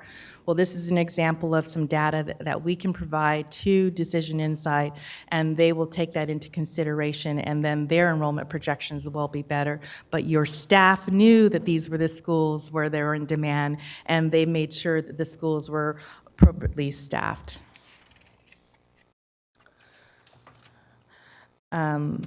Another thing that we thought would be a good thing to add into today, because this year has been a more challenging year due to having a fiscal crisis and having to shore up the staffing at the different school sites, is I thought it would be good to have a slide that talked a little bit about the process for teachers who might be out there and wondering, what is going on. So again, the one-stop staffing process happened in the winter. That was when, with the enrollment projections, and the staffing team determined what the funding, what the number of positions would be at each individual school site. Afterwards, it was determined that there did need to be a layoff of teachers, and so there was a reduction in force. The teachers were notified. Where we are right now is that we're in another important part, which is the teachers who were laid off were the least senior. But at some school sites right now, there are teachers who need a new assignment. They're not needed at their current school, but they are guaranteed a job. They are more senior, and we need to be able to put them in a school that needs the teacher position for the kind of subject that they teach. So this is called the surplus process, and they actually talk to each individual teacher, and the teacher gets to choose, amongst different choices where they would like to go. This needs to happen first, and then after we're able to place all of these teachers at an assignment for the next year, then we're left with any openings that we have right now due to resignations, retirements, or other reasons. And then Human Resources is able then to go to the most senior teacher that has been laid off, and then work with them to end up placing them in a position for the following year. And I know HR is biting at the bullet, wanting to do that. They care about every single teacher out there, and they want to make sure that they can get them into their assignment and get them all, into their new community and get them all comfortable. And so that's actually where we are right now. And then for the staffing process isn't necessarily over, because until we know how many cute little kids we have at each individual school, we want to make sure that we have the right number of teachers. So we're going to continue to watch the enrollment and make any staffing adjustments that need to be made before school starts. Again, we like to make sure that we have, the teachers there for the students. And then lastly, the leveling process that happens within the first 3 weeks of school. Again, actual enrollment is looked at, and teachers either are adjusted more to a school or less to a school, depending upon the actual number of students that have arrived there. So I know that's kind of a lengthy process, but I'm hoping that answers some questions out there for teachers who are wondering, what's going on. Please know that the district cares, and wants to make sure that anyone who we can give a job back to, we do, but we need to make sure that we have the students there, because we need to make sure we also stay fiscally solvent also. This list here is the list of the different management positions that we talked at length about at the last board meeting. A request was made for the program impact sheets to be shared online. Again, this is an example of the transparency. So we shared the original program impact sheet that went to our fiscal advisor for approval, and we also included the justification for reinstating those positions, and that information information's been out and available for the public and the board to see. This list here is a list of different student support initiatives. Many of them are new, but some of them are continuing. And this would be part of the stool over here. This is the most exciting part. Not that I'm a huge Facebook fan or whatever, but I did go out and look, and one parent actually posted on Facebook on the night when this was put out here, and they're saying, I'm still at the board meeting, but I'm so excited, about these student support initiatives. And so this is the fun part of the job, when you get to, introduce things that are for the benefit of kids, to make sure that kids are more engaged, in school, and getting them excited to want to come to school, which then means they're going to learn too. And in the end too, the district will get more money for the students coming. So, it's a win-win for everyone. And I wasn't going to go into detail about the individual student support initiatives unless there ends up being a question from the board, as we're going through here. This is the same information, but I kind of summarized it down so I could show it, both scenarios to you. The multi-year that is being submitted to the county shows that we would have our required reserves in 18, 19, 19, 20, and 2021, but we don't have them in 21, 22. It's a negative 2.63 because we need to make reductions to right the ship.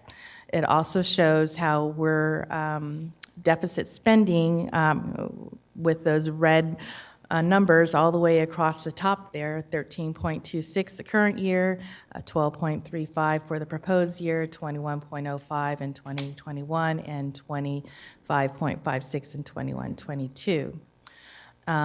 So that is the reason why we're going to have a disapproved, budget, because of that final year out. Okay. This bottom part of the slide is the same information that we showed before, again, just focusing on looking at that net change in the fund balance, so you can see that, again, the first 2 years, the 13.26 and 12.35 is the same between both scenarios, but where it changes in 2021 is the district getting that time to negotiate a solution to at least achieve $16 million in savings as of July 1, 2020, and then an additional 10 in 2021 to then have that 4% reserve at least, and then to have just removed the deficit spending in 21-22.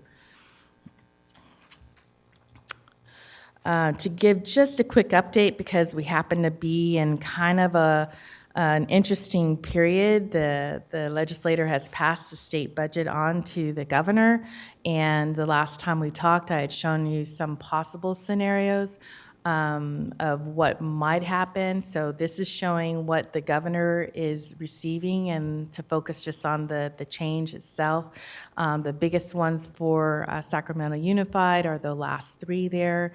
The special ed rates, that's the equalization monies. It's $2.3 million estimate for Sacramento Unified, and that actually can just help the bottom line for Sacramento Unified. And then the second one is special education monies for 3 to 4-year-olds with disabilities, and that's estimated to be $4.3 million. We'll need to wait to hear the details on that, on how much of that is required for new program, and if any of that can help the bottom line. But right now, I'm giving you the revenue estimate. And the last one there is any of our after-school programs, there will be an increase in the rate, and it's estimated to be about $600,000 for the district. Again, well, you're a little quick. You did good there, but after the state budget is finalized, any new funds will be included in a future budget revision. And so then we move to recommend for approval the 2019-20 adopted budget and the education protection account. Thank you very much, Ms. Canfield. Do we have any public comment on this item? Yes, President Ryan, we have 6 public comments. Cecile Nunley, followed by Sarah Williams Kingsley, John Perryman, Ricardo Martinez, Kenya Martinez, and Maria Rodriguez. Yeah. It was the only time we could do it. Good evening again, board members. There's only a few comments that I wanted to make on the budget. I'm not going to go through because I think the district has enough people looking over their shoulder and really reviewing and going through the details. But the thing that I did want to say to all of the board members, it's been really, really good that you guys stuck to your guns. And really, in this very, very difficult time, that you guys held together to make sure that what was going forth on the plan was the appropriate thing. It's also concerning, and I know that you still, even though there's some noise outside saying, oh, everything's fine, they can rescind the layoff notices and that type of thing, that's not the case. And you guys clearly know that, and what was just said, that there still is a crisis going on, and you still have to be aware of that, and you are getting tremendous pressure, and I do appreciate that fact. The one thing, though, that I did want to mention here, because I remember it as being with the African American Task Force, and we brought forth so many of those recommendations, and we don't want those recommendations to get lost. Absolutely. And one of the concerns was that if we have, and I believe the recommendation was, if there are funds, then we'll try and do this. I know that you have put in at least $150,000 for the African American Task Force. The other thing, though, that I'm really concerned about is that mandatory professional development training for the implicit bias, because you have so many of your stakeholder groups, the students, the parents, the task force, everyone is recommending that. And the thing that I did want to bring to the board's attention, there are reports, and we do have some experience, I know, real quick, on districts have been sued because of their high suspension rates. Absolutely. And I really do think that that should be a top consideration, even when it comes to your budget. So, Thank you. And I thank have you. to say, Ms. Nunley, one of the things I'm disappointed by in the state budget update is there was not a move to continue funding for the lowest performing subgroup, which is a huge loss to us as we try to advance the efforts that you've just laid out. All right, thank you.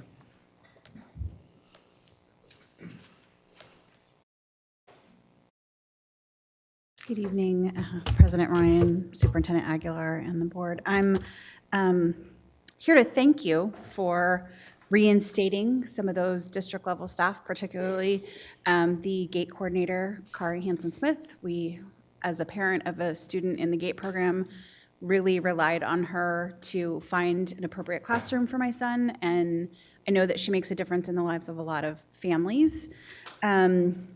In terms of I have two other things. One is that I'm concerned that the add-ons, those student support initiatives, I'm concerned that they be implemented with equity across the district, in particular, like, for example, the fingerprinting funds. I'm excited to see them. Our school had set aside funds in our SIPSA to pay for field trips, and our students took 0 field trips for the year because we didn't have fingerprinted parents. And that was a huge frustration for our parent community and as a school site council, and we were at a loss as to what to do about it. So I want to make sure that the district is not relying on principals to communicate the availability of that funds, that there's a plan in place to make sure that schools that, Title I schools have access to those funds, and that parents know about the availability of that. I also noticed the funding for the African American Task Force, and I applaud your efforts to support them. But as somebody who serves on the Community Advisory Committee for Special Education, we asked for funding to support our work, and were denied. And our request was $7,500 to support speakers and meeting sites and refreshments at our meetings, et cetera.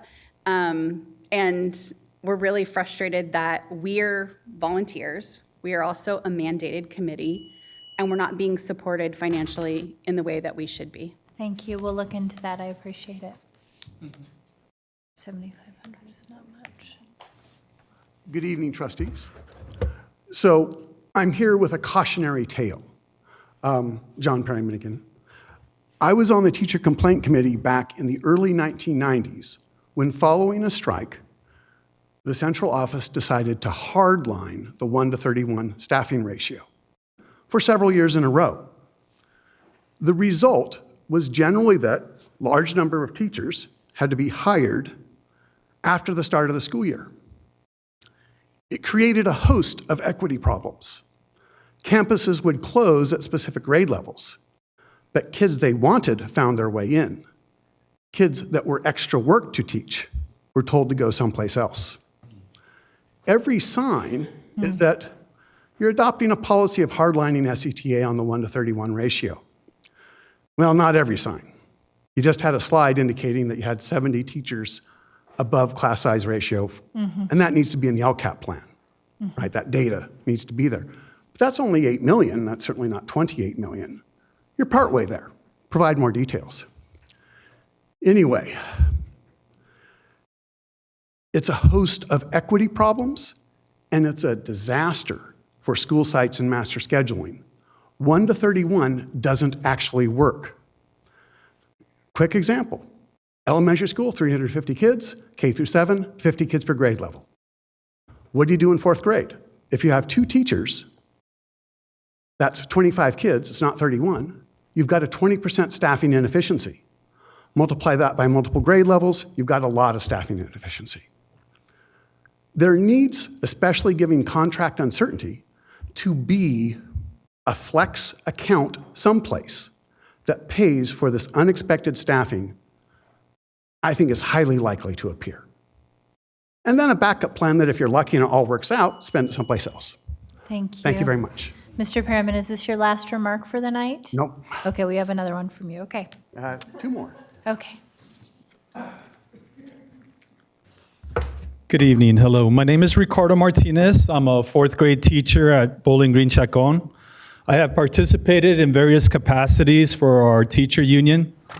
I was one of the many who invested their time and energy in our last negotiations. Recently, I attended one of your district budget community meetings. I commend you on your setup. Many of you attended and answered many questions. In many cases, you were very honest. After 40 minutes of going over a budget, you were honest in stating that the budget was a desired budget and would be dead on arrival if SCOE ever saw it. You were honest when you shared that district positions were going unfilled. And that was good for the district because it was savings. And right now, we're all about savings.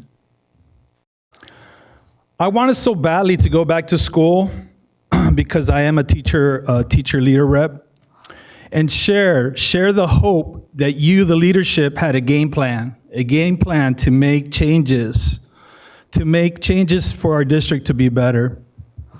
Thus, maybe we should rethink this whole thing about the health benefit savings.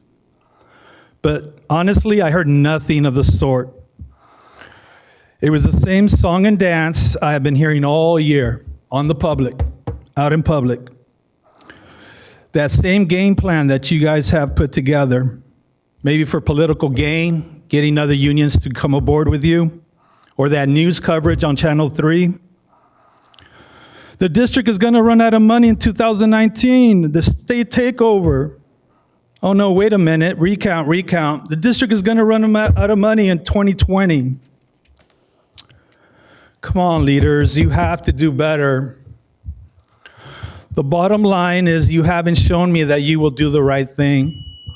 100% of those savings need to go back into the school. I'm almost done. As an example of the budget decisions you have made, right now we have an agenda item at our school site where our classroom supply budget for the next school year is going to be $500. Thank you, sir. $500 divided by 30. I'm almost done.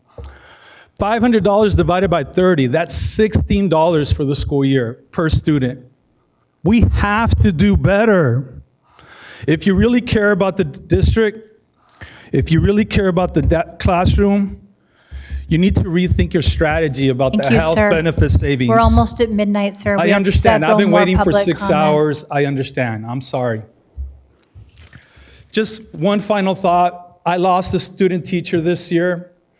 A charter administrator came to our school site, saw her. She was great.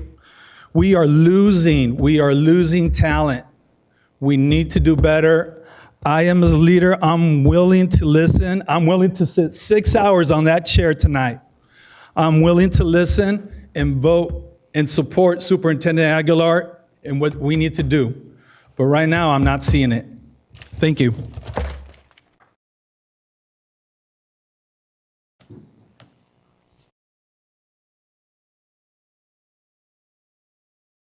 Good evening, board members. My name is Kenya Martinez. I really don't know what I'm going to say here right now. I'm kind of tired. I'm distressed. I'm sick and tired of coming to board meetings. I'm sick and tired of talking to you about the same things over and over again. As a person who transplanted from the East Coast, I have never seen a district so dysfunctional. I work constantly here within this district, and I am an unpaid volunteer. So I do this work because I have an agenda. I have my own agenda, and my agenda is to make sure that each child has access to a quality education. And I mean that from the bottom of my heart. I've told that to Dr. Iris Taylor. She knows that personally. I've told that to Director Bryant. And I've said over and over again, my kids will be fine. My kids will be absolutely fine. I care about everyone else's kids and what they will not have access to. So I implore you as the school board to please consider what is happening here within this district. I would like to see a breakdown, if possible, at site levels within Cerner Center. I would like to see real, meaningful change. That is not going to happen if you do the same old, same old. You're going to have to break up the culture that is happening here within this building, and then you're going to have to go outside of the building. So that's what I implore you to do. Again, I've never seen a district so dysfunctional. And this is me coming from Bronx, New York. I've never seen anything like this. Never, ever, ever. So that's all I'm going to have to say. That's all I have to say. Thank you, Ms. Martinez.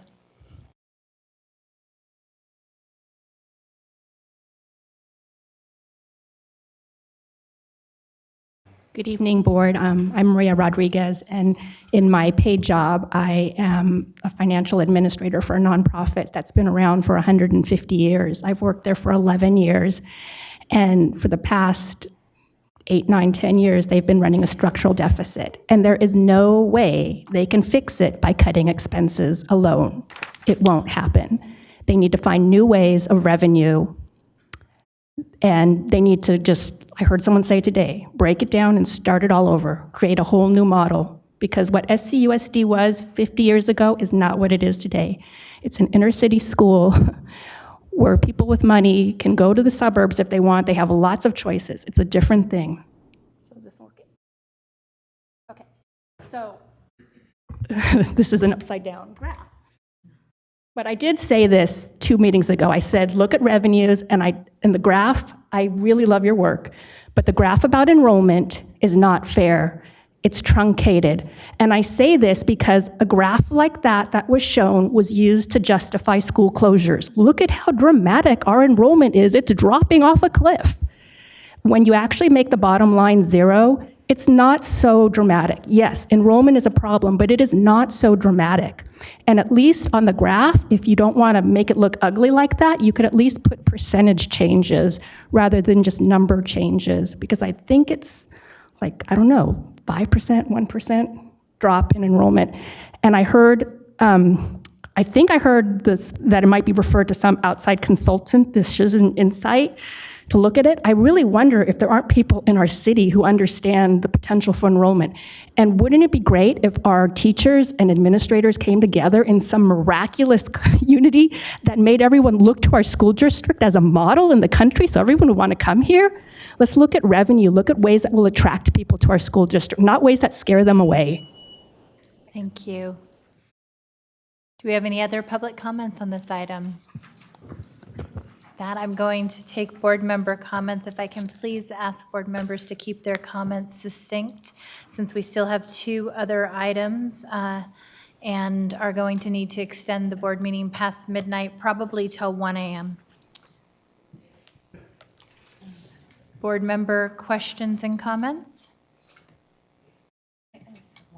Member Pritchett, followed by Member Morowski.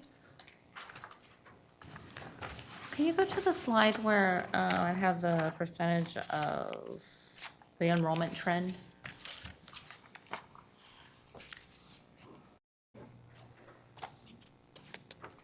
Do the other one. Do the I other. believe that was it, yeah. There's 2. The next one actually was yep, that's it.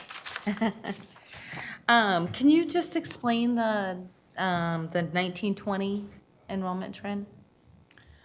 Okay, so for 1920, the Decision Insight projected a loss of around 400. So you're seeing 425 there. And so that, again, is a conservative enrollment projection. And that, they hope, is the worst-case scenario. But seeing that we lost 200 students the last 2 years, you know you're at least probably going to lose 200, and you're probably going to lose more because remember the piece that I showed you about the kindergarten. So if the kindergarten trend continues, then you're getting near the 300 number. So, you know, the district has responded and has other staff, you know, already at school sites. Hopefully they're at the right school sites. So, in fact, when I first came and I heard that we had 90 teachers above staffing parameters, I thought that seemed a little high, especially when I saw that there was going to be a decline. But then the way that I looked at it was that hopefully we're getting the right balance, the number of teachers in the end. Do you know what the norm is in other districts to be conservative? Like what like a higher percentage, like, okay, we know we're gonna lose at least 200, maybe 300. What percentage over do we plan for? You mean, should we hire more staff? Is that what you're saying? So that's what I thought the No, I nine. meant for the enrollment trend. Like, we know that we're gonna, like, we know we're gonna lose 200, that's what you said, right? And then possibly another 100 because of the kindergarten issues, that's 300. I'm just wondering if there's like a template or something that all districts use that say like, okay, we need a plan that we may lose 5% more or 50% more. I'm just trying to figure out how we came up with the 425 number, that's all. So the Decision Insight actually went and they look at data in multiple different ways. And so they look at students by their elementary attendance area and then again by their grade level and what's happened historically and like the residential piece that I was talking about and then the kindergarten. So all those combined came into that number. And when you are in fiscal crisis, you don't want to hire a whole bunch more teachers because then you're going to need to pay for them whether you have the students or not. If your question is different than that, if you're saying that should we have a reserve like was just mentioned, yes, that is something that could have been done. You know, then again, that just ends up hitting your bottom line, you know, lower. But I felt like the staff had already responded by hiring the additional staff over and above, and that could end up working out to being the number of teachers that you needed. Okay, that kind of answers my question. I just didn't know how we came up with the 425 number, and it's always a fear of mine that, you know, I think one of the speakers came up and said, you know, 2 weeks before school, and then we're scrambling to hire teachers, or 2 weeks into school, and the districts, our neighboring districts have already hired and started school by the time we even get to that point, and then who do we end up with at that point? So that was the reason why I asked that question. Right, and we'll recall too that, you have a team that is looking at your enrollment all through this summer. And we used to do that at Fresno Unified too, and so you actually then project, like, for example, you could look at the enrollment for the high schools and you might think you need to hire a whole bunch of teachers, but you need to look at, all right, the high schools in July look like this, but what is it gonna look like in October?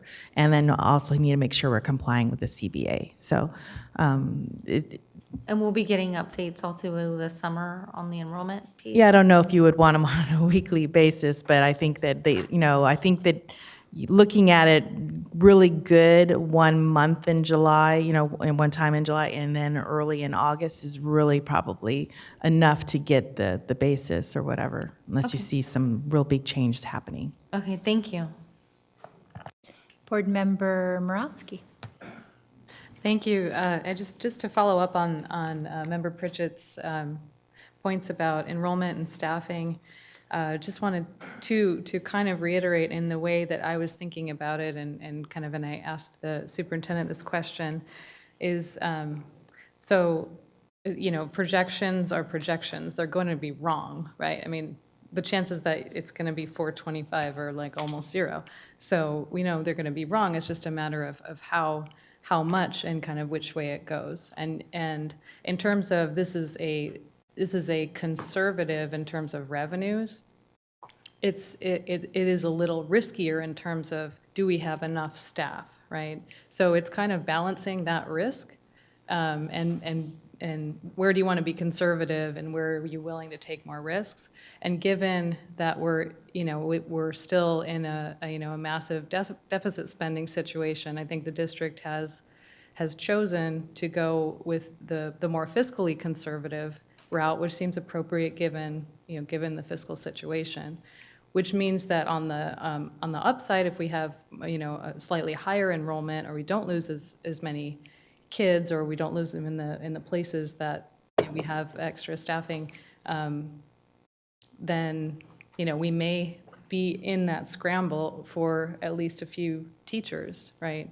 And I think that's just it's a calculated risk, right, that the district is taking, and so I just think it's important for our community to understand that it's not perfect, but like you say, we have quite a bit of staffing above class size parameters in terms of FTEs, so hopefully that will cushion any of that kind of staffing risk. So that was the way I was understanding. I guess that's more of a comment.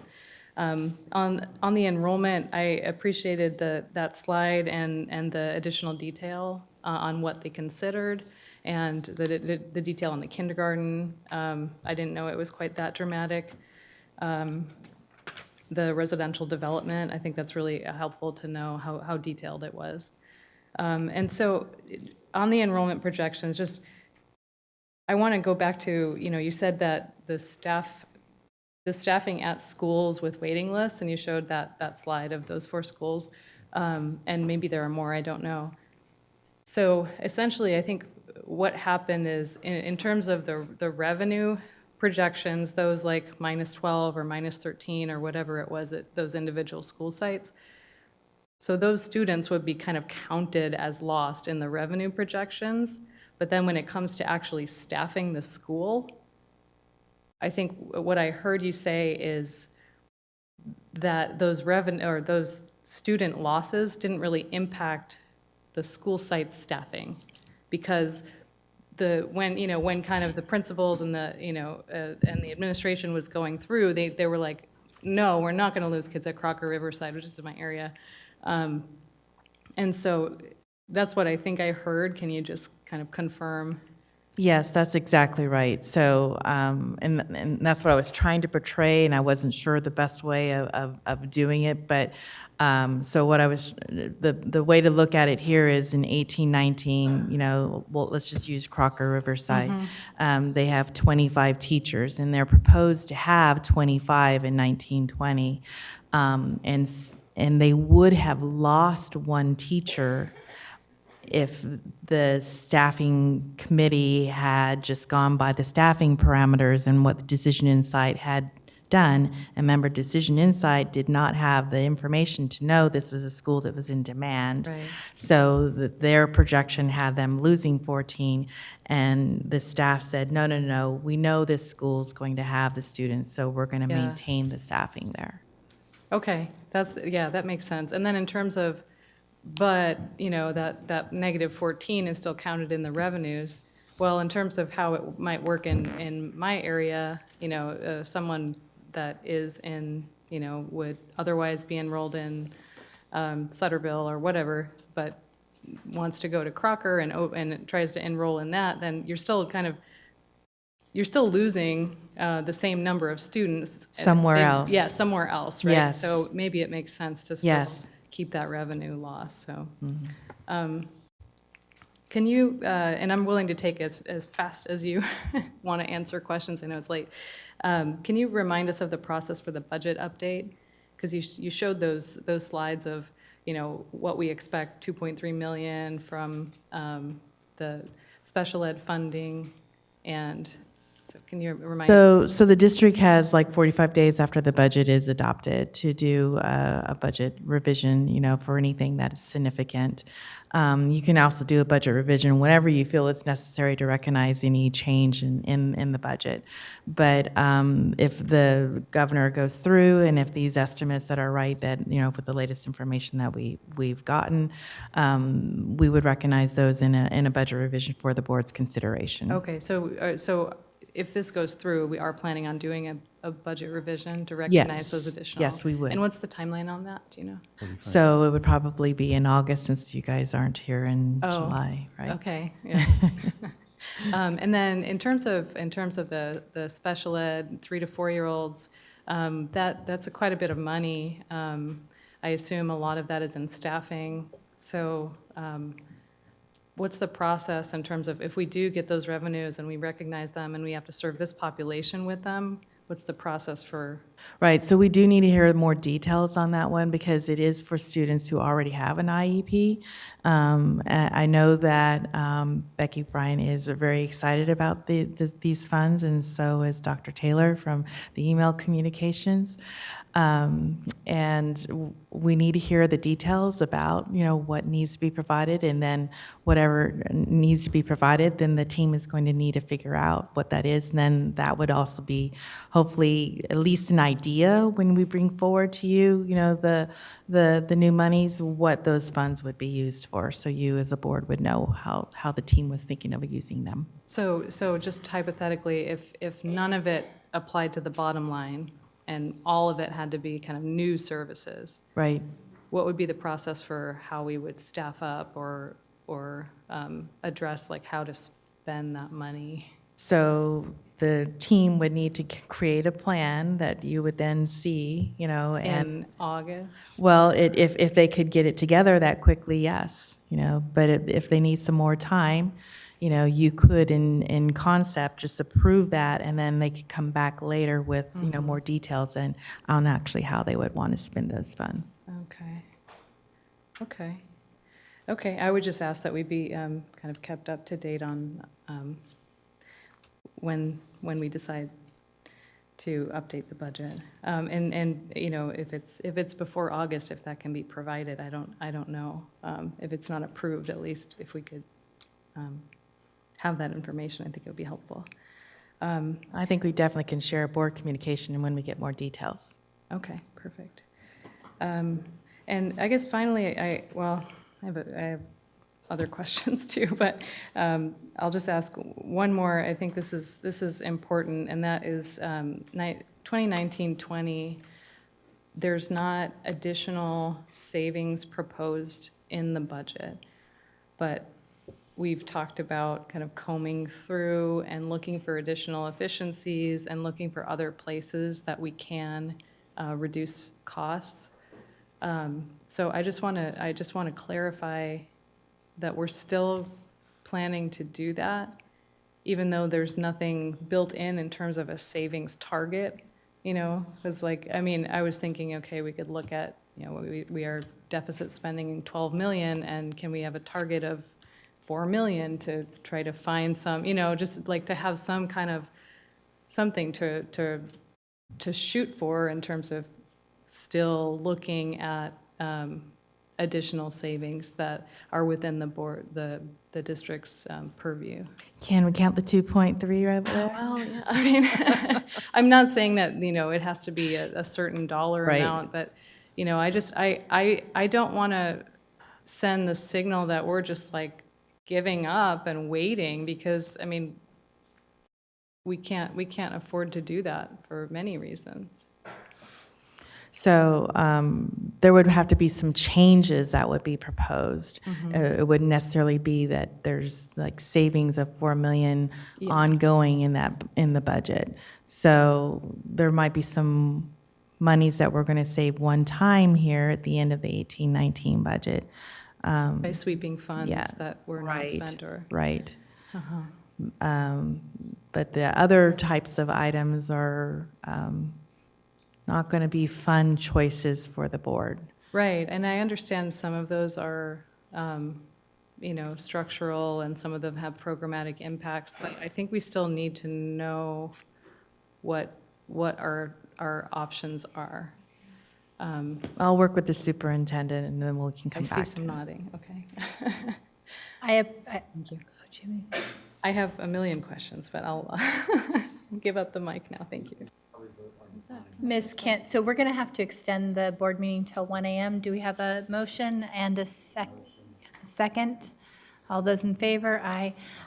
Ms. Canfield, I appreciate your statement that there are very few rocks unturned, and the possibility of finding an additional several million is becoming increasingly less. That being said, I believe that you have an incredible expertise and ability to, bleed juice from a turnip, if you will, and this idea that we need to continue to look for savings where we can, recognizing that there might be an economic downturn around the corner is critical to me. I do believe we've heard tonight that the direction from the board is to pursue structural savings, to continue to pursue the route of healthcare savings, recognizing that that is the largest outlier and potentially will provide the greatest source of savings. And yet, so much of that is based upon our ability to negotiate. And so, we continue to say we must do everything in our power to get to the bargaining table and begin those negotiations. And I hope that we can also do the hard work of continuing to look for efficiencies and savings where they might come.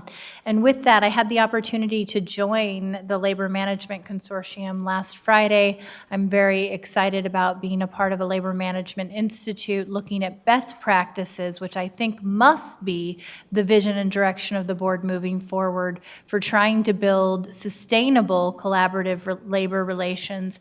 And one of the recommendations that came from the bargaining partners was based upon their, in many cases, 30+ years experience. They want to be a part of helping us identify budget solutions and potential savings. Maintenance talked about purchasing that they know could be done more affordably based on 38 years in the district and what they've seen. We had other individuals who were at the site level who talked about, what they could do in terms of efficiencies in looking at just staggering some of the projects a bit. And so I would like to propose, as part of this work that we'll be doing with the Labor Management Consortium and Labor Management Institute, a request for ideas from this wonderful group that wants to roll up their sleeves and get to work, and an exploration of some of those savings ideas in an attempt to create additional efficiencies and prepare for an eventual economic downturn. With that, Member Garcia? Yes, so I too have many questions, but I'll be selective. The slide on the major factors impacting enrollment projections, so the kinder enrollment, the grade cohort, and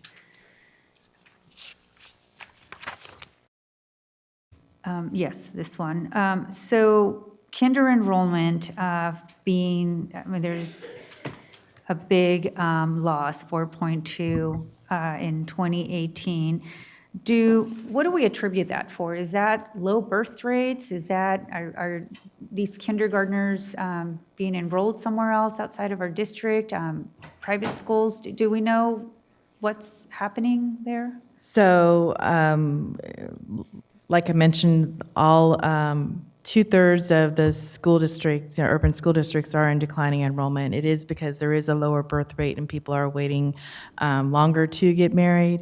But specifically as to why did the kindergarten go down so much this year compared to prior years when it's kind of staying around the same, we're not sure.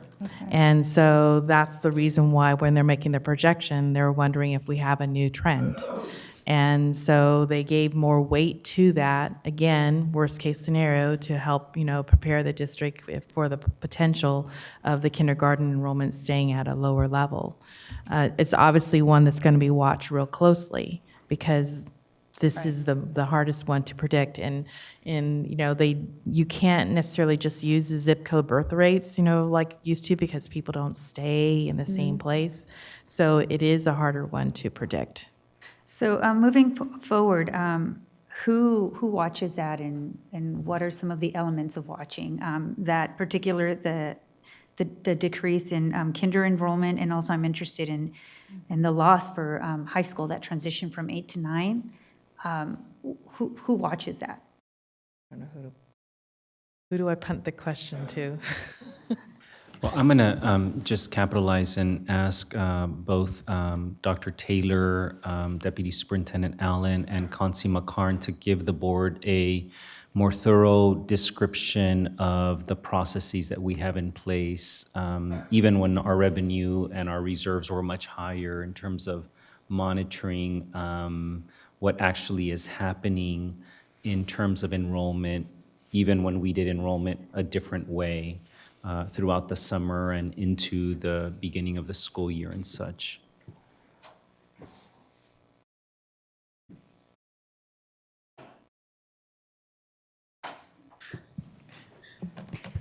Will you be watching Dr. Taylor from Tennessee? I'll take a first pass at it, and I'm going to invite my colleagues to join in. So the process of looking at the enrollment and seeing what is happening, particularly over the summer, is a team effort, right? And so working with our enrollment center staff as well as the instructional assistant superintendents, and looking at what are the numbers that are coming in on a weekly basis, and so making decisions about where students are in the system, where they may need to go in the system, and what the staffing implications of that are. That goes all the way up until, October, when we're leveling classes and moving staff around so that we are ensuring that there's appropriate staff in buildings. What I'll add to that is with the cross-departmental team that is put in place over the summer to monitor the enrollment numbers. As school gets closer, it becomes on a daily basis. We then have decisions being made to increase, knowing where we need to shift based on what the numbers look like. Then we also have a leveling process that Dr. Taylor mentioned that takes place within the first 3 weeks of school, where we're able to move people around based on the need of actual students who've shown up. So it is something that is monitored continuously throughout that period. Okay, so it's a team effort. Who will be watching these percentages? And I'm glad to hear that was going to be one of my questions. How robust is the monitoring of the enrollment over from now until school starts? So it's at times on a daily basis, just to make sure that we have the right number of staff on day one, right? So that it's not as disruptive, not only for our kids, but for our families, the closer we get to starting school. I did have a couple of other questions, and I am being mindful of the time here. We've talked about the reserve policy, a safety policy. So I'm wondering what the status of those policies are, especially around the safety, since we've talked about that quite a few months ago. And there is, I think, $1.5 million for safety, which may or may not include SROs. We heard someone today, in support of SROs. And so that conversation is still happening. So just wondering what the status of that is. So I did check in on that, and a survey was done with the principals, and so they're taking in all that feedback from the principals. And the plan currently now, I know the memo originally said that it would be coming here tonight, but is to plan on a recommendation coming to the board in August. In August? Yeah, and it's going to focus on safety. Okay. Okay, thank you. And then I just had a question about, two questions. The teacher staffing process, slide.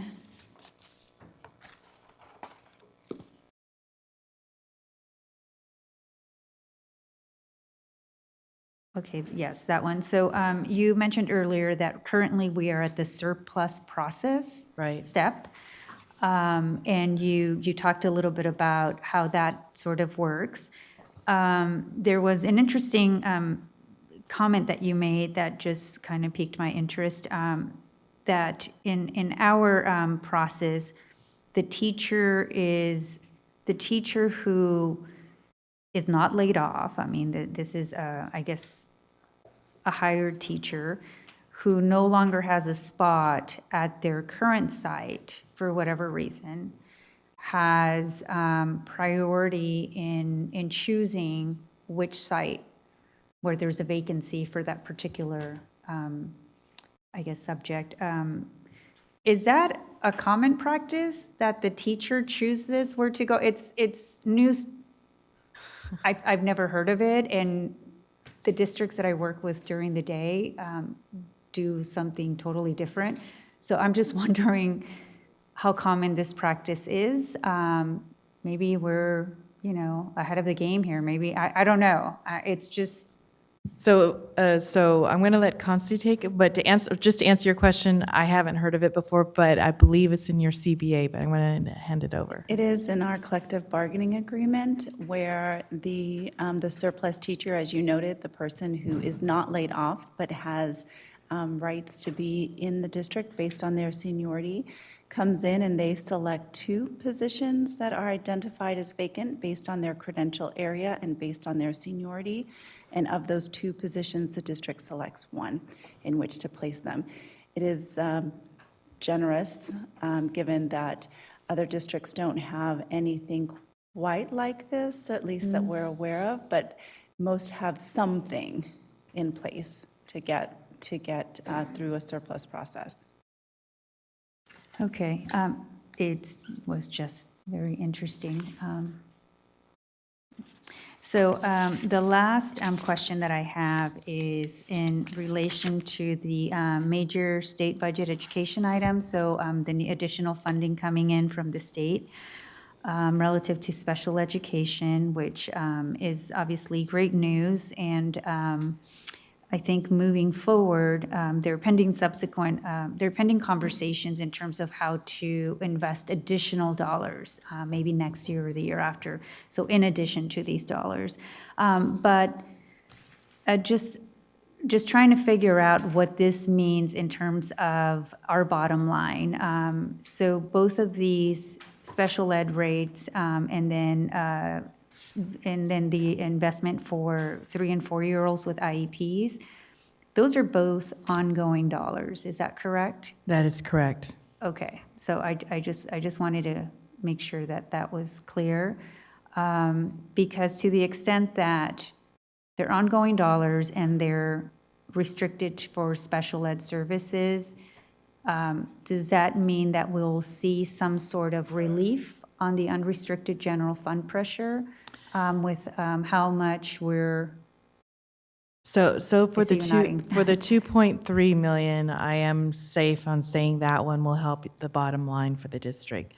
I really need more detail on the 4.3 to know if all of that has to be used, particularly for that, because the district is supposed to be providing for, 3 to 4-year-olds with an IEP.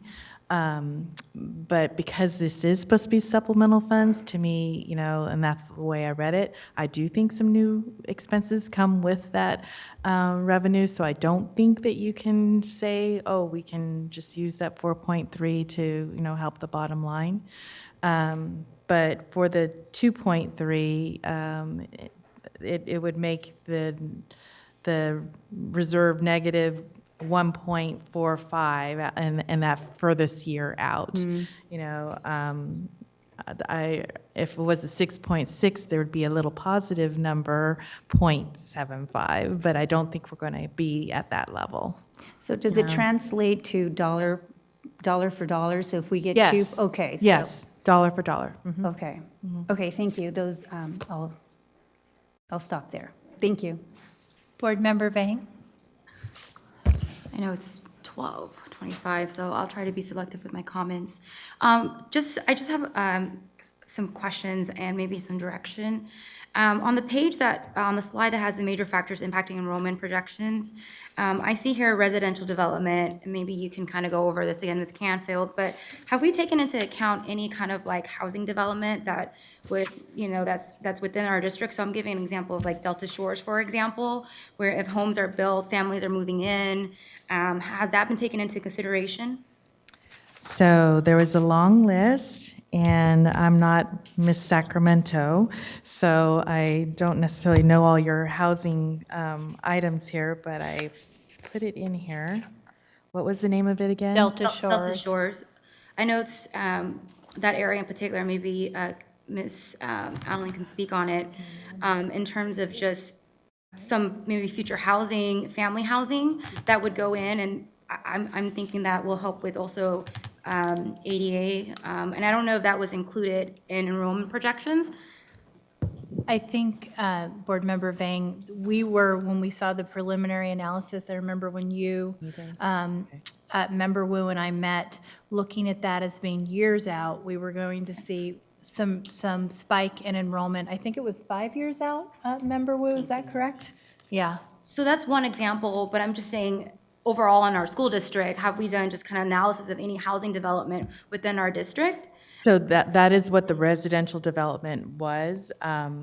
And I can see here that over time, in future years out, like I can see that there's estimating how many, more students you would get from this. I don't see the Delta Shores necessarily, but just know that there was an analysis that was done like that, and that is one of the things that they're good at doing. So if they miss something, then we can work with them to have them check into it. When we say them, we're talking about Decision Insight.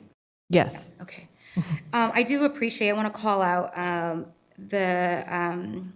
the high school average loss. I really appreciate, Ms. Canfield, you sharing with us about just the percentage of 8th grader. I do also want to commend the superintendent, and I know that when he arrived, we did some marketing for our incoming 9th graders, the type of where to go, which is, I think, is a great start. But it is very also concerning to me that 11% of our students are going to charter schools. And I think in this district, we have not done a good job on really a strategy and marketing plan around advertising our schools, right? I think our neighborhood schools are doing some incredible work, and I know right now we're talking about reductions and savings, but we haven't really this board has not had a conversation around ways to increase revenue. I know that's a long-term plan, but I think we need to keep that at the forefront and think of ways to bring in dollars as well, and that means marketing our neighborhood schools, and we haven't had a strategy around that. And I'm speaking in particular around the high school, the average loss, the 11%, but I think just as a district-wide, we need a comprehensive strategy around marketing our neighborhood schools. And I'm not just talking about charter school, but I'm also talking about competing with other school districts as well. And we haven't done that. And maybe this is not the conversation right now to have, but I would like to table that or maybe direct the superintendent for that to also be a priority of this district. The second, so I don't know if that can be noted down, Superintendent. The second piece, I just wanted some clarity about what we're approving and submitting, just for my understanding and also for the public. So I know the slide doesn't have a number, but 3 slides to the end, the multi-year summary. Just so my understanding, we're submitting the blue portion. Right, just stop right there. Yes. This is And the official one. Okay. And if we were to submit this today, I see Superintendent Gordon, this would put us in still a negative certification, obviously, because I see all the reds, right? Can you, so I just want clarity, because I know there's the recommended plan and there's this, the top plan. This is what we're submitting if we approve today, correct? Yes. Okay. You know, I'm incredibly concerned about the budget that we're submitting. And I know that I see them as Canfield. The recommended plan is, you know, we're not going to make any reductions this upcoming school year, but that, you know, if we are to have a balanced multi-year budget, we will have to have ongoing reductions of 16 million. And I think earlier this year, you know, when we were having our community budget meetings, you know, there was a lot of conversations around finding as much savings as we can, which I think we've done. We've scrubbed as much as we can.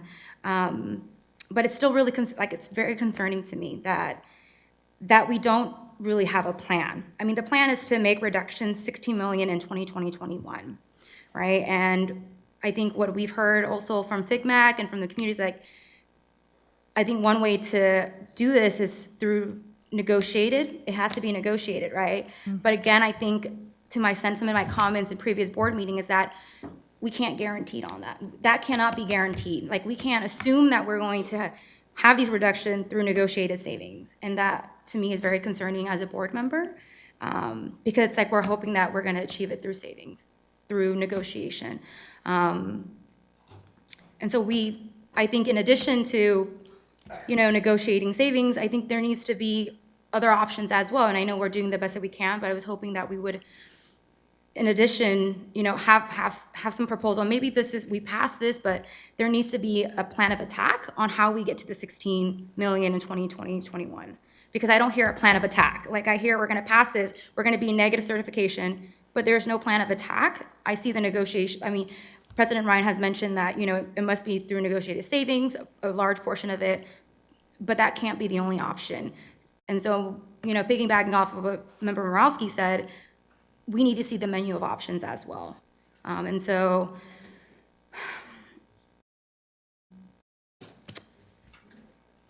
those are my comments. So I think we're going to be calling Superintendent Gordon up to provide some comments or respond to a couple questions, if you don't mind, Superintendent Gordon. And I think a couple things have come up that are very important. I do want to mention, you know, once again, because we've been using the FICMAT report as one of our key roadmaps to what needs to happen moving forward. 2 findings in the FICMAT report were that we needed to adopt a cohort enrollment trend moving forward, and we have done that. I appreciate that there are bumps in the road when you adopt a new cohort model for enrollment projections, but that was a recommendation, and as you've shared, something that districts across the state use and that probably would have benefited us years ago. Hopefully, we will not see the anomalies and the challenges that we did this year as we continue to build a better database. The second piece on that is really around looking at, you know, what additional savings we have potentially before us. FICMAT said, look for the outliers, the biggest outlier being healthcare savings. And so Superintendent Gordon, you have continued to say that we have to get to the table, we have to deal with the negotiations, that the only way we can find the kind of savings to get to the numbers we are trying to meet for the multi-year deficit is through healthcare savings. And so in response to Member Vang's question, I mean, I ask again, you know, is there the ability to find that kind of savings, the necessary savings to close the structural deficit in another avenue of our budget? Well, first of all, just let me say that we will take some time to carefully review this budget after you approve it. So stipulating we have not had the opportunity or the time to do that. Right. I have to go back to what I said the last time I spoke with you. It's crucial that you and your labor partners collaborate to look through the entire budget, including those items that require negotiation, to, for the long term, put the district out of deficit spending and back on a course where you can run the district effectively and also have the investment capital to attack some of the priorities that you have been talking about here in terms of improving particular services around the district. And you've got to do that in a collaborative way where everybody involved comes to the table and shares the responsibility for building the capacity of the organization to be what you want it to be and what you need it to be to effectively serve children. Do we have any other board member comments and questions? Board Member Garcia, do you have another question? I just, yeah, so I just want to make a quick comment, and then I do have one question that I forgot about. So I just want to clarify that I was maybe under the impression, or I had the expectation that we're going to continue to look for plans to address, to make the necessary reductions moving forward. One strategy would be, finding them through bargaining.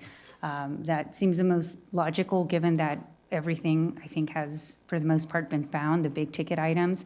But it is my expectation that this is an ongoing work, that we continue to look for ways to close that deficit moving forward. I mean, I'm talking about in immediate, like in August, this is something we have to continue to get information, continue to work on, so that we can figure out how to successfully close this budget deficit, whether or not the savings materialize through collective bargaining.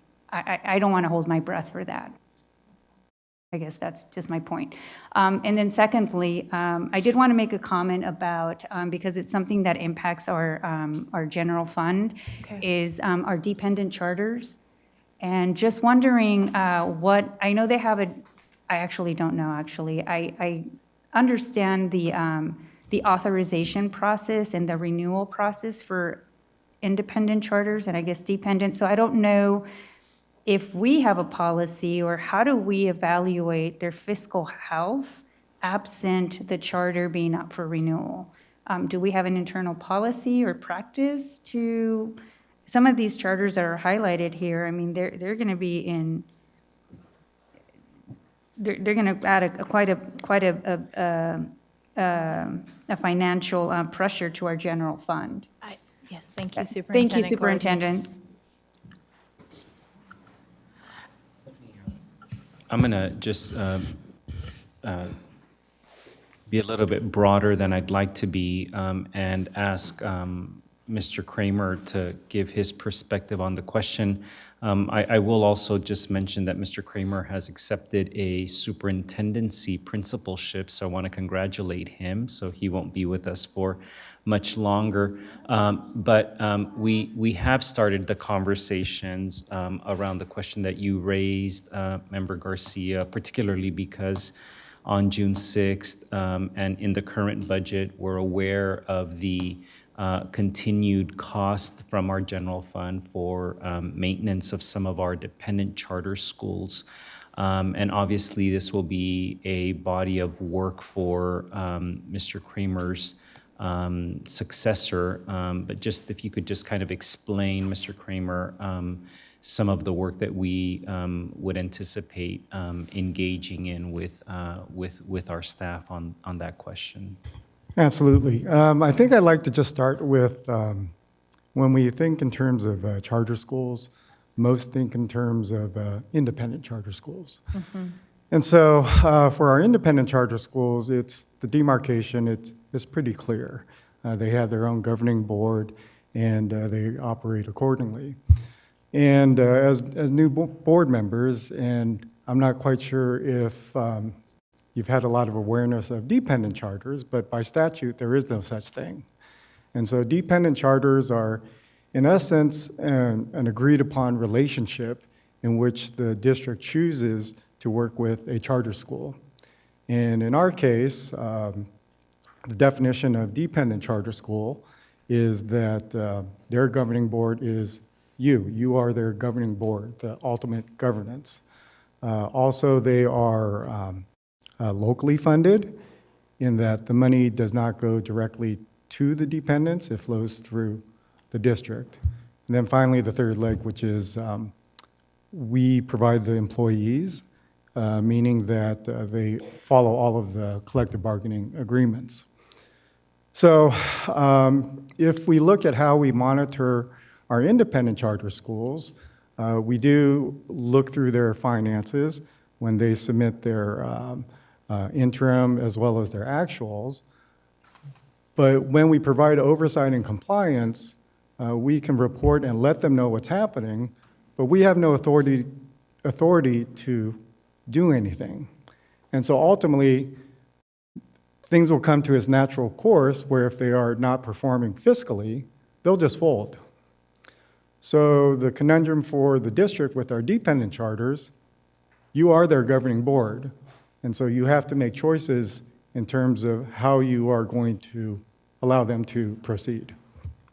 And they are, in fact, all represented by our various labor partners. Yes, yes. So anything that, how they operate, the teachers, the classified, yes, they're all under collective bargaining agreements. So, so do we not have any practice or policy that frequently monitors their budgets and maybe provide them with assistance in terms of having a balanced budget? Because ultimately, it'll come out of the general fund, right? Yes, yes. So I'm just wondering if there's a process in place to do that, since we're ultimately responsible for that deficit to backfill. The practice is that they go through the same type of monitoring that the independent charters go through. And so through the monitoring of our fiscal services, we know what their position is. And certainly every year when we go through their one-stop, we absolutely know what their position is. One of the main things that we've tracked over the years is their reserves.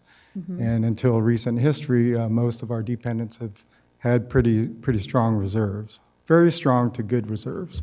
But I think the fiscal impact of the last year or so with the increased compensation for members within our district, that was a huge impact to them. And including the timing of how that happened was not able to be accounted for in their respective budgets.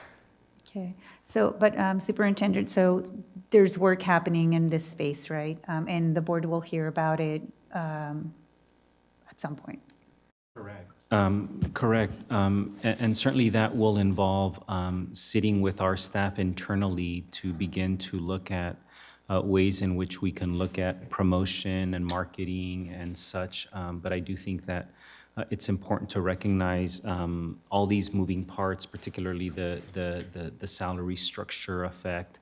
In some cases, the responsibility by EdCode to make sure that we have enough faculty and staff so that students can graduate as well.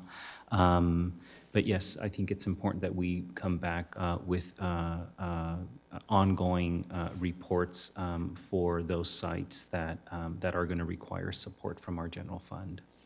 And lastly, I just wanted to congratulate you. Oh, thank you. Thank you very much. Yes, Jack, we're sorry to lose you, but happy for your opportunity. Superintendent Gordon, can we ask you one last question as we close out this item? Since, we've identified such a significant amount of money still necessary to close the structural deficit, I really just wanted to ask you, what support can we expect to receive from SCOE in identifying additional savings if we are unsuccessful in our labor negotiations?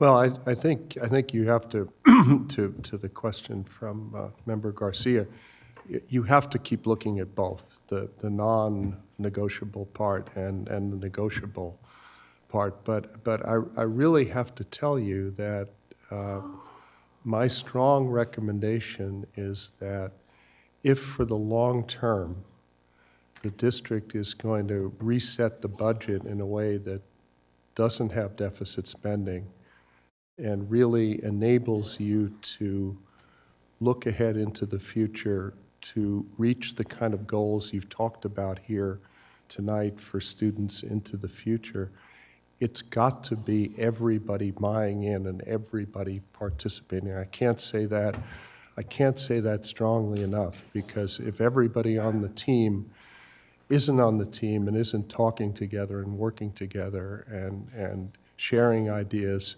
and figuring out ways to move the organization forward. It's all your organization. It's not this group and this faction, it's everybody. We're all part of the same team, yeah. It's got to be everybody, and I think if you look around at places that do that, it works. It really does work. So I just encourage you as much as I can in that direction.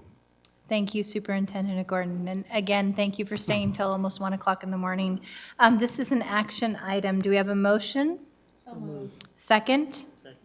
All those in favor? Aye. Opposed? Abstained? The motion carries. Item 9.5, approving the 2019-20 Special Education Local Plan Area SELPA Annual Service Plan.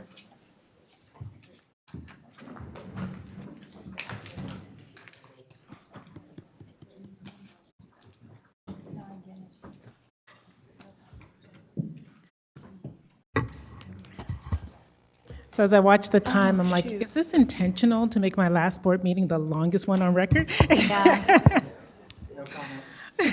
And Dr. Taylor, before we begin again, as a board member pointed out, we just want to once again thank Ms. Canfield and her entire team for the incredibly hard work she's been doing. We are so grateful for your leadership and contributions to the district.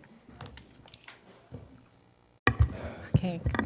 So good evening, good morning, Board President Ryan, Superintendent Aguilar, members of the board.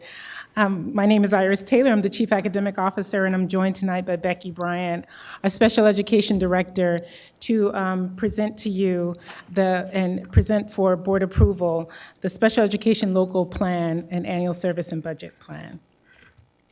So it's fitting that this is coming after the overall budget presentation, because through Ed Code, this is a statutory requirement that the SELPA plan is brought before the board, that a public hearing is conducted, which took place at the last meeting that we had, and that this be adopted on or before June 30th in order to ensure that the special education funding comes through for the upcoming fiscal year. So in preparing this plan, and what's really grounding this work, what we shared with you before, is that we really want to put forth this budget in the framework of, first and foremost, our special education students are general education students. And therefore, there's an extra layer of supports that are needed, and that funding is above and beyond their contribution, what we generate from them from the general funds. These students qualify for a host of services that enable them to be successful and receive educational benefit within the least restrictive environment. And so the SELPA is committed to providing these services and allocating the appropriate resources that are needed to serve our students with disabilities for the upcoming school year. So we're going to share with you just some additional information that was requested in the previous board presentation, some facts that are specific Two, who are the students that these funds support?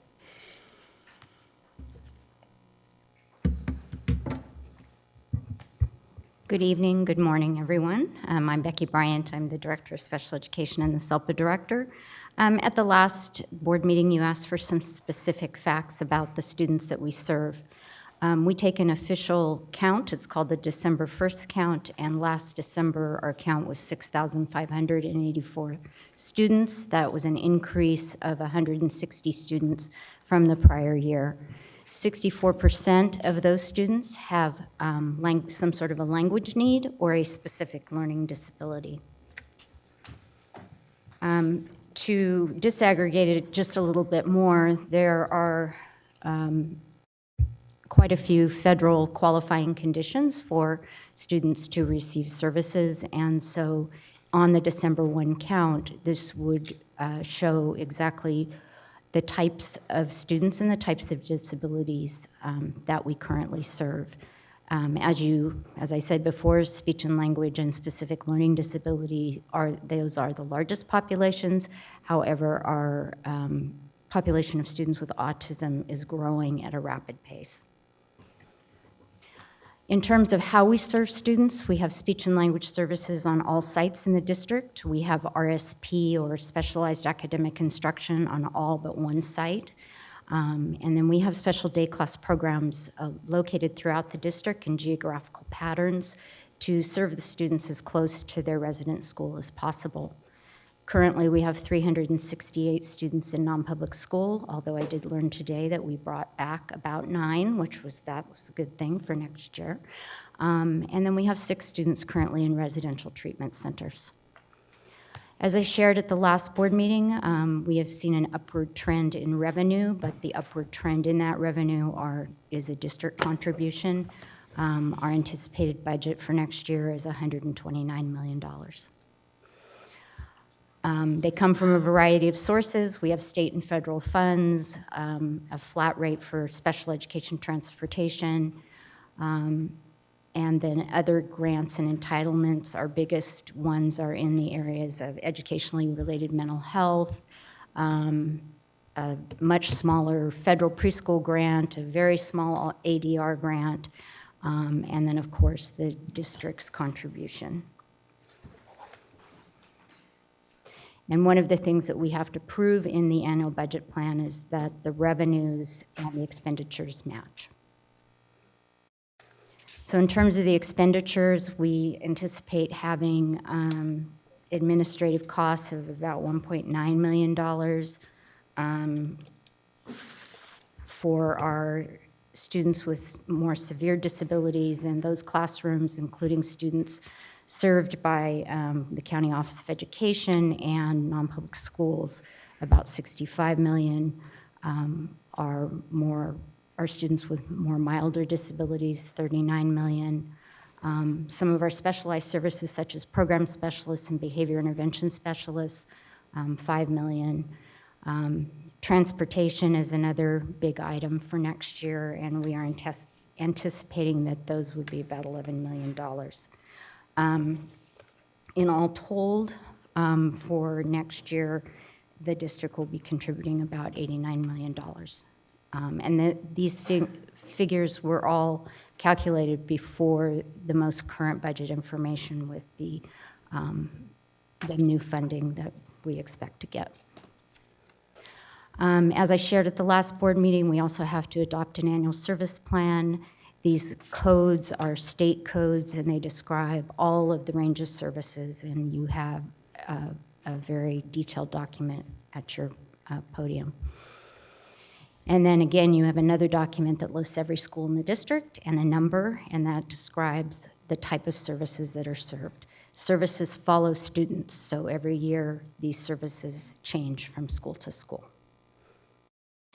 We would ask that the board adopt the 2019-2020 annual service plan and annual budget plan. Do we have public comments on this item? Switch microphones. The other one died, sorry. We do have public comments. We have about 8 public comments. Wow. Monica Harvey, followed by John Perryman, Renee Webster Hawkins, Sarah Williams Kingsley, Kenya Martinez, Benita Ayala, Al Hernandez Santana, and Angie Sutherland. Before we begin our public comments, I need to have a motion to extend till 1:30 in the morning. So moved. Second. All those in favor? Aye. Thank you. Thank you, trustees, both for staying up this late and putting up with my mild abusive process about speaking on multiple agenda items. I did pull my 2 items on the consent agenda about Measure R bond money impacting the general fund and about the consolidated app. With respect to special ed, you're using a staffing formula for severely disabled kids that dates back more than 40 years, when severely disabled kids were segregated into special day class. They're largely mainstream today, which is appropriate and legal. When severely disabled numbers were small, it wasn't significant. They fit in the gap between the 31-to-1 staffing ratio and the 34-to-1 average class size maximum in contract. However, when severely disabled numbers are high, it's significant. Average high school is 15% special ed, half severely disabled. Burbank's sitting in between 18 and 19%. That means 9% severely disabled. 9% of 31 is 3 kids. If you try to staff a school at 1 to 31 and then put 3 severely disabled kids that aren't staffed for in general ed classes, it doesn't work. So ultimately, you need an organized system of checking for the numbers of severely disabled kids that are being mainstreamed. This past year, our master schedules documented and complained. The area soup came and checked our numbers and agreed that we needed 2, we said 3, but he said 2 FTEs. The truth is, Burbank gets a ton of extra class size reduction money from supplemental and concentration and from Title I, but other schools don't. We can handle it only because of this additional class size reduction money. This is something the board needs to look at a systematic way and not based on individual schools with aggressive complainers.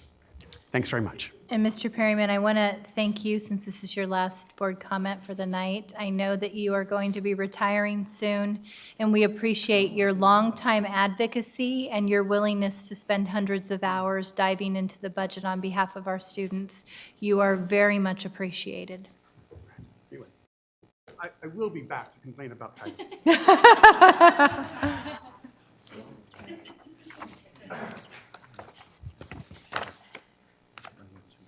Yeah. Good morning, members of the board. I've kind of woken up, so I was falling asleep during my last comment. I'm going to actually use Ms. Ayala's time and Mr. Santana's time, so that's going to equal 10 minutes. Okay, we're going to combine the time for them to, because I'm going to. For 5 people? For 5 people. Okay. Yes. Who are the other? Yeah, because Benita Ayala and Al Santana, who is our parliamentarian, he left. Oh, okay. So they put in comment cards, they couldn't stay, so. I see. Okay. So I'm going to read this letter. It's on behalf of the Community Advisory Committee. The Community Advisory Committee for Special Education has appreciated the willingness and spirit and partnership displayed by the Special Education Local Planning Agency and Special Education Department this year to better understand the budget and expenditures associated with special education services in the district. The CAC also consulted with the Director of Special Education and the California Department of Education to understand the budget of the SELPA and the district, as well as what implications there would be in the event of a state takeover of the district. Based on our conversation this spring and our review of the draft annual budget plan, the annual service plan presented for your adoption tonight, the CAC officers have the following recommendations for the district to support students with disabilities to successfully graduate to the college or career of their choice.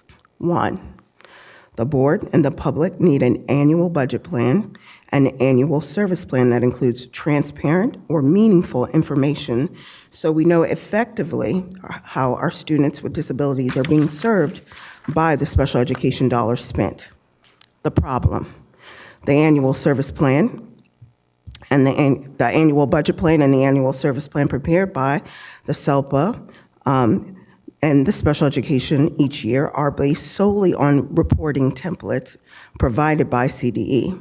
The ABP lacks transparent fiscal data sufficient for the board, the staff, or the community to accurately understand how federal, state, grant, and general fund monies are being spent, or how the budget next year includes investments or restructuring to provide services mandated by law and compliance audits. Likewise, the ASP lacks data or other strategic information to understand how the district might improve the accessibility and effectiveness of the instructional and social emotional services for students with learning differences and other disabilities.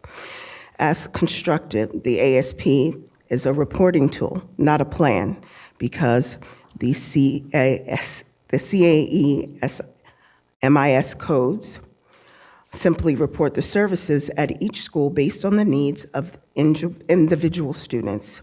The ASP lacks critical information explaining strategies or implementation timelines for initiatives underway, such as the district's response to the CDE comprehensive review findings of noncompliance, the plans to correct the areas of deficient documented in the 2017 Council of Great Schools audit, the progress and implementation plan for the district's MTSS, the pilot project to provide evidence-based intervention for students with dyslexia. The staff report acknowledges that the Education Code requires that the plan must demonstrate that all individuals with disabilities have access to services and instruction appropriate to meet their unique learning needs as specified in their individual education program. The factual findings in the audit referenced above, plus the increasing numbers of due process, CDE compliance cases, and Office of Civil Rights claims collectively demonstrate that the district is not providing access to appropriate educational services to students with disabilities. And the ASP does not demonstrate how well that will change. The solution. During the 1920, the CAC and the SELPA will collaborate on the development of the annual report of student demographics, services provided, staffing resources, alongside a report of expenditures in key service areas.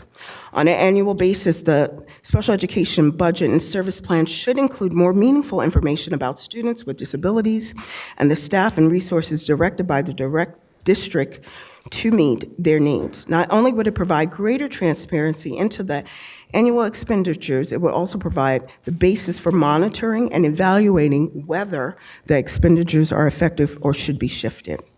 The report should include student demographics by type of disability, services needed and/or received, placement and career or college goals, percentage of students who are grade level on track, and graduation rate. Staffing levels by site or district assignment, by classification, and by credential. Program descriptions of all separate classes, including separate day classes, alternative schools, non-public schools and agencies, residential treatment programs, extended school year programs, and after-school programs designed primarily for students with disabilities or suspected of having disabilities, whether or not they are funded by special education monies. Vendors listed by name, by service providers, by number of students served, and whether the students served are achieving their goals, moving into less restrictive environments, and moving towards grade level. The ASP should describe the plans and timelines for all district initiatives essential to improve the outcomes of students with disabilities, including the elements for MTSS planned professional development, recruitment of key staff, and strategies for moving students into less restrictive environments, including those returning from non-public schools, while supporting their needs and successes. The CAC would like to work with the Special Education Department on a reporting format that would provide the board, and the public better information about the effectiveness and expenditures of the SELPA and the department. Hi, I'm Sarah Williams Kingsley, and I'm picking up sort of where Kenya left off. But one of the things I wanted to point out is we're referencing this letter to the board and the superintendent from the entire CAC Executive Committee that we collaborated on and have discussed at length at our meetings. So the second item that we're concerned about is past accounting practices need to be corrected to accurately identify the expenditures by service need and those that are delivered to students rather than the places the students are assigned.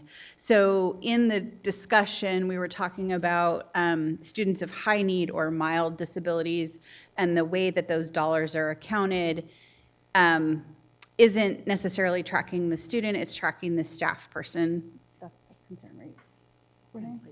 And the places versus where the true disability of the students that are reflected. And so we have suggestions within the letter that I'm going to sort of skip over a bit so that we can get to the later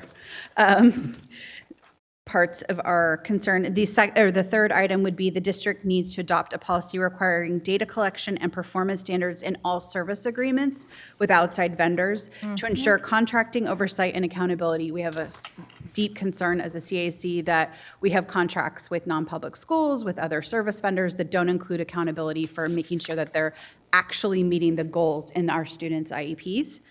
And then I'm going to hand it over to Renee, who will finish up. Got it. Thank you. And so our fourth recommendation is about more deeply about the format of the annual budget plan and annual service plan. We believe that it should clearly document the district's commitment to adopting a multi-tiered system of supports. We're thrilled that it has been included in the annual update for the LCAP as a modified action for this last year of the 3-year plan. The annual service plan for special education should have conforming language, commitments, both in terms of what's the strategy, what's the timeline, what are the services going to look like, and what's the funding going to look like to support that at all sites and at all grade levels. So the solution should include that. The framework, the MTSS framework itself should clearly include evidence-based, differentiated practices for academic success and emotional wellness for all students, including students with disabilities. Sometimes MTSS is used primarily for behavioral issues. It's all needs for all students, including and primarily academic. And just as a footnote, as we say a fond farewell to Dr. Taylor and for all she's done for the district and students with disabilities, we would ask that in recruiting her replacement, that the superintendent should only consider candidates with demonstrated success designing and implementing an MTSS framework. Our last recommendation, the district should abandon the assessment MOU. 10 minutes, yeah. The lack of system-wide assessments is a violation of Child Find under the Individuals with Disabilities of Education Act. The ability of students to access their education and receive high-quality evidence-based instruction in the least restrictive environment should not be negotiable. The lack of system-wide assessments of student progress undermines every teacher's effort to improve academic or social-emotional wellness of their students because the district lacks objective data to understand and meet the needs of students who are struggling. System-wide assessments and site-based leadership are not mutually exclusive. Renee, thank you so much. We're way over, but I do want to tell you, I'm so grateful that you bring this up, and this is actually going to be one of the primary goals by which the superintendent is evaluated over the next course of the year. Thank you. So we appreciate that. I would like to add that the assessment MOU is unenforceable. Thank you. And before we move on to Angie, I just want to thank you for all the time you put into such an incredibly well-informed and detailed set of recommendations. I think it's great, too. I'm Angie Sutherland, and I'm a parent in this district. I've been involved in the CAC and the LCAP committee, school site councils, done lots of different things. I don't really have a clear picture of of this special education service plan and budget plan. I can see the schools and where their different services are going to be. Some of the school names are not included, and I think they need to fix that document and add in the non-public residential schools' names. They're not listed. There's a whole lot of children in our district receiving behavior support. One vendor alone is getting about $5 million for that. So one would think that more students are being supported and that more students would be successful, but a lot of students are not, and they're being sent to non-public schools. And right now, I don't think students in non-public schools are included in the dashboard data that the state dashboard has. So I think maybe you guys might want to check on that, because I don't think we have any data on how our students are doing in those settings. The district said that it wants to reduce class aids by 5%. I don't know where that came from. If the district stands for equity and access for all students, so many families should not be leaving the district. A lot of families are leaving to homeschool or private school. My child is one of the 6 in the non-public residentials now. It's really sad. After lots of bullying, the trauma is there. And she told me yesterday, "Mom, Sac City has never supported me. The only thing they've done is made me feel ashamed for my autism and given me anxiety." So I'm wondering how the other students are feeling about that as well. And lastly, I'm very disappointed that the CAC was denied any funding. I know they get childcare and translation, but they need other things too, like speakers and, parent education. It's in the Ed Code. CAC is a mandated body through legislation, which means it's a state mandate. And SELPAs get money for the state mandate. It's part of the grant that they get. So, yeah. And it's in the Ed Code that they are supposed to provide fiscal and logistical support, and that the CAC sets its own priorities for that. So Angie, we it's will against look into the $7,500 that you brought up tonight. We very much appreciate that. Okay. Thank you. This really should not be the last plan on the agenda. It's very, very disheartening, and it feels like it's a side note. It should roll up into the LCAP and into the district budget, not be after like it's a side project. Thank you. Thank you, Ms. Sutherland. Okay, do we have any board questions or comments? Board Member Morawski. I'll be quick. I just wanted to thank the CAC for this really sophisticated and comprehensive set of recommendations. Thank you, Renee, and team. And I just wanted to say also, as the chair of the Fiscal Transparency and Accountability Committee, I would love to work with you on and our team on developing what the format for the budget and the plan that would be useful for the board. So look forward to collaborating with you on that. Thank you. It looks like we don't have any other comments at this time.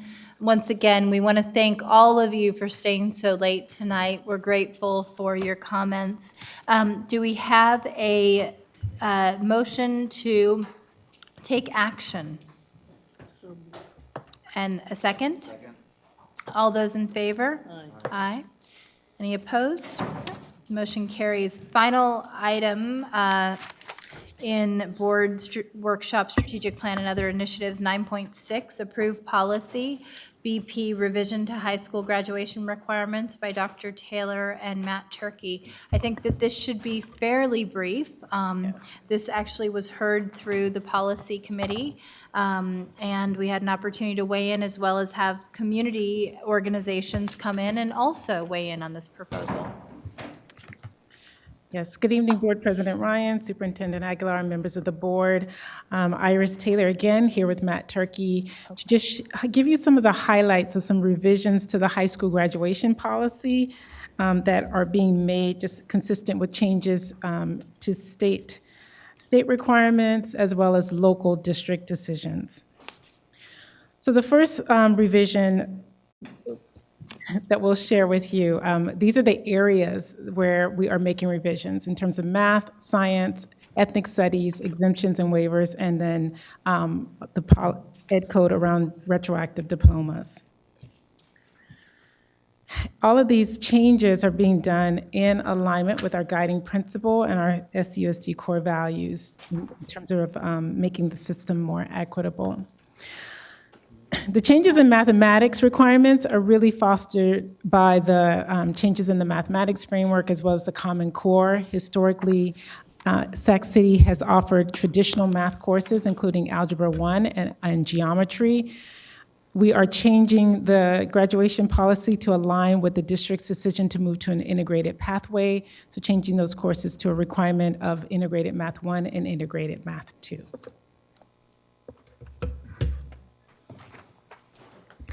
Thank you and good evening all. This is Matt Turkey, Assistant Superintendent of Curriculum and Instruction. So the changes in science, the change in science seems pretty slight, and it's just one of wording. So changing from 20 credits, including biological and physical science, and just putting in the slash, so it's biological/life science and physical science. And the reason for that is so that we can be more inclusive, so that that can also include environmental science as well as biology.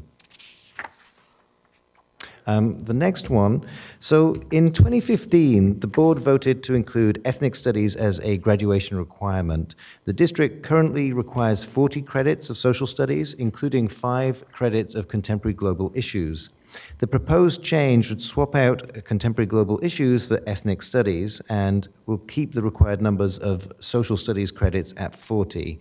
Ethnic Studies advances SESD's position on creating a learning environment that welcomes different voices and perspectives into the classroom, while providing narratives to better understand the experiences of all students and communities, especially those who have been historically marginalized.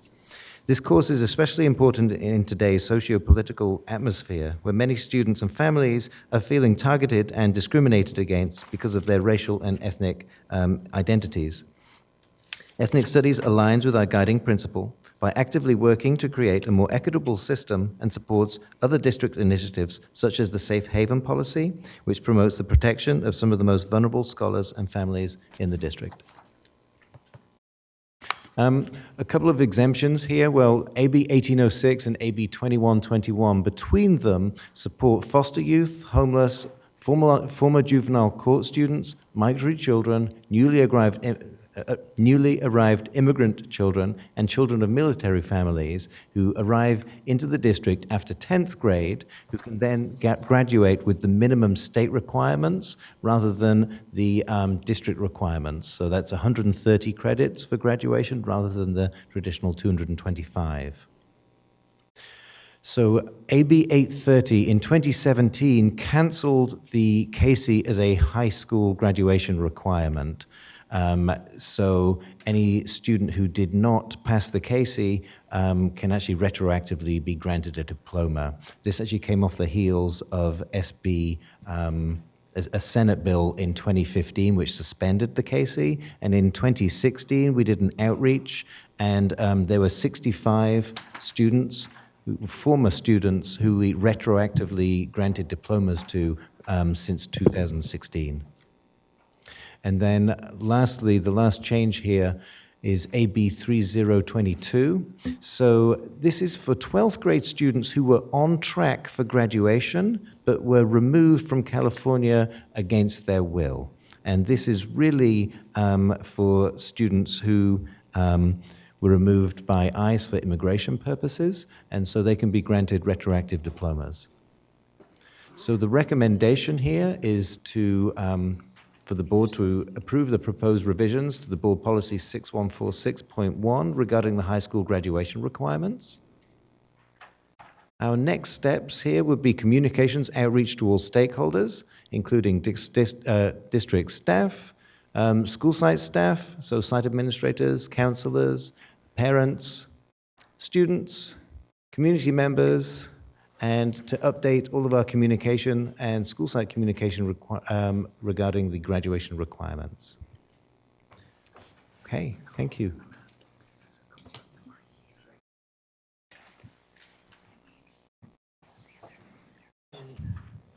Any public comment? Do we have any public comment on this item? Yes, we have one public comment from Chris Wong. Okay. Oh, Chris, you are an all-star. You have been providing the best public comments the last few board meetings. Thank you for staying for another late night.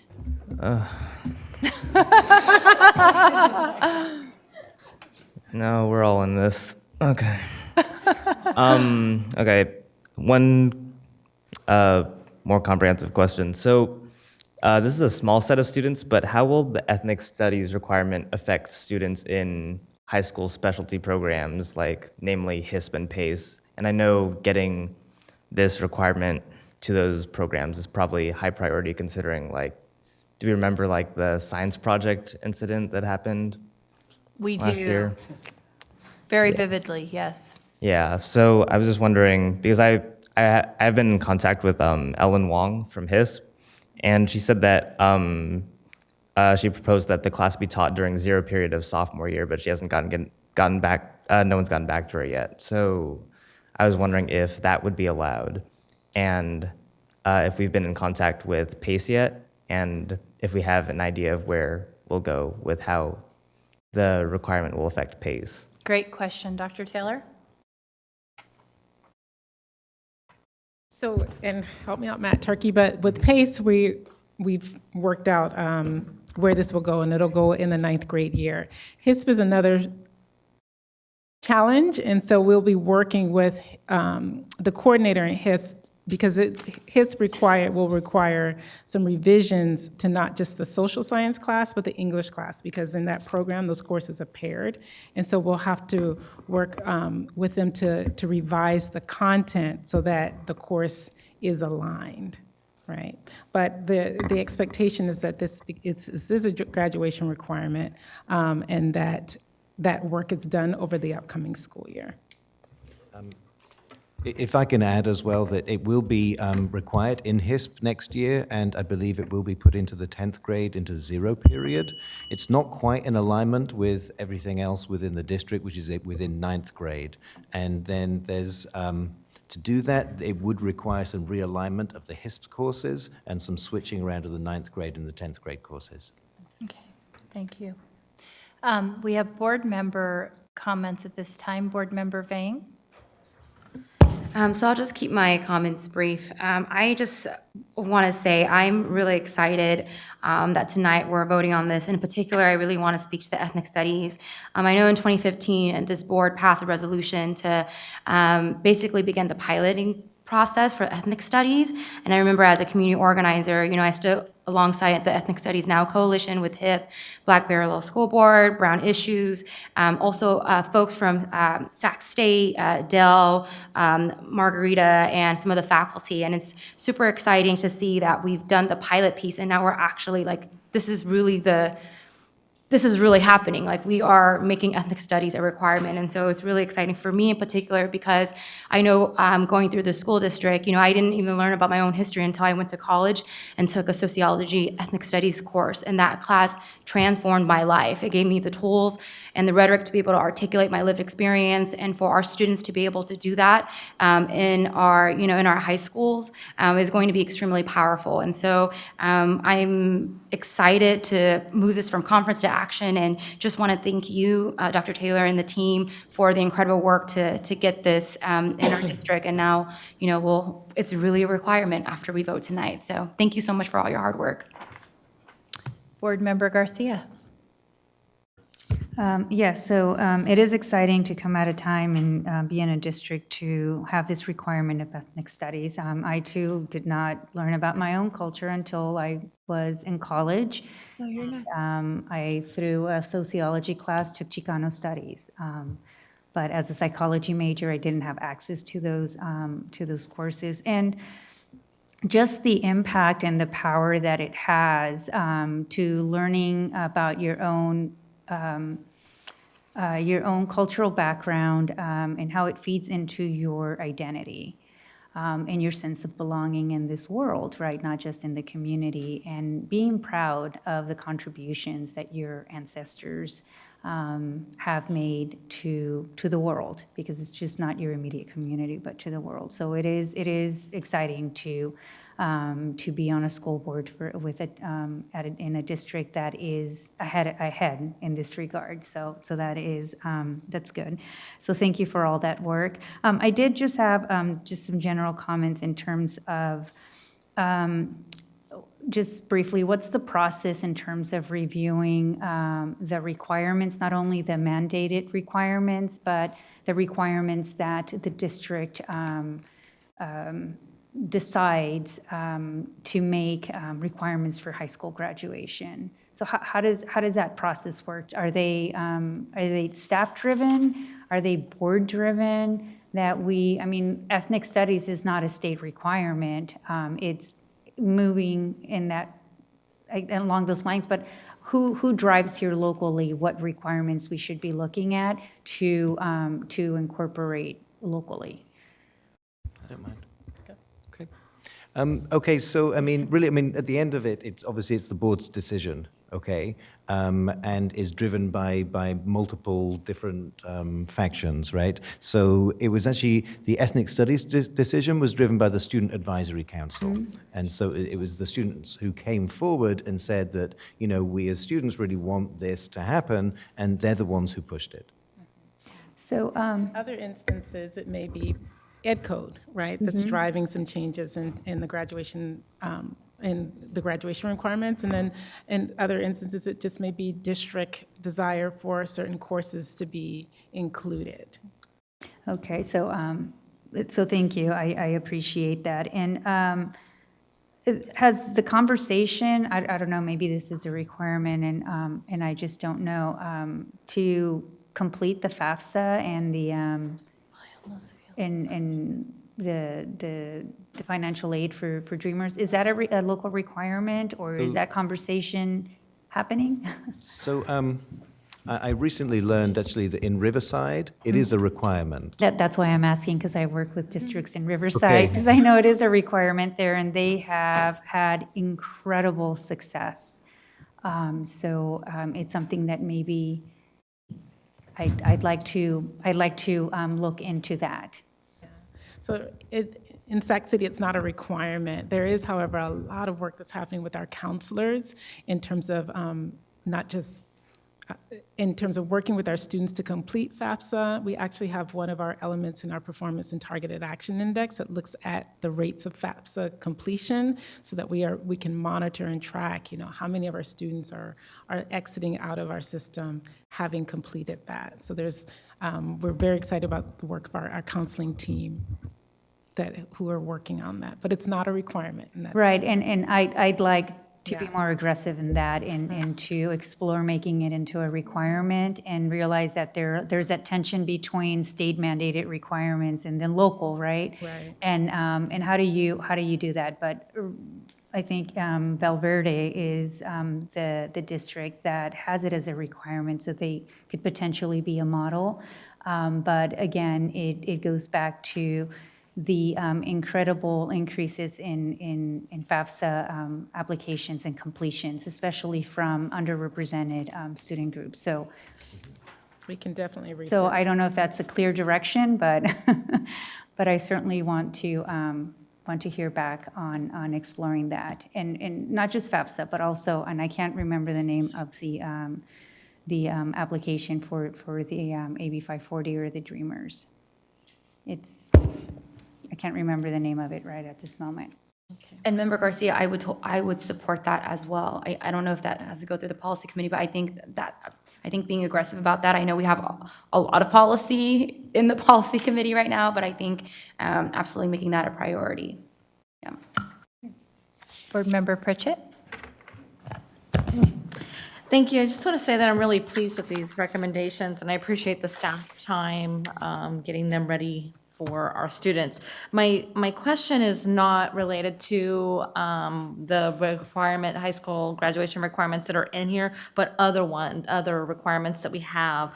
And the first one has to do with government econ, and I know, Dr. Taylor, I've brought this up maybe 5 or 6 years ago about how our seniors have to take government econ their senior year, and if they fail one class, they fail, let's say they take government in the beginning, they fail it, they don't get to walk with their class. And so I've asked in the past about like, what can we do? Is there a way that we can structure this where they take one class their 11th grade year and one class their 12th grade year? It's kind of like the resolution that we talked about earlier that Chris Wong brought up about how, if we have, all these math classes and they fail one, do they not get to graduate? So it's kind of the same thing. So maybe that's something that we can look at in the future. And I don't know if there's something with Ed Code or what the requirements are. I don't know the answer to that. So maybe you can tell us in a board communication or bring it back to us, but it's just something that I've seen myself and through other students. So, and then the other thing is senior projects. I know a lot of districts don't have senior projects as a graduation requirement, and I know we do, correct? And so I'd like to see something like that be brought forth and the board can discuss the senior projects as being a requirement. Thank you, Board Member Pritchett. So I need a motion to take this from conference to action. Second, all those in favor? Aye. Any opposed? Motion carries. I need a motion to adopt. Second, all those in favor? Okay, the motion carries. Thank you. We are moving on to our next item, which is consent agenda 10.0. Do we have a motion to adopt the consent agenda? Second? All those in favor? Aye. Okay. Item 11.0, business and financial information and reports. We have 1 minute before I'm going to need to extend again.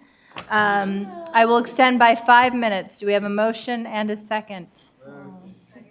Okay. So, and we have a comment, public comment on 11.2, our monthly suspension report by Cecile Nunley. Thank you so much for staying with us for that. Yes, my 4th time to the podium and last for the evening. Surplus. Okay, so this is, I assume this, well, if it's not the end of the year, it may be one more. And I do want to just take that last little trip. The average for the district is 5.42. If I'm not mistaken, that's higher than most of the districts in the state. So there still seems to be a culture of doing the suspensions. Of course, when it comes to elementaries, I would like to point out those that are especially high. Bret Hart, 9%. Cesar Chavez, 9%. Ethel Baker, 7%. Ethel Phillips, over 6%. Hollywood Park, over 6%. John D. Sloat, over 9%. And Woodbine Elementary, over 7%. For the middle schools, Albert Einstein, almost 10%. John H. Still, 10.72%. Rosa Parks, 16.05%. And then the high schools, Hiram Johnson at 11%, Rosemont at 10.6%. Again, African Americans are at 12.9%. They are literally double anybody else, as well as triple what the white students are. And then the foster youth are over 18%, and special education, again, is over 8.72%. It's really still shocking to see these results, and which is one of the reasons why I think it's so important to bring it up. I also was reflecting at one point, not too long ago, there was the anniversary of the Brown versus Board of Education, and there was a little review talking about Thurgood Marshall. And one of his strategies was that when you're looking for equity, so many times you had to go to the courts because there was nothing else to do. Mm-hmm. And that reminded me of those articles where people are finding where they have to go to the courts. And Renee mentioned that when it came to assessments, you have to go to the courts. I hope we don't get to the point where we have to go to the court just to find some equity in our school systems. Thank you so much, Ms. Nunley. Okay, so with that, we are going to adjourn back to closed session for one other item. Thank you for everyone who has hung with us for the night. And since we have several of our new LCAP Parent Advisory Committee members in the audience, congratulations again. We are so appreciative for your service. Let's not delay it. Let's